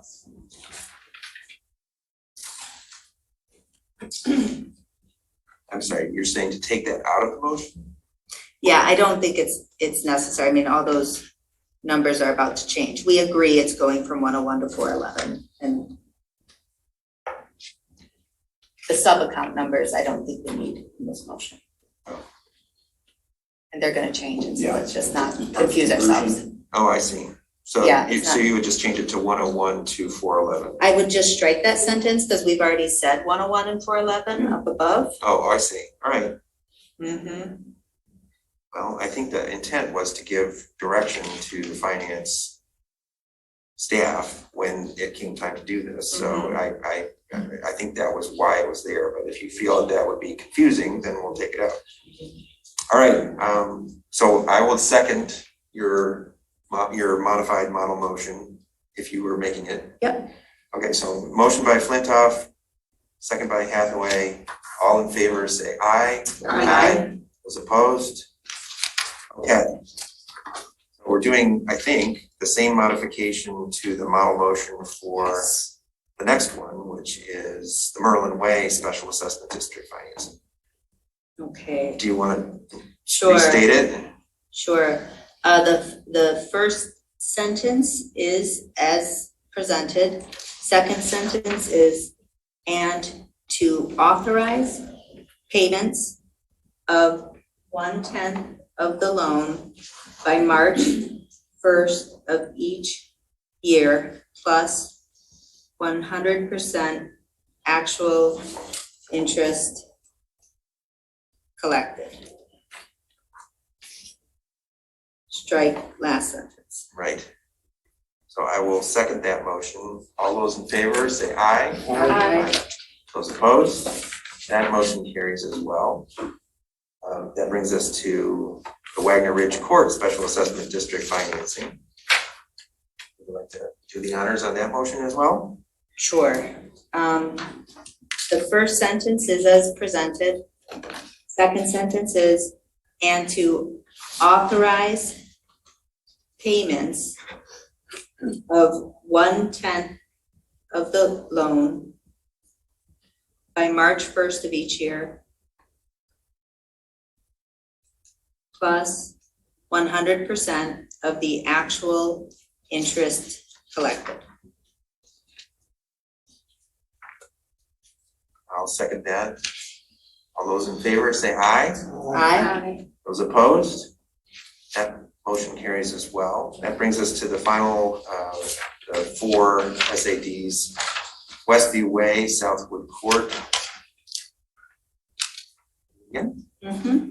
First sentence as presented, then second sentence, and to authorize payments of 1/10 the loan by March 1st of each year, plus 100% of the actual interest collected. Strike last sentence. I'll second that. All those in favor say aye. Aye. Those opposed? That motion carries as well. That brings us to sort of anomaly, and this is Cottontail Special Assessment District financing. I don't know if Sandy's still with us, but I asked her to be available to answer questions about this one because it's a little bit different. Yeah, where'd this one come from? Sandy, are you there? Is Sandy Egler available? Sandy. Getting overtime for that. That's probably true. That's probably Sandy. Oh, there's something wrong at $75 an hour. Yeah, there's something wrong with that. Sandy, are you with us? I'm here. Oh, great, thank you. Could you not hear me just screaming at you guys? No, you must have been muted. No, I mean on the previous motions. Oh, What did we do wrong? You can't pay back 100% of the interest each year because how are you going to pay for audit cost? Oh, that's right, it has to be split. I said 100% of the interest. I didn't say we do it each year. What is the?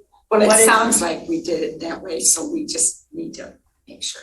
What, Sandy, what is your concern about audit costs? Well, these SAD funds should pay their proportionate share, or what you call a cost allocation. It's still audit cost. Correct. And how can they do that if you just said that they have no money left over in which to pay them from? By taking 100% of the assessed interest, they have no money to pay for audit cost. And And that interest figure is based on the cost involved to administer the fund. well, wouldn't that be Right. addressed, couldn't that be addressed by the fact that, with the thing that Jim brought up earlier, that some portion of every SAD, the property owners pay a lump sum, and if all of that money goes into the fund, but only 1/10 is No. paid out each year? No. No? No, That because doesn't do it? No, because you can only we only assess the construction cost. We don't build in a cost for other fees that we incur. So, and also at the end of every special assessment fund program, whatever word you want to use, it's late and I can't come up with them. We always transfer the remaining balance to the general fund. Just like if there's a shortage, which we will have in the Park Road Fund this fiscal year, the general fund must cover that shortage, which is why you should never take the interest out until the end of the SAD. Right. Because you don't know. We didn't say that we're doing it year over year. It Yes, you didn't. Well, No, kinda we didn't. sounded, but that we wasn't my. talked about not moving everything up. till the Yeah, end. exactly. I will say on the cost allocation, that's something this board has to revisit anyways. So we'll have to look at that in consideration. I think it could be read either way, Sandy. It could be read the way that you were interpreting it, that the payment would be 1/10 and each year 100% of the interest collected, or you could read it the other way that. That's not what I intended. Do I have permission to put some clarifying Yes. language in to make that clear? I think we need to. If we're all clarify clear, it. okay, good, thank you. I Can't. I wasn't Okay, reading, I wasn't understanding it the way that you described it, Sandy, but I see how you could read it that way. Yeah, I'll make sure it's clear in the motions. Okay. So what's your question about whatever it is? Well, Cottontail, you explained to me that there was kind of a trailing cost Yes. that had to be dealt with. Let me explain what happened this time last year. The board approved loaning fund 410, the amount of cash that it needed on March 31st. What it did not take into account was subsequent bills paid out. And there were checks that were paid out in April and May, and maybe one in June, that wrapped up that special assessment. So there's this leftover shortage of cash because we didn't do it the way you just did on the new SADs. We didn't agree to loan it everything. We only loaned it what it needed at that point in time. So we're fixing a shortfall that resulted from that approach. Correct. Sandy, sorry, you're saying at the end of fiscal year end 21, the board approved a 22.5 loan from the general fund to SAD. Are you asking me 22,000 is a number? So all I have is the cover sheet here. So I'm gonna turn on my computer and look, but I'm not clear. No, the loan was for $203,778.03. Oh, The $22,419.29 is where the general ledger sits at this moment in time. That's short in cash. So the money that was approved by the prior board probably in 2020? no. No, it was approved, give or take, this time last year. Because that's how much cash that fund was short. We did not take into account any checks issued in the next fiscal year. And there were checks that were wrapped up the project that were paid out in April, May, maybe June. Of this year? Of 21. But they were. Okay, let me just look this up. So we've paid out this amount of money, which makes the fund in the red. Cash is in the red, yes. We had $3,135.59 in expenditures in fiscal year 21-22 that were paid. But there were checks that were cut in April and May where the expenditures were backdated, but it didn't affect cash at the time that the board approved the loan at that point. So we didn't approve enough. Correct, because the board only approved the amount that was short of cash, not the total cost of the project. And it was different by $22,419.29. Because typically we've never approved loans for the entire amount because, as Jim said, we get people who will prepay.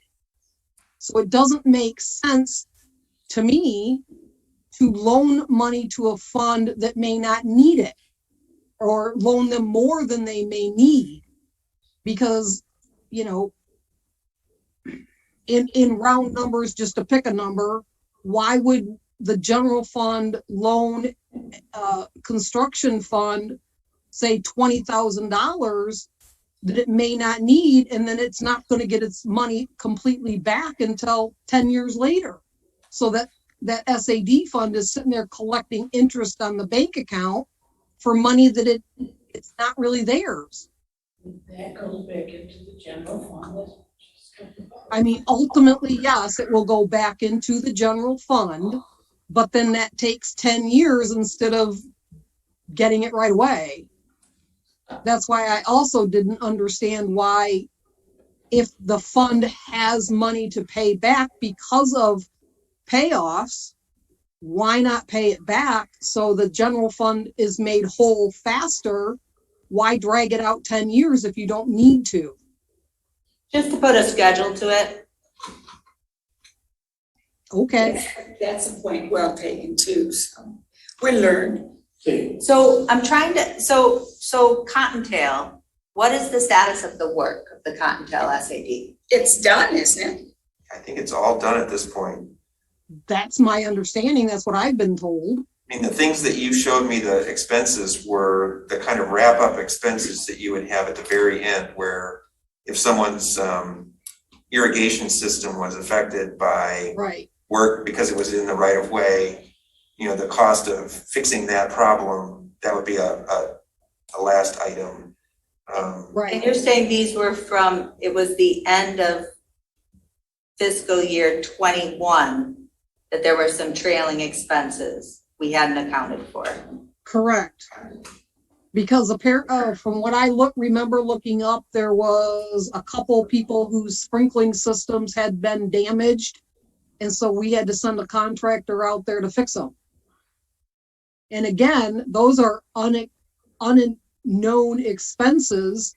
Those are the kinds of expenses you would take out of the interest earnings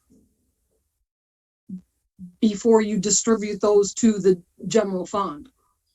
So I'm looking here, so I see negative 22,500 in pooled savings.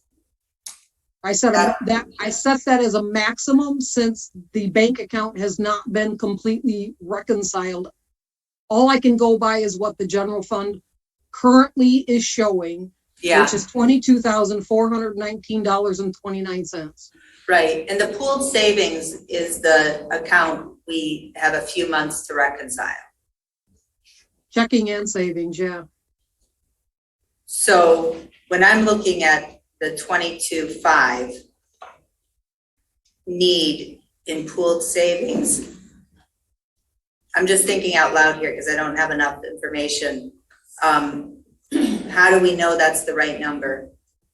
Well, that's why I said maximum, not definitive.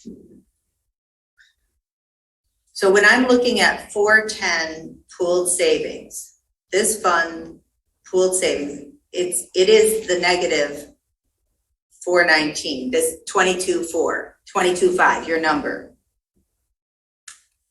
Right now, the general ledger says it's $22,419.29 in the hole. But, and I'm assuming that's correct, but I don't like to assume when it comes to finances. So that's why I suggested to Will, we round it up for wiggle room in case we find that there's something that's been misposted that would change that number.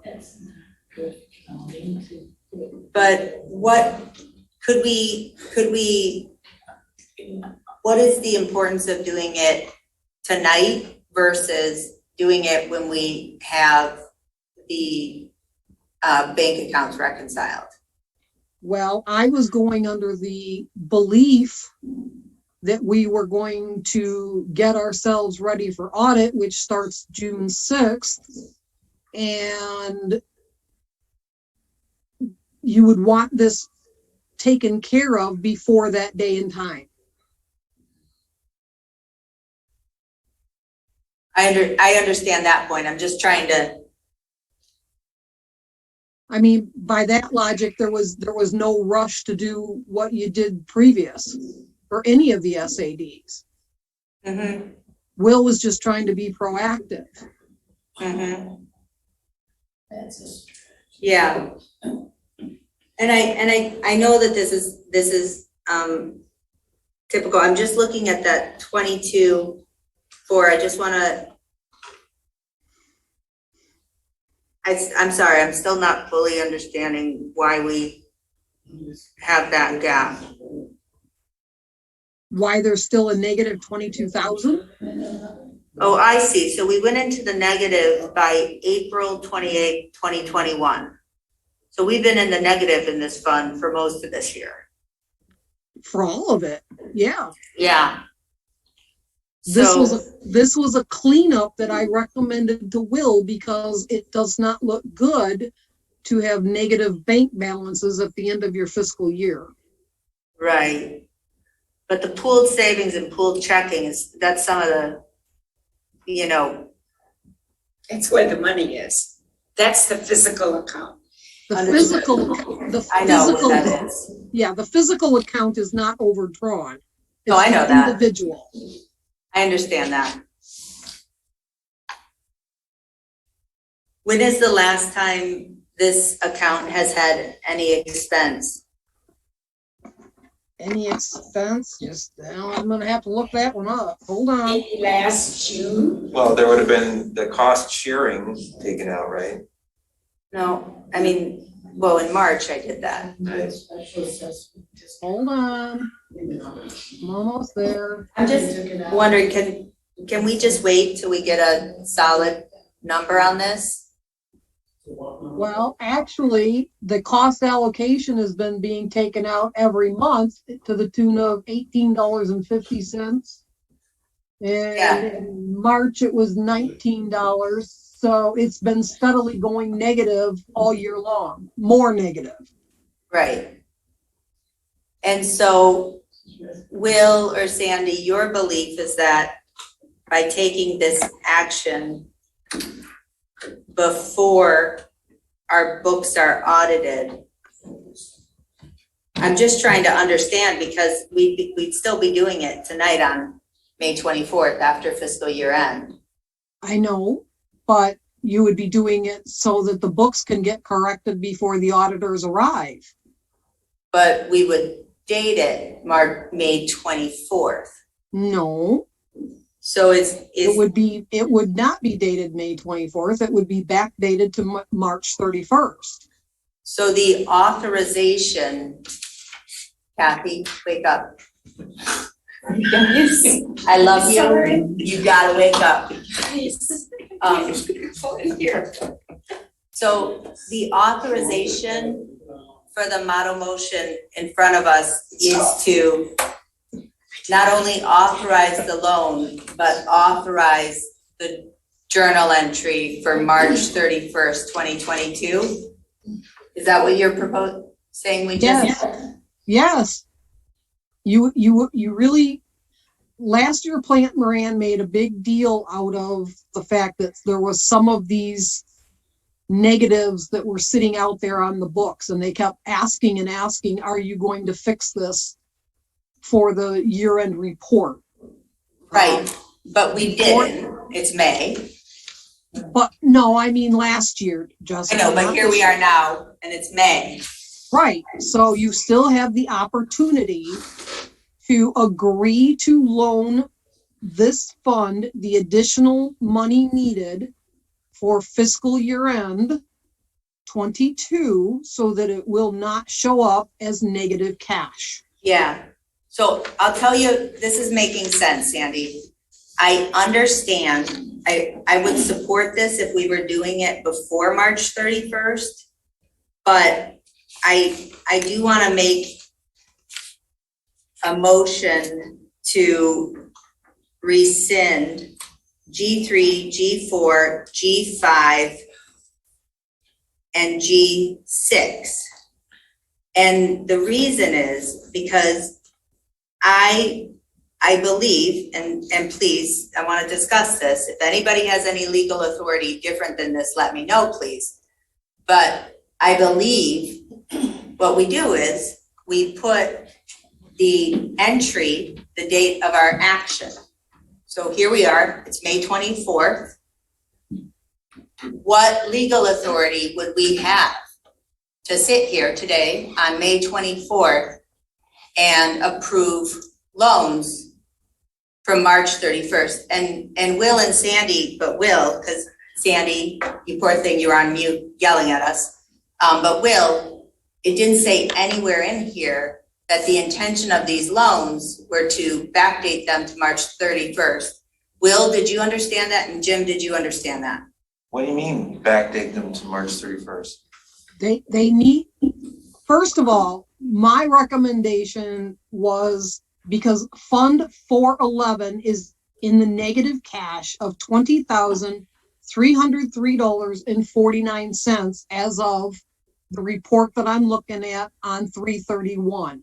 I do not know if there has been any further accounts payable paid out in April or May that would be backdated to the last fiscal year. No, we're done with. Change that number. No, those are all done for year end. No, for this year. Not necessarily looking at the report that I'm looking at. Okay. So my recommendation to, when I brought this up to Will, it was the board has typically made these loans so that the cash is not in the negative at fiscal year end. Will was trying to be proactive on the 411 ones to loan 100% of the cost of those construction because construction is going to be gearing up and it would be constantly in the negative in the new fiscal year. So he was trying to take care of it all in one fell swoop. But Gotcha. So there's no backdating No, involved. no, there is. it needs to be. That's what I'm telling you. You do not, it does not look good This is to not right. have these funds in negative cash effective March 31st. So the whole point was to have the board put its stamp on what it has done in practice, which is loaning the money, because the general fund has been ponying up the money all along. This is just putting the paper entry to that and saying, yes, we have loaned this money to these funds throughout the fiscal year, and now we need to actually do the journal entry to record that loan. So I will say, Sandy, I agree with you. First of all, it is completely proper for the board to be authorizing these loans. I hear you. I agree with you, Sandy, except I want to make a motion to rescind the motions we made in G3, G4, and G5, because I have just heard that the intention was not that this would be prospective loan, which I thought it was, but that it would additionally become authorization for our staff to enter a journal entry for 3/31/22. That date is in the past. I do not believe we have the legal authority to sit here today on May 24th and authorize loans that will be put into the general ledger for March 31st. If anyone, Jim Murdy, Will Hathaway, Sandy, Donna, has an idea that this is legal, please speak up. I have no authority that this would be legal. There's Money's still with us. Well, and it may be more of an accounting Yeah, I was thing, gonna say Plant Moran. but there is Sandy. nothing, Jessica, there wanna is hear from nothing Sandy? improper about this, because as I said, this was something Plant Moran was encouraging us to do last summer. Yes, and that would have been a good time to do it. Retroactive back for fiscal year 21. This is done all the time. It is simply the board acknowledging what they have done in practice.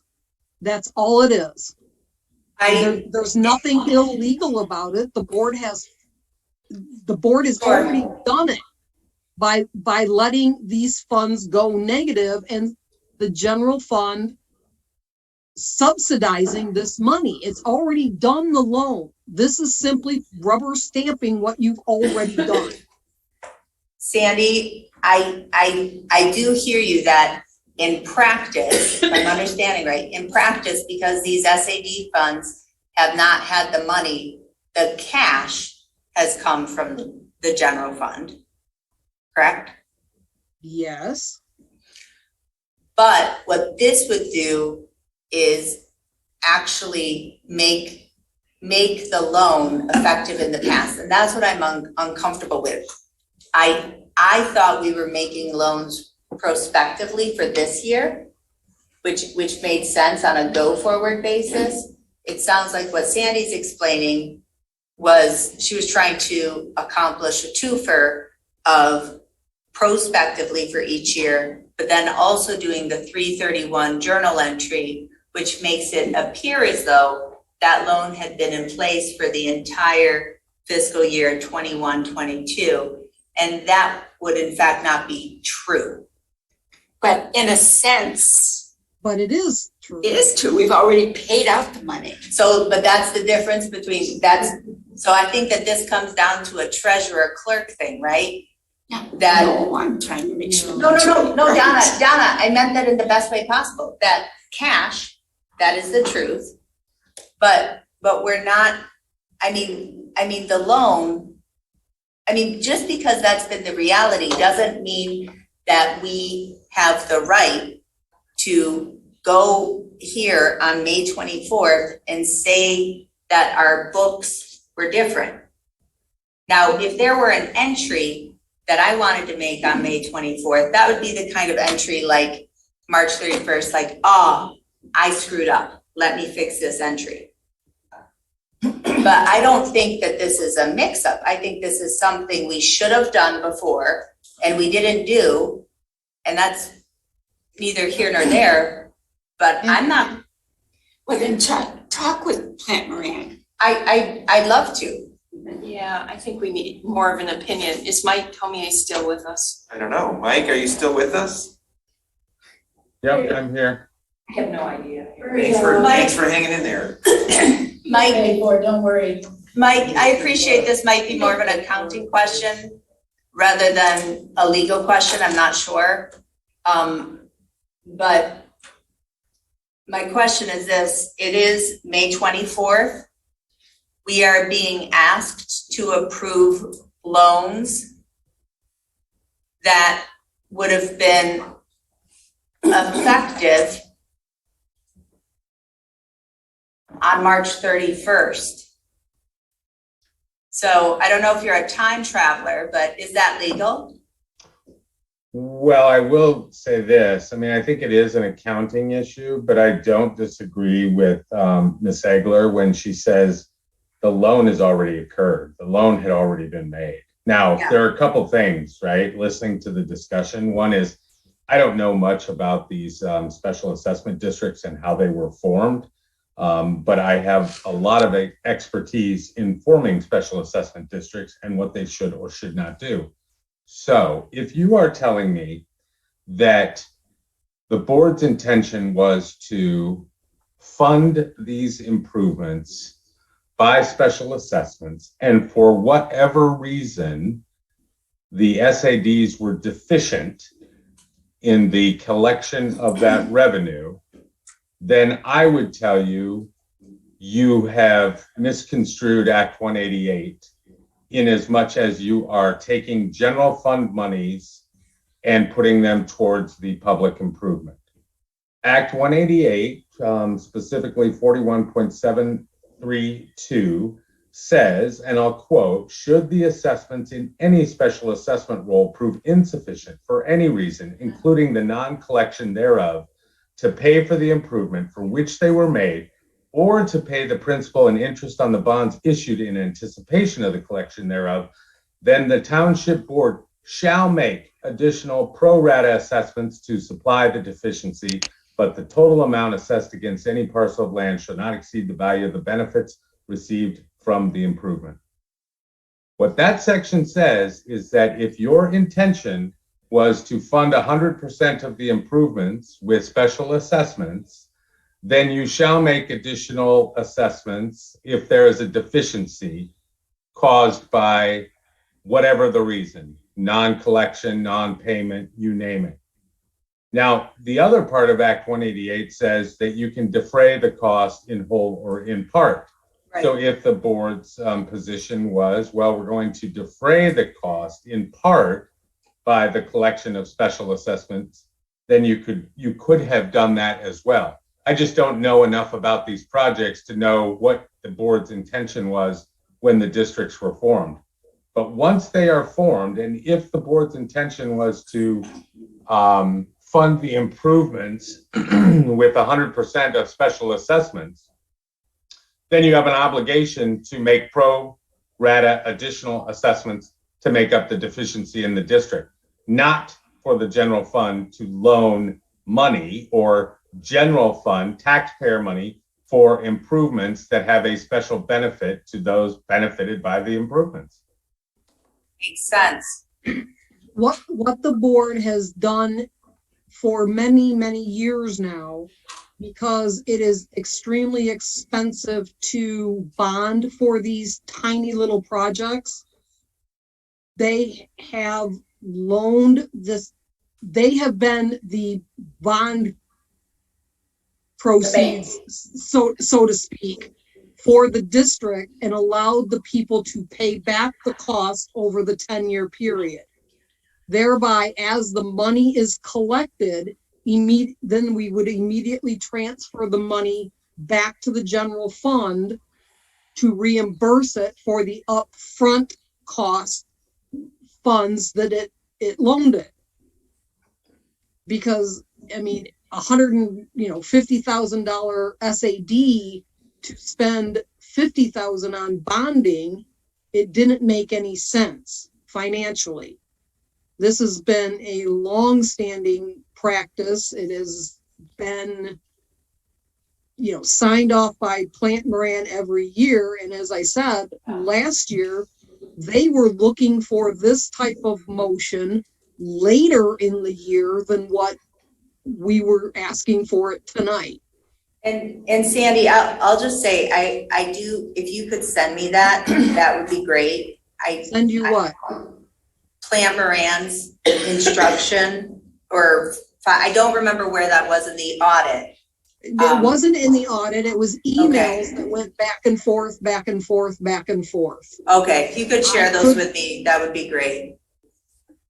What I'm saying is that this is commonplace for townships to loan, to pay for public improvements in anticipation of collection of special assessments to pay for those improvements. Yes. And in fact, Act 188 specifically authorizes one of two means to do that. One is the payment of general fund monies for the improvement in anticipation of those collections, or to issue bonds in anticipation of those collections.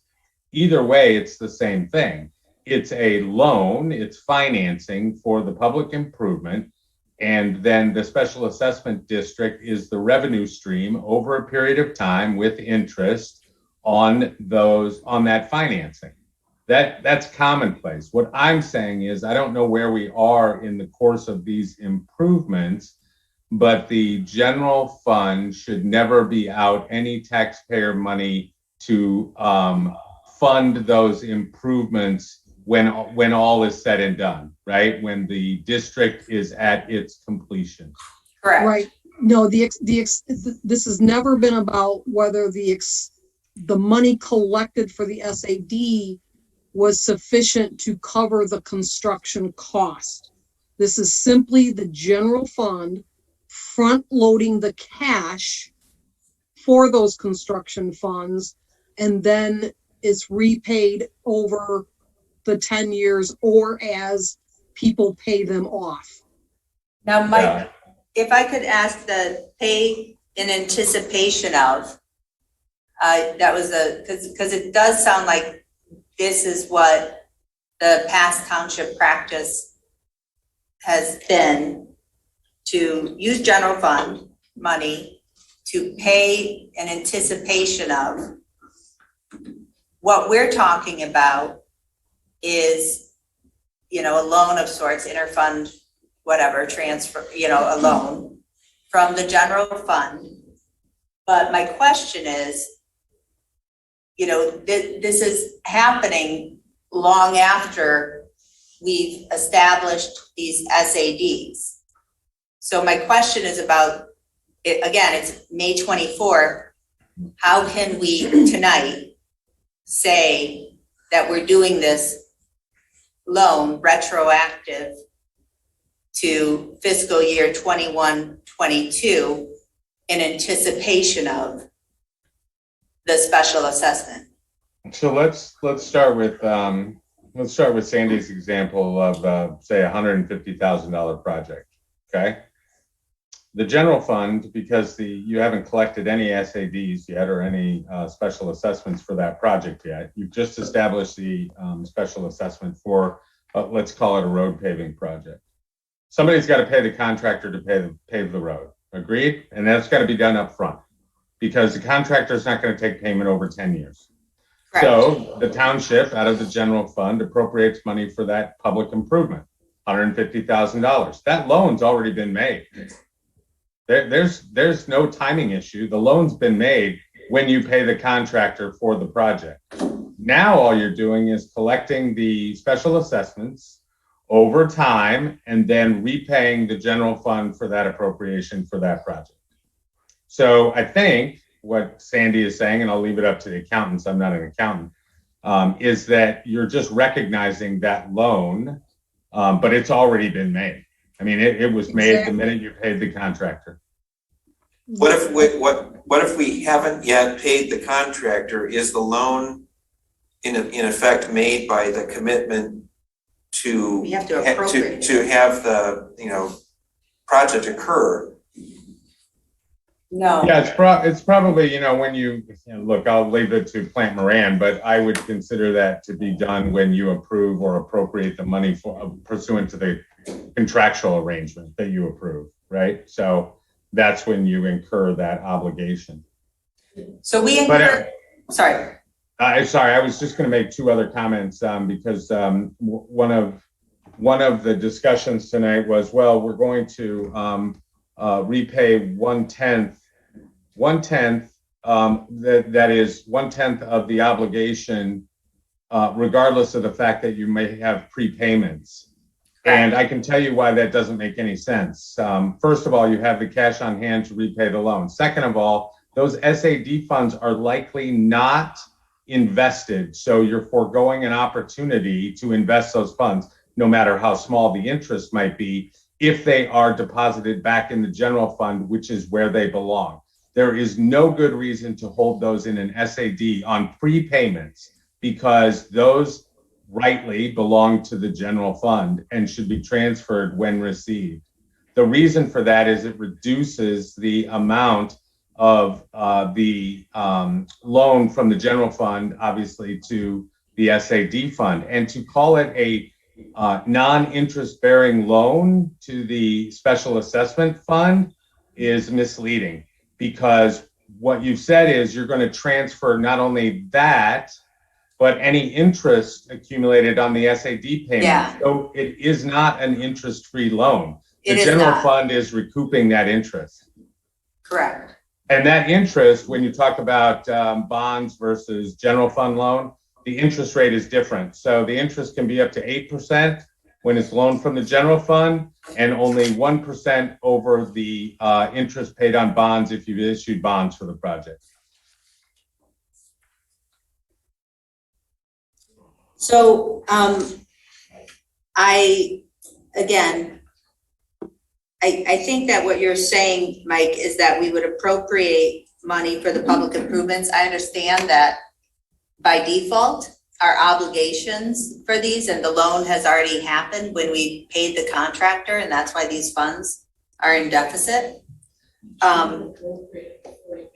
But ideally, what we would do going forward is appropriate the money, right? So that we don't have contractors coming in, contracts coming in that we have to pay for through something. So we pay for it through the general fund when it should be appropriate. So going forward, I think we want to do this a little differently, more clearly. And so I would think that we can just take a breath, kind of get the info from Plant Moran, and then we'll, Sandy, we can work up these motions to what they need to be and bring them back to the consent agenda for the next meeting.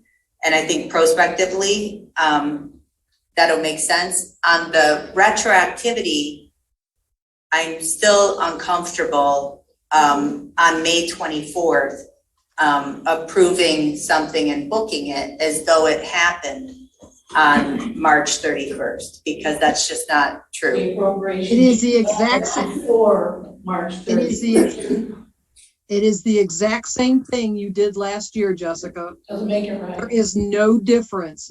There is nothing improper about it. No, It is, I had accounting. it is simply the board tonight acknowledging what it has already done. Had accounting. It's, I think and Sandy, I'm not saying there's anything, illegal, improper. I think it's not, I wanna hear from, Plant Moran or, financial consultant on how we're supposed to do this, but I will just tell you, it does not sit right with me. And I can't support tonight the retroactivity. I'm sitting here in a public meeting on May 24th, and these motions didn't have that language in there, by the way. Otherwise, we wouldn't have zipped through them the way we did. I think if any of us saw and retroactive to last fiscal year, our ears would have perked up and we would have had this conversation an hour ago. So my motion is to rescind the motions of G3, G4, G5, and G6, and to table all, including G10, until the meeting.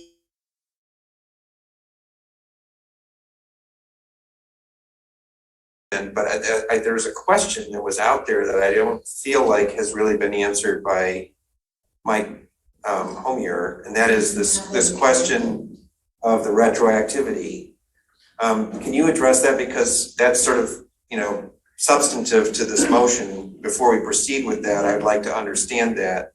You want me to get my calendar? That was a joke. Good. Mike? Yeah, I think it's just acknowledging what has already occurred.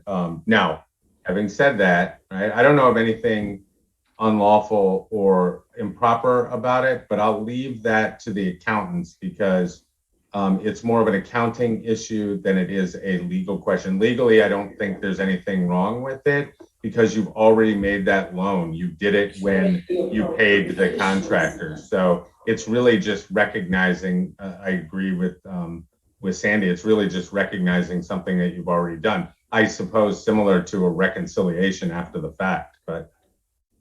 And Sandy, is there a time issue if we were to approve the motion to rescind and move everything over to our next meeting in June, our next regular meeting in June? What would be the implications? Would we be able to do these things and make them retroactive at that point, or would we have missed that opportunity? I'm not gonna post these without more information. Well,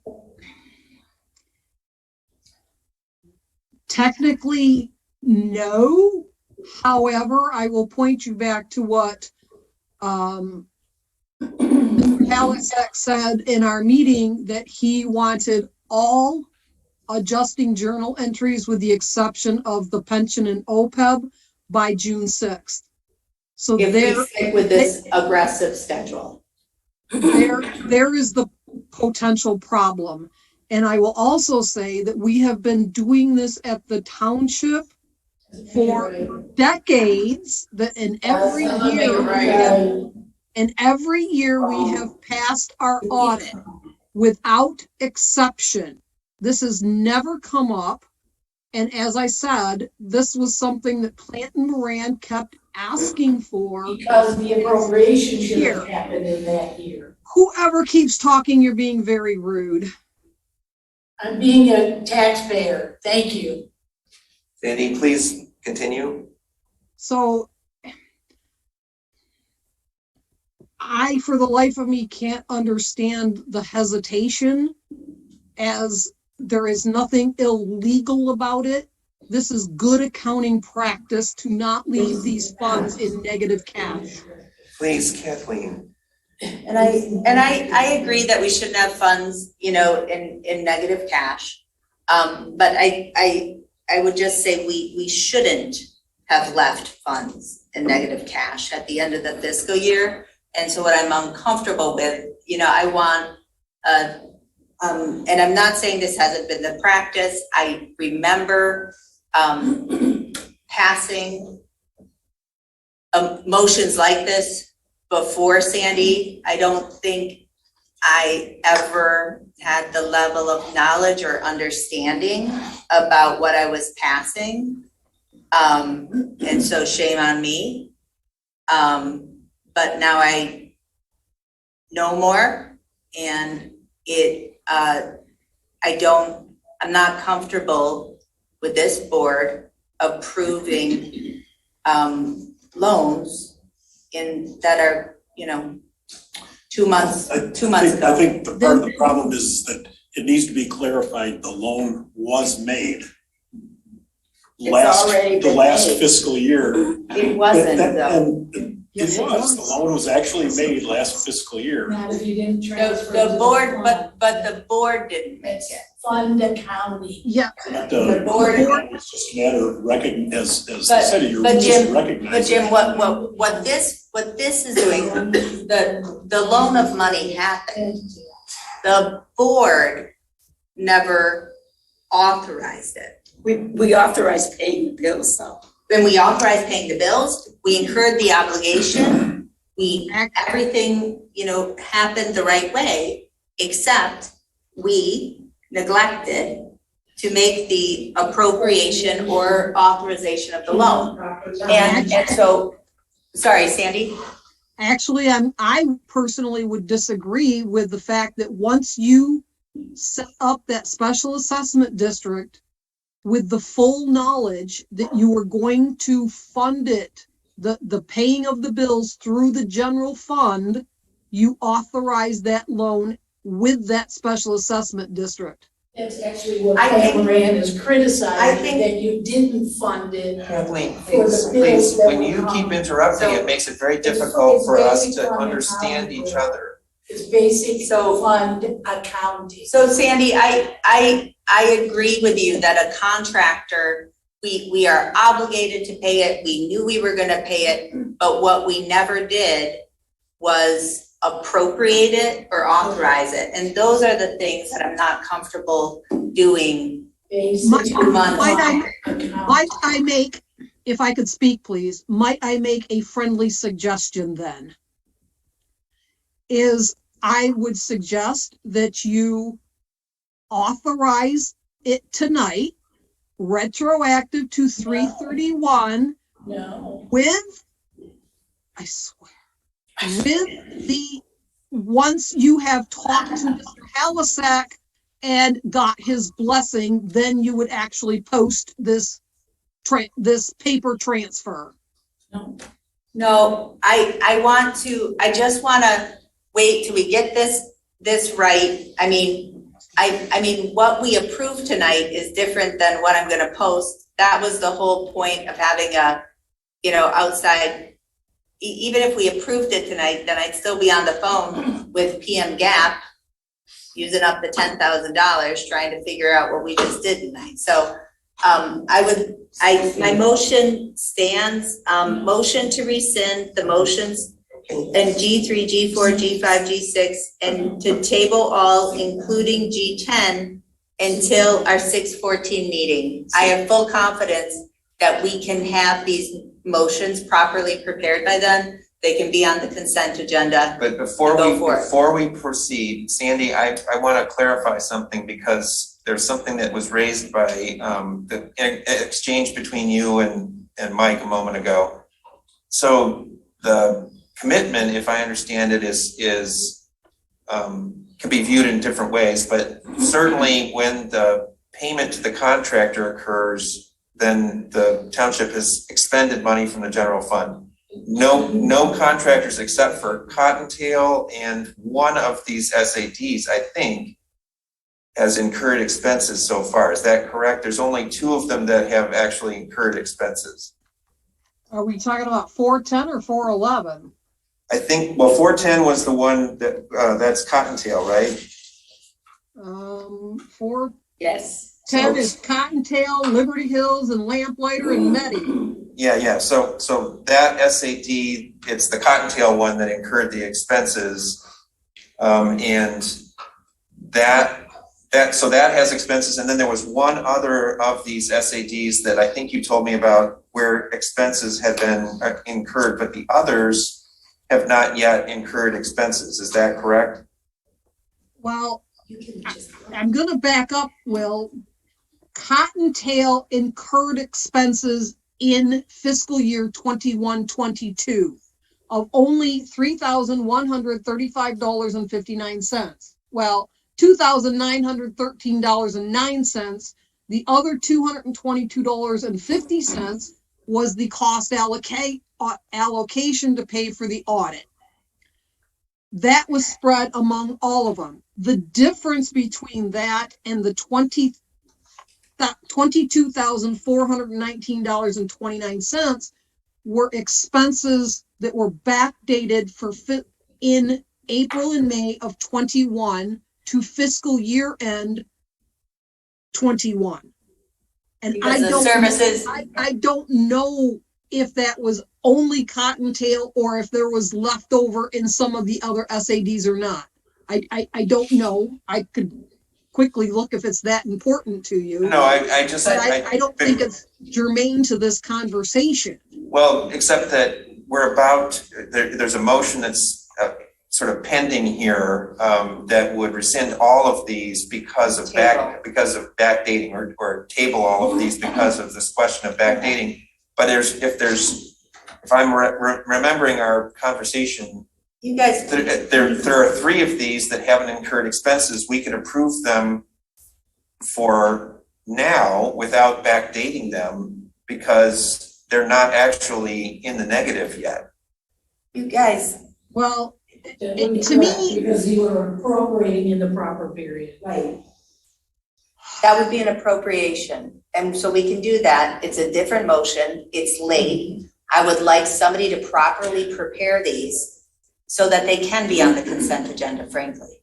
Well, I would say this, and you know, I didn't necessarily agree with you the way you wanted to be proactive and wrap all of the construction for the Fund 411 costs that haven't occurred yet. Because it doesn't make sense to transfer all of the money if there are going to be prepays. So, well, why is the supervisor directing accounting? He wasn't. Yes, he was. I was making motions to make sure that we had money to pay for these SATs. That was the intent. He was trying to do, Jessica, what you suggested earlier. Was trying to appropriate money. Could I speak, please? If you ask me, I stayed up way past my bedtime for this. Please proceed, Sandy. He was trying to do what you suggested earlier, was to do things differently going forward. He was trying to make sure that the board authorized the complete loan. Right. So that the money was there during the construction season of this summer. That is not necessary from an accounting standpoint to clear up last fiscal year's cash deficit in these funds. Mm-hmm. And I honestly don't understand what your argument is, because this is standard procedure. It has occurred numerous times. Plant Moran has never questioned it. They've never said anything was improper, because it's not. Sandy, and I hear you that we've done this year after year. It doesn't, I'm not comfortable doing it now. I don't think it's proper. I will also remind everyone that the Plant Moran audit is an audit of our financial statements as presented. So when our financial statements as presented show that we appropriated and loaned the money last fiscal year, that's what Plant Moran checks off. They don't look at the fact that here we are sitting in a public meeting on May 24th on video, appropriating that money back to March 31st. So I think it would be. You know, Jessica, I'm going to disagree with you on that. They look at every board motion that has anything to do with finance. That's why they always ask you for copies of all the minutes, because they read those thoroughly. I know. To look for these kinds of things, to see if there's anything that's been if done. There's that any wasn't documentation that this is the proper way of accounting, I'll stay here all night. But I think it would. You know what? I'm looking through last year's emails right now to see if I can read you one. Yeah, no, that, and so what I want to say is, it just, again, I think if this were And Jim, I don't know, did you work on these at all, Jim, Marty? These motions? No, Okay. no, I didn't. Then I wanna say, let's just, my motion's on the table to. I found one. I found it. Uh-huh. On July 16th, 2021, I had an email from Kaylin, I can't say her last name, Parian maybe?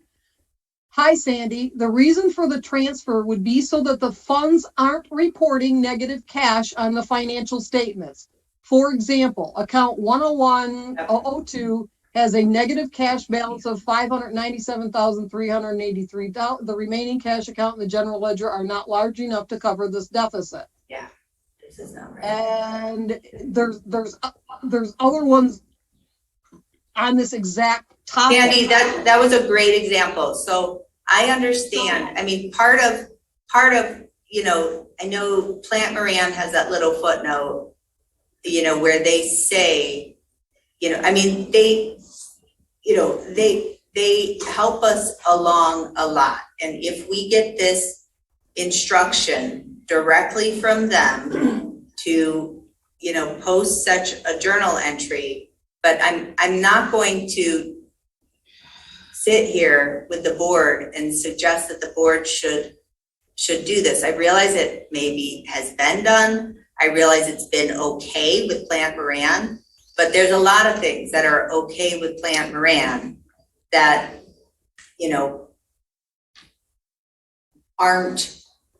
they're not looking at everything. And so I'm just not comfortable doing this. This is 2 months after the fiscal year end.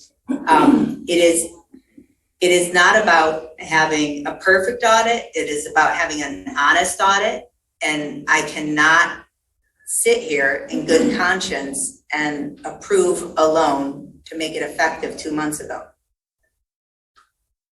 Do you have a second with your motion? Not yet. Oh, yes.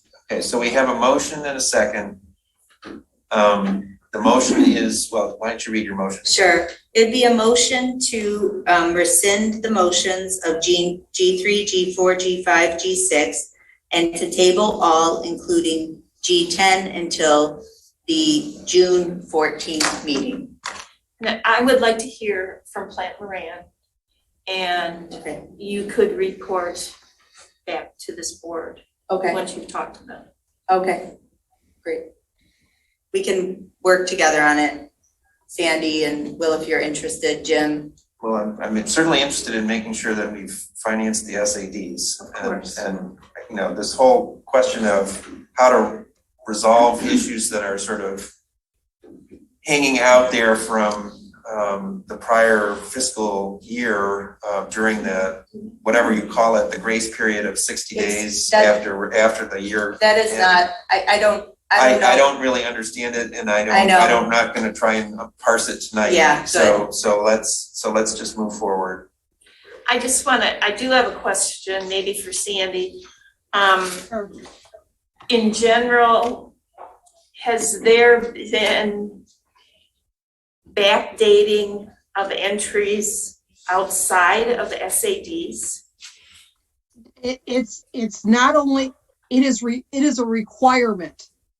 For example, we are required by GASB to keep our March 31st books open for 60 days after audit to account for any invoice that has where the goods or services were acquired during the fiscal year but paid for in the next fiscal year.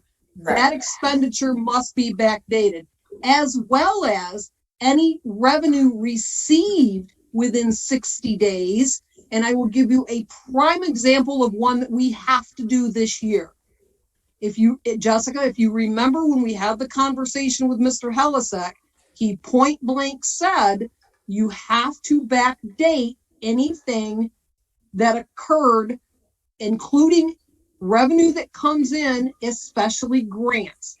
The township received $600,000 in grants. We've actually got the money, I want to say late April, early May. that money must be backdated Right. the prior fiscal year, because that is where the expenditures, that revenue This is reimbursement, for yeah. occur. So Correct. this is a routine thing that happens in every set of books, in every municipality, and in the business world. It is a FASB and a GASB requirement. And I would say, I agree with everything Sandy said. But the backdating has its place, and it's for those narrow areas that Sandy was talking about, what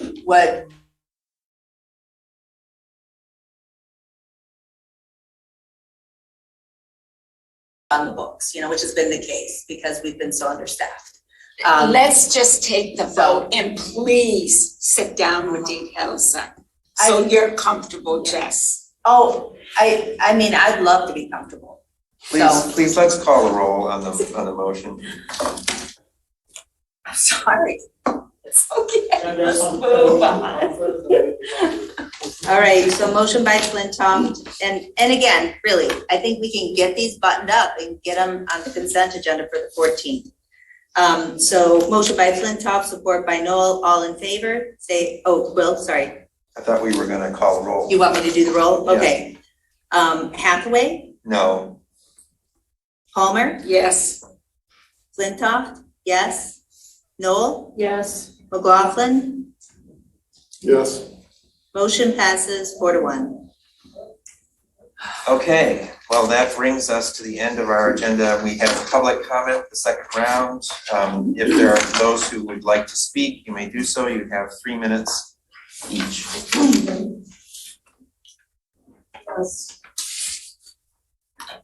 And now, Sandy's not the only one that is up late. There are several other people who are up late too.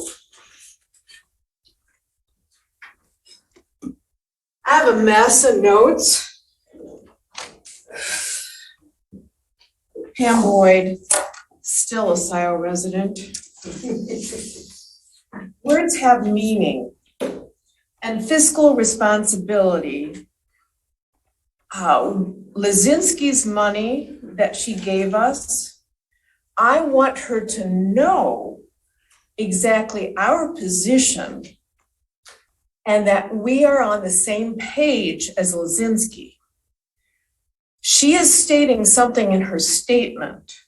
Words have meaning. I'm a business owner, and it amazes me how government is so flippant with, oh, well, we'll remember that, or, it's a concept, or, we really are, we're gonna be good, we're gonna do this, words have meaning, and people look to you for specific words that they are going to live by, or what you are saying and doing.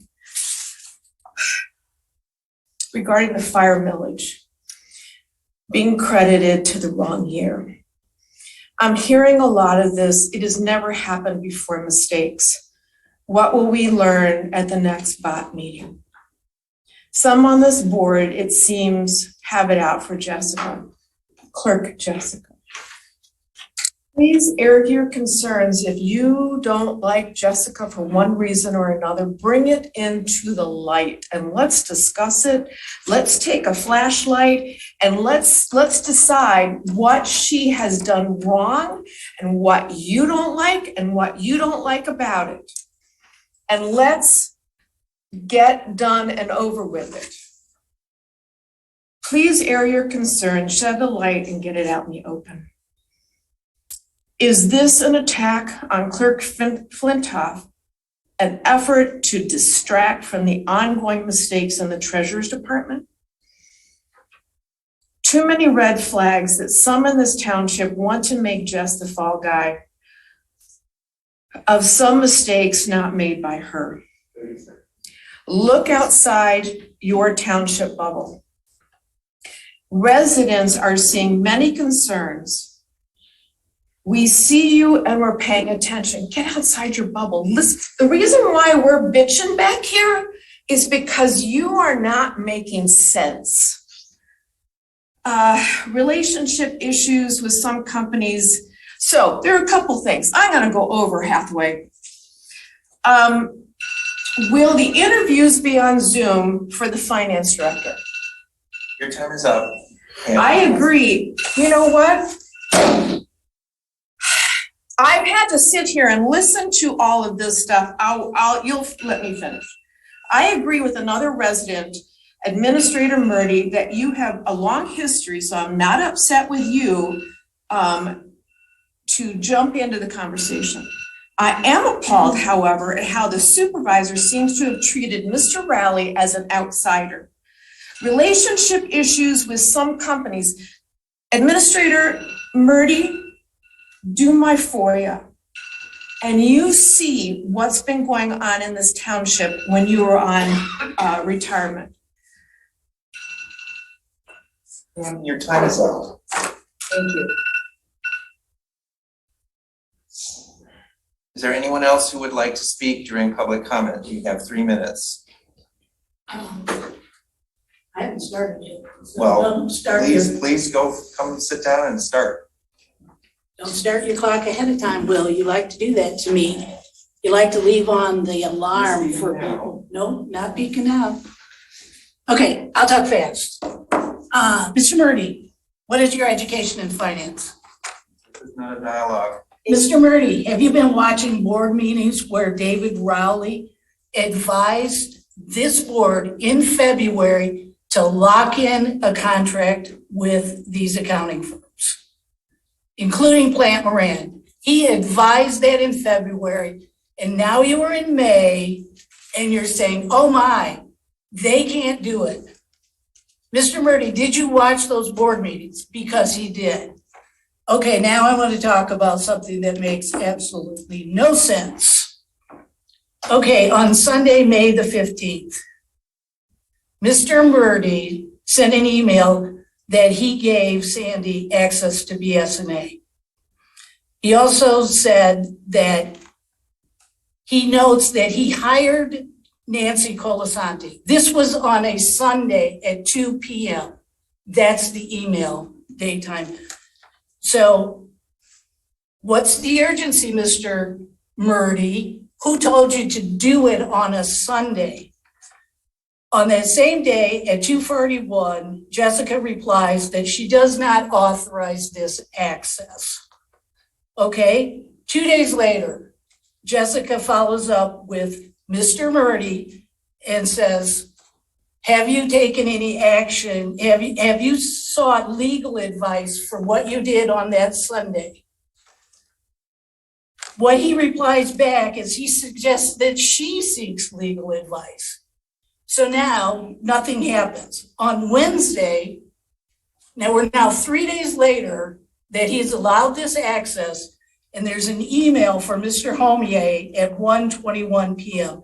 And Mr. Homier confirms the clerk's position. So Mr. Murdy, you did some action on Sunday that was illegal. You ignored it. You chose not to get legal advice. You suggested the clerk get legal advice, which she is not subordinate to you. So you are doing illegal actions, and I think you will suffer those consequences. And you're doing the same thing that Mr. Jerome does, is he doesn't look at the residents. He doesn't acknowledge that we're speaking. He doesn't give eye contact, just like you did not give Pam Boyd eye contact, and you are not giving me eye contact. Fund accounting 101. This is what they do in business. You fund the account before you spend money. That is fund accounting. That's not what you're doing. You should have funded the SAD account before you spent any money. Abby, are you waiting for a turn? Guys, it's not looking good. I think you should talk to Trustee Noel. You really need some kind of a conflict resolution. nothing is getting done on this board. You guys are spending time fighting with each other, fight, 3/4 of the time, then hoping that 20% of the time it gets done. This is being reflected all over in the newspapers, in the radio media. We are literally becoming the laughing stock of the whole Washington County. This is the second richest county in the whole township, with a median income of $135,000, highly educated. But when they look at the government, all they see is dysfunction. I mean, go for mediation, go for something, bring this thing to an end. These turf wars, these fights, which are going on and on and on, is not doing the business of the citizens of Scio Township. And none of you are going to be known in the long run. You know how Donald Trump is remembered? You don't want to be remembered like that. You want to be remembered as people who actually got something accomplished. That's not what is looking good. I mean, she's an attorney. There's ways to do conflict resolution. I mean, honestly, you should really go and sit down and watch the Zoom. Watch yourself on Zoom a couple of times. Take yourself out of your own bubble and don't feel your will, and on and on and on. And look and say, am I proud of what was accomplished? Am I proud of the way that I projected my powers? Everybody. I think the answer will be, if you're watching somebody else act in that manner, you'll say, wow, God, I can't believe that these people are doing this. What is this, Alabama? We are literally becoming like because I lived down south for 5 years, we're kind of like the Alabama of the north, at least of the Washington County. Thank you for your time. And Alabama was not, I did not get it as a good We thing. have Pat Stein, followed by Rob Pattinson. Pat, you can go ahead. Good evening, Pat Stein, Scio Township resident for nearly half a century. Can you hear me okay? Yes.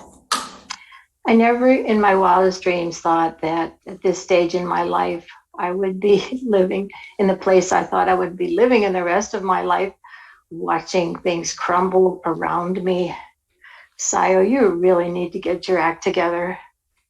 It's interesting how you were so involved in that lengthy discussion about all this money that's been granted to Scio when you have not yet resolved the short staffing issue in finance.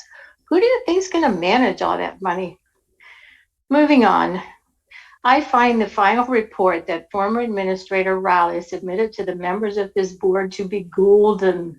Those 11 pages are like a roadmap for the board to be successful.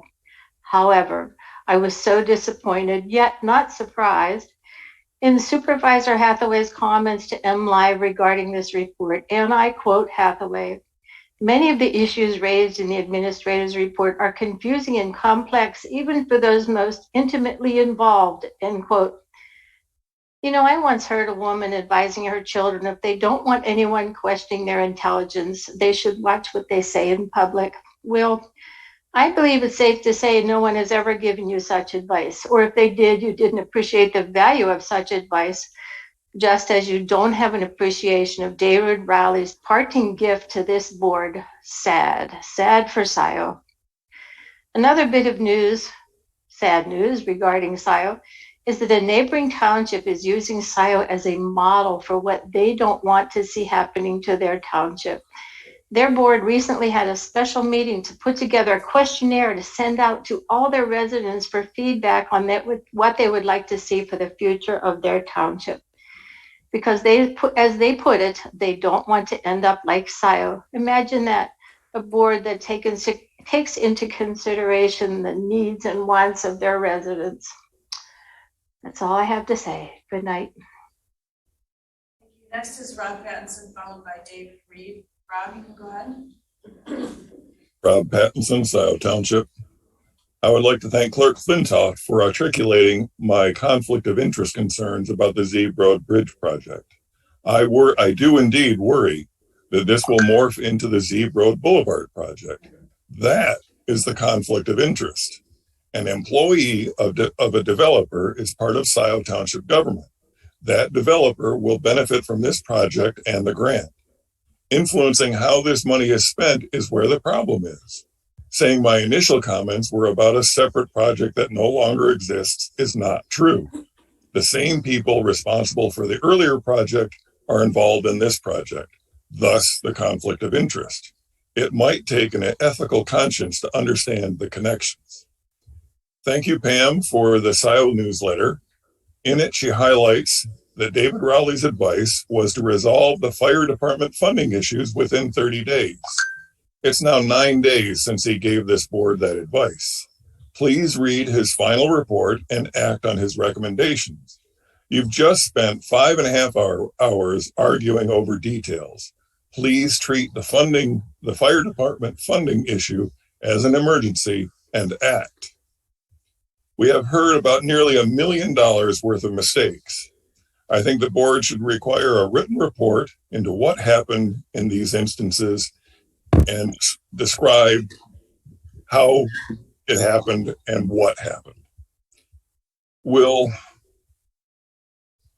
I want to give you some friendly advice, and that is that when you stop people from speaking, that does not show leadership. It makes you look like a fool.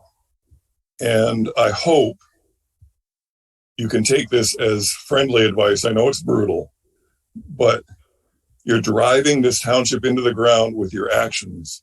And I'm worried that if you don't modify and change, we're all going to be in deep trouble, and you could end up costing this township millions of dollars. Please work on how you lead this board and this township. We're counting on you, and you're failing us. Thank you. Thank you. Next is David Reed. David, you can go ahead. David Reed, Scio Township. During her report, mentioned or discussed the checks, I think it was around 120,000, but she said it will never happen again. And I'm wondering, how can you guarantee it will never happen again when you don't even know how it happened in the first place? And what kind of controls have you put in place to guarantee that that the bank will require 2 signatures in order on a written piece of paper, written on a piece of paper for the next time this has to be done? When I was deputy clerk, there are 2 signatures required on every check. I was signing checks for $50 or $100 and had required 2 signatures. And yet this mistake was made by a simple phone call. That is not a good way to manage the township. We just spent, I think it was an hour and a half talking about SADs, talking about backdating checks, talking about funding different balances and different funds from transferring money back and forth. Do you honestly think that you do not need professional financial assistance in this board? I don't believe there's anybody on the board that knows anything about financing. And it's obvious, it comes out every time. We've had mistakes with taxes, we've had mistakes with deposits. We had an hour and a half discussion on SAD, which the township has been doing for at least 10 years. And it's clear that nobody there understands the process. So when are you going to wake up and get some professional financial assistance to help the township fix its books? And I have to comment on Rob Pattinson's comment. Well, when you cut people off, it doesn't make you look like a fool. It makes you look like a petty tyrant. Thank you. Thank you. There's no more public comments, but Sandy has her hand up. Well, Sandy is a member of the public. Sandy? Thank you. I would like to make 2 factual corrections to what I have heard tonight by other members of the public. First of all, there was absolutely no mistake in how the fire SAD was handled from the beginning. The initial year was put to deferred revenue and subsequently each following year, because as Jessica said, the revenue must follow the expenditures, and that revenue collected in 2008 was meant to cover the expenditures in the next fiscal year. Second, I am a governmental accounting professional. I have my degree in accounting and more than 30 years of accounting experience. The problem is this clerk will never listen to anything I have to say. She believes nothing, which is why I stopped being the chief financial officer for the township and became the deputy treasurer. Thank you. Let's don't be petty. Are there any more speakers? Yes, Jillian. Jillian, you can go ahead. Yes, good evening. It's my understanding with the Open Meetings Act that a public official or a member of the public body must be in person, according to the MTA. So I don't understand how some members of the public must be in person, but others do not. You know, our township is a mess, and the basic structures of government is not in place in Scio Township. In business, you have your finances, you have your expenditures, your income, and you have all of that set in place. You have proper staff to handle all of that. That is your basics. We do not have that in Scio. I'm listening to this meeting all night long, just like everybody else, and it's a mess. It doesn't make sense. You know, but the one good thing I have to say is what Pat Stein said. If other townships are looking at Scio and saying, this is what we're not going to do, and they actually reach out to their residents for input and support, I say that's a seed of greatness within adversity. Maybe we should take the same advice and look at other townships that are running smoothly and find out what their secrets are. This is unbelievable, and I'm ashamed to be a resident at this point.